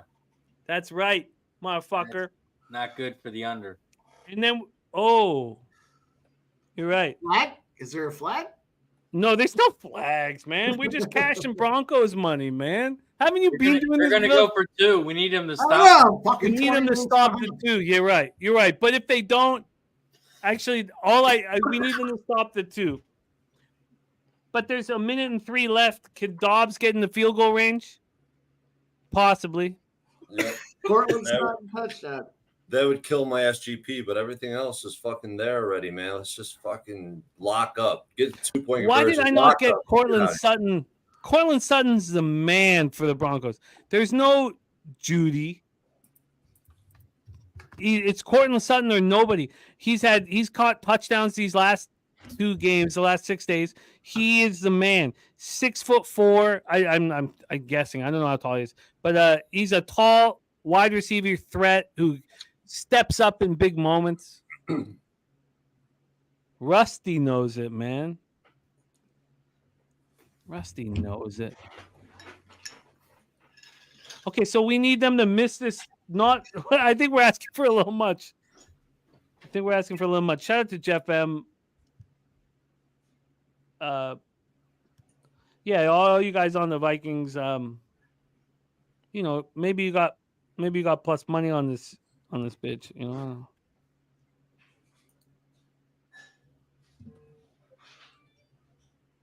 We need this to be stopped. We don't have C-Mac here on screen, so I'm the furthest in the future. So I'm in the future. Peyton looks fat. He looks overweight. He's sweating profusely. And Razor, we're in fucking business, buddy. Stop them? Fucking business. Stopped them. Yeah. Let's cash everything. But the only way to cash everything is for Dobbs to fuck up here. And do we trust the Broncos defense? Yes, they can't run the ball. They can't run the fucking ball right now. Yes. Let's go. Huge. Can we cash everything? Other than the what a terrible 2-point conversion call, too. What the fuck? The SGP was such a stupid. I still haven't seen the touchdown, but I agree with you guys. I love it. God, the SGP was so cashable. Sutton cashes his touchdown pass. Ran the ball, really? The over 2.5 fucking field goals. It was me being caught up in Peyton's bullshit running game. One stop. That's all we need. Cam says they can run the ball. Yeah, they can run the ball. I'm gonna catch all my live action once again. They can't run the ball. Not if they get it at their own 25. They can't run the ball here. That'd be a terrible. They won't. We're gonna make a lot of money on tonight's football game. Not a lot of money. No, because I lose the. No. I lose the SGP. Cash those 2 live bets. Cash the under. And lose the Broncos -2.5. So sorry, what am I talking about? But we'll be in the black. Black is good. I guess I should say that. We need to stop. We need one stop. That's it. One stop. We need to stop. We need this Broncos defense to step up. One stop here, and I'm up 6 units on this on all the plays I gave out on this stream. Oh, great work, Troy. Let's get this. We need to stop. We need to stop. I need the SGP, man. I fucking need it. Oh, that was a great defend. That was a great defend.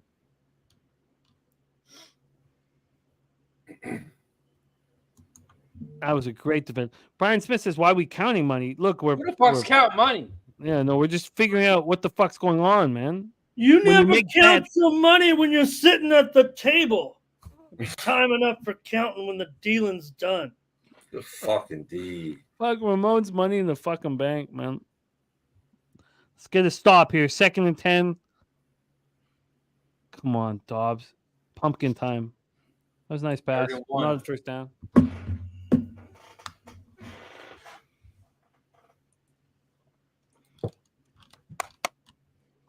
How many timeouts they got? 1. Oh, sorry. 2, 3. All of them. Yeah, Denver actually, they could have probably found a way to take another 30 seconds off, actually. But, get a touchdown when you can, obviously. They played poor football all game long. Well, we're going to expect Peyton and this squad to make smart decisions. I imagine the Vikings are going to kick a field goal and take care of business, but there's still a chance that they fuck this up. Ryan Smith, it's about to get a lot tougher for them in a minute. Get him. Hurt him. Come on, you guys. Oh, my God. Unbelievable. Dobbs is unbelievable. Every other 95% of quarterbacks get sacked. He may be a poor passer, but he does a lot of other things very well. Very well. Oh, it's not a first down. They'll bring us back, but good God, how many quarterbacks get sacked in that situation? I would say 95%.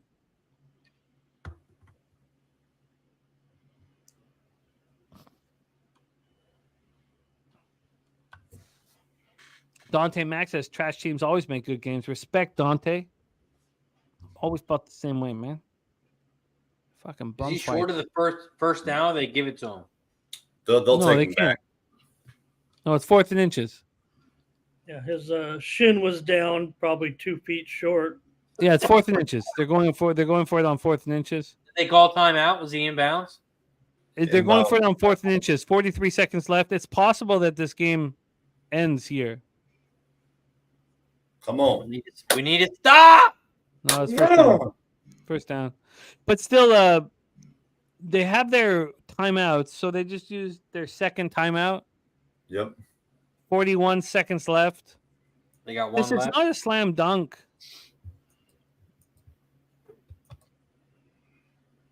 Can anybody give us the kicker stats for the Vikings quickly? Yes.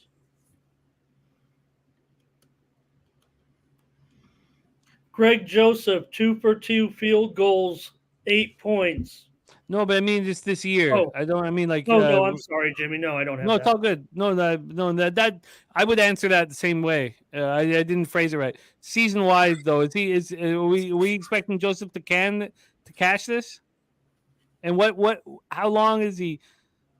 It's all going to come down to his leg. All right, we have 1st and 10 here.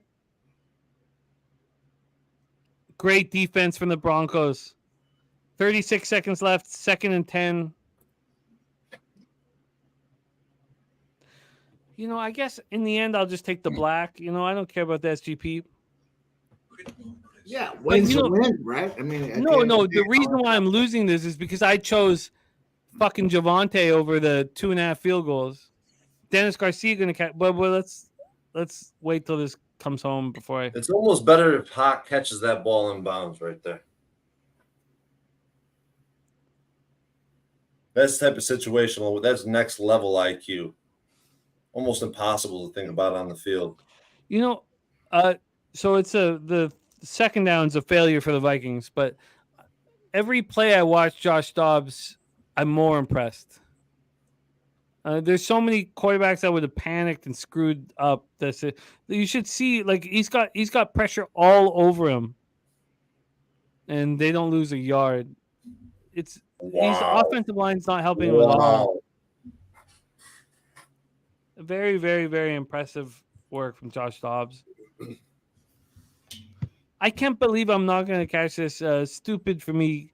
I don't want to. Any public prop I got to stay the fuck away from. I just thought that. What down you guys? Well, maybe. What down you guys got? Third down. Man. The game's over for everybody but you and me, Razor. Oh, they're calling it a pass. Are they calling it a pass? What'd you say, Mike? I said the game's over for everybody but you and me. We're just waiting. Also, I'm going to live bet the Giants right now. If anyone's paying attention, live bet. I'm betting the Giants money line right now. That's a penalty at least, right, Jimmy? Jimmy, what's going on, man? Yeah, it's a penalty right now, but it's intentional grounding. It's on the Vikings. Yep. I just can't. I can't believe I fucked up. I could have picked up a. Well, Intentional grounding or a fumble? Intentional grounding. I would have picked up $700 or $800. It was my fault for picking one decision, not the 2.5 field goals and taking Javonte. I'll get better. 10-second runoff too, right here. Should be. Yeah. It was out before it was down. Yeah. Let's go, man. Let's fucking go. Tough shoes to fill for Medicaid Monday. I'm coming off a 4-0 on Medicaid Monday. Let's go. Let's get another big week here. Let's start this week off strong, boys. Oh, Jesus Christ. Oh, what happened? Just Mike's brothers. Oh, look at this comment. Jesus. I can't. I claim. Yeah, no, you can't. Don't worry. You said that's your brother, right, Mike? You said that's your brother? It's not Mike. I knew this. I told my family this. Like, if you're a female in my family, at times people will, whatever. He drinks vodka like me too. So I mean, it is what it is. No, he probably beat me up in the fight. The problem is I've already slit his larynx. That's the problem. Oh! And, we'll figure it out. We'll figure it out together, Jeff. 1st and 10 for Denver. Jeff, you and I we'll finish this story together, Jeff. It's a lot of fun. It's a lot of fun. And then someone goes into the clink. And if it's me, it was all worth it. All fucking worth it. So, Jeff, it's all good, man. Talk about my sister all you want. I'm going to fucking cut you. Okay.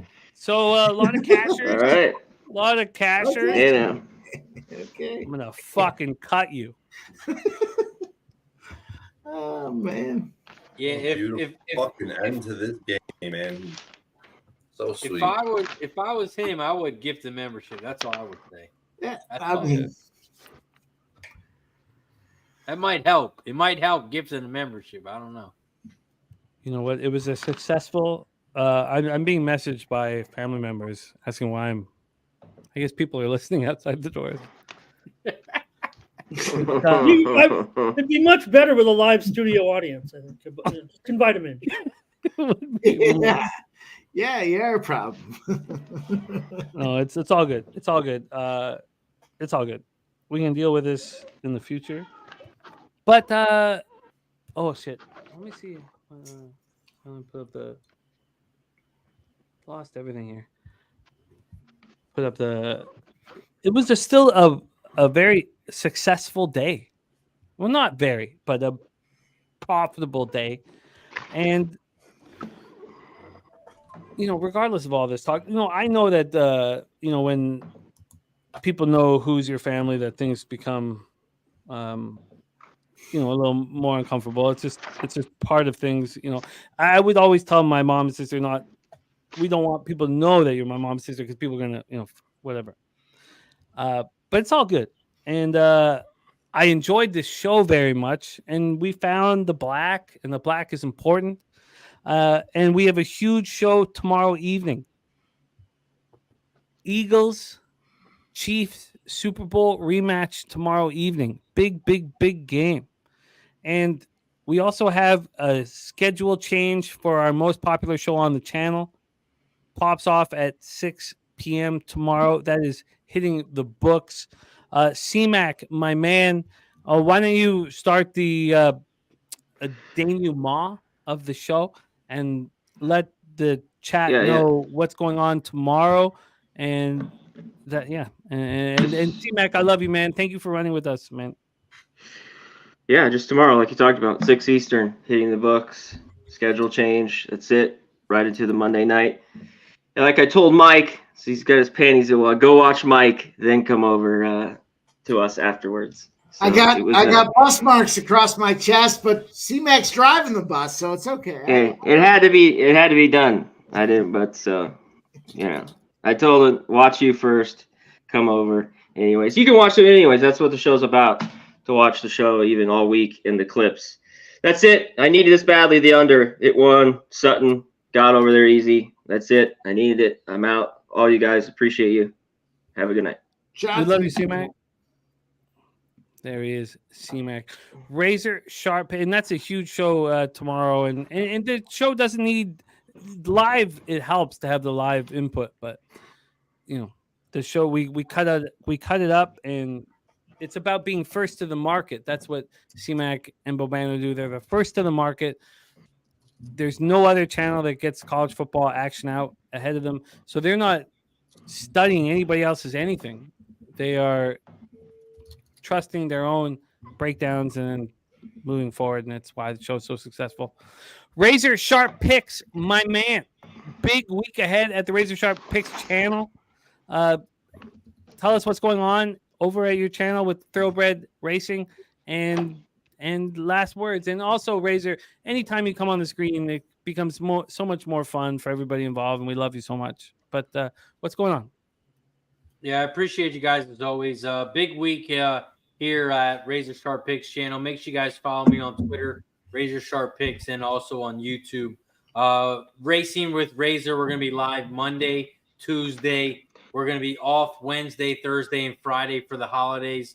And then we're actually going to have our first Racing with Razor weekend show. So we're going to be live on Sunday, November 26th, our first weekend show, Racing with Razor. We're going to be handicapping the horses live.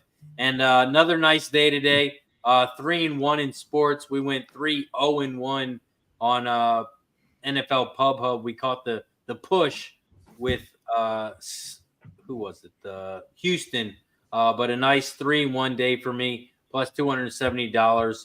We've been rolling this month. We're now up 87 units the last 47 days. We'll be back tomorrow. I'll be here live on stream.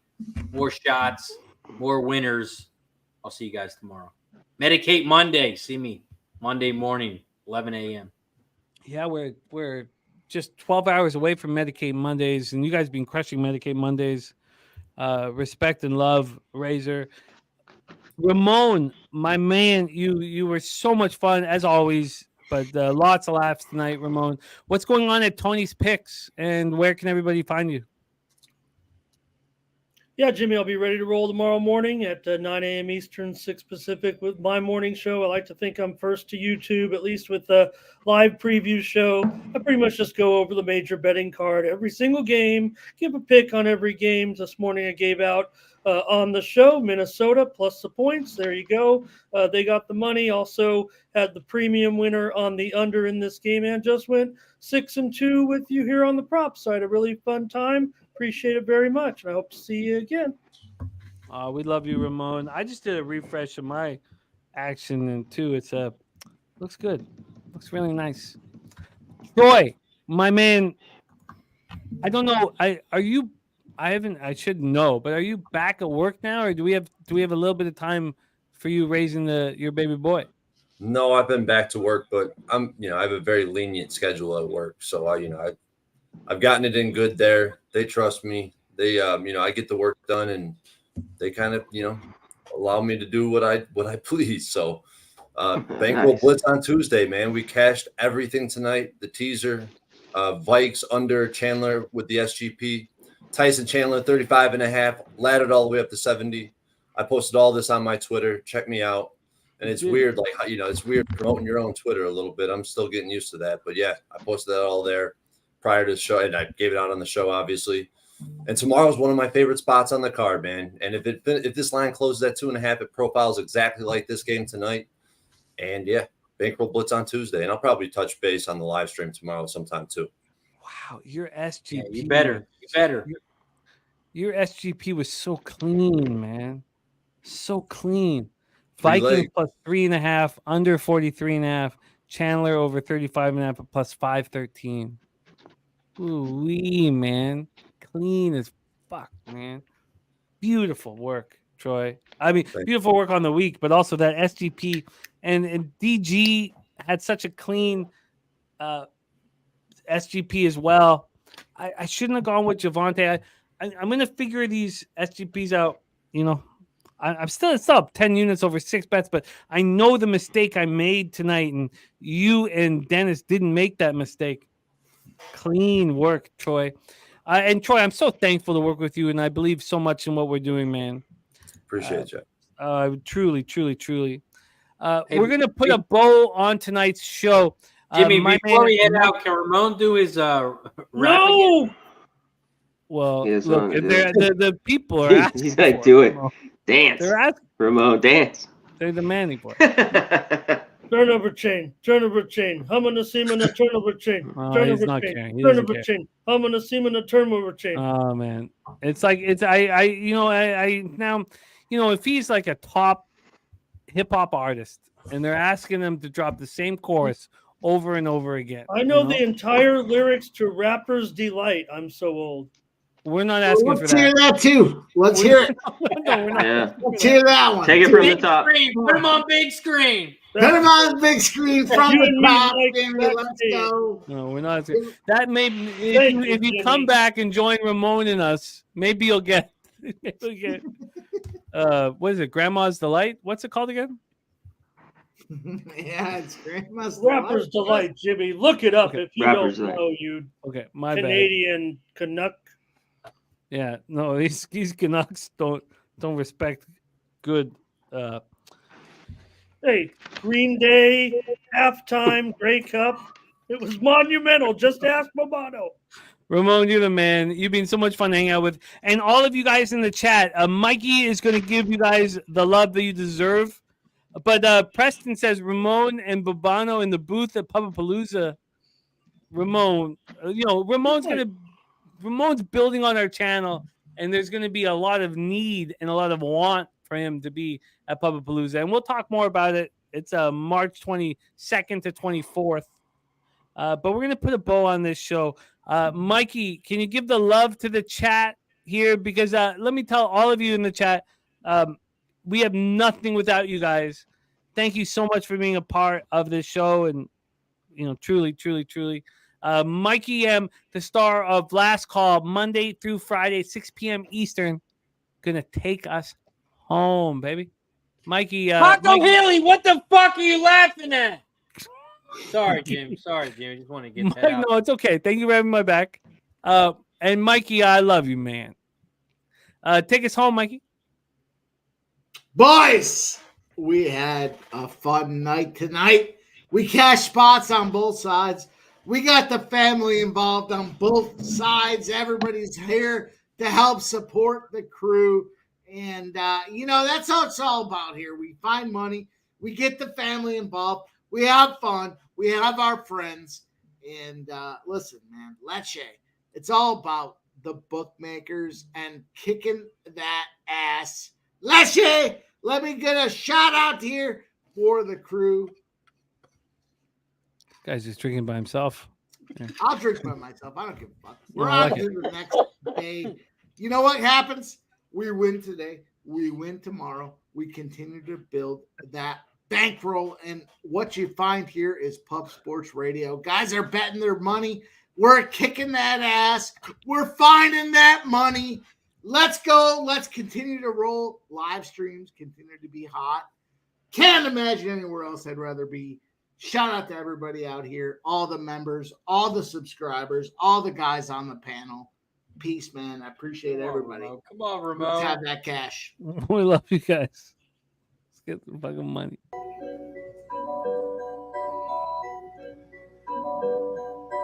Pub Sports Radio's the crew, that's a fact. We all about bread, making bank accounts fat.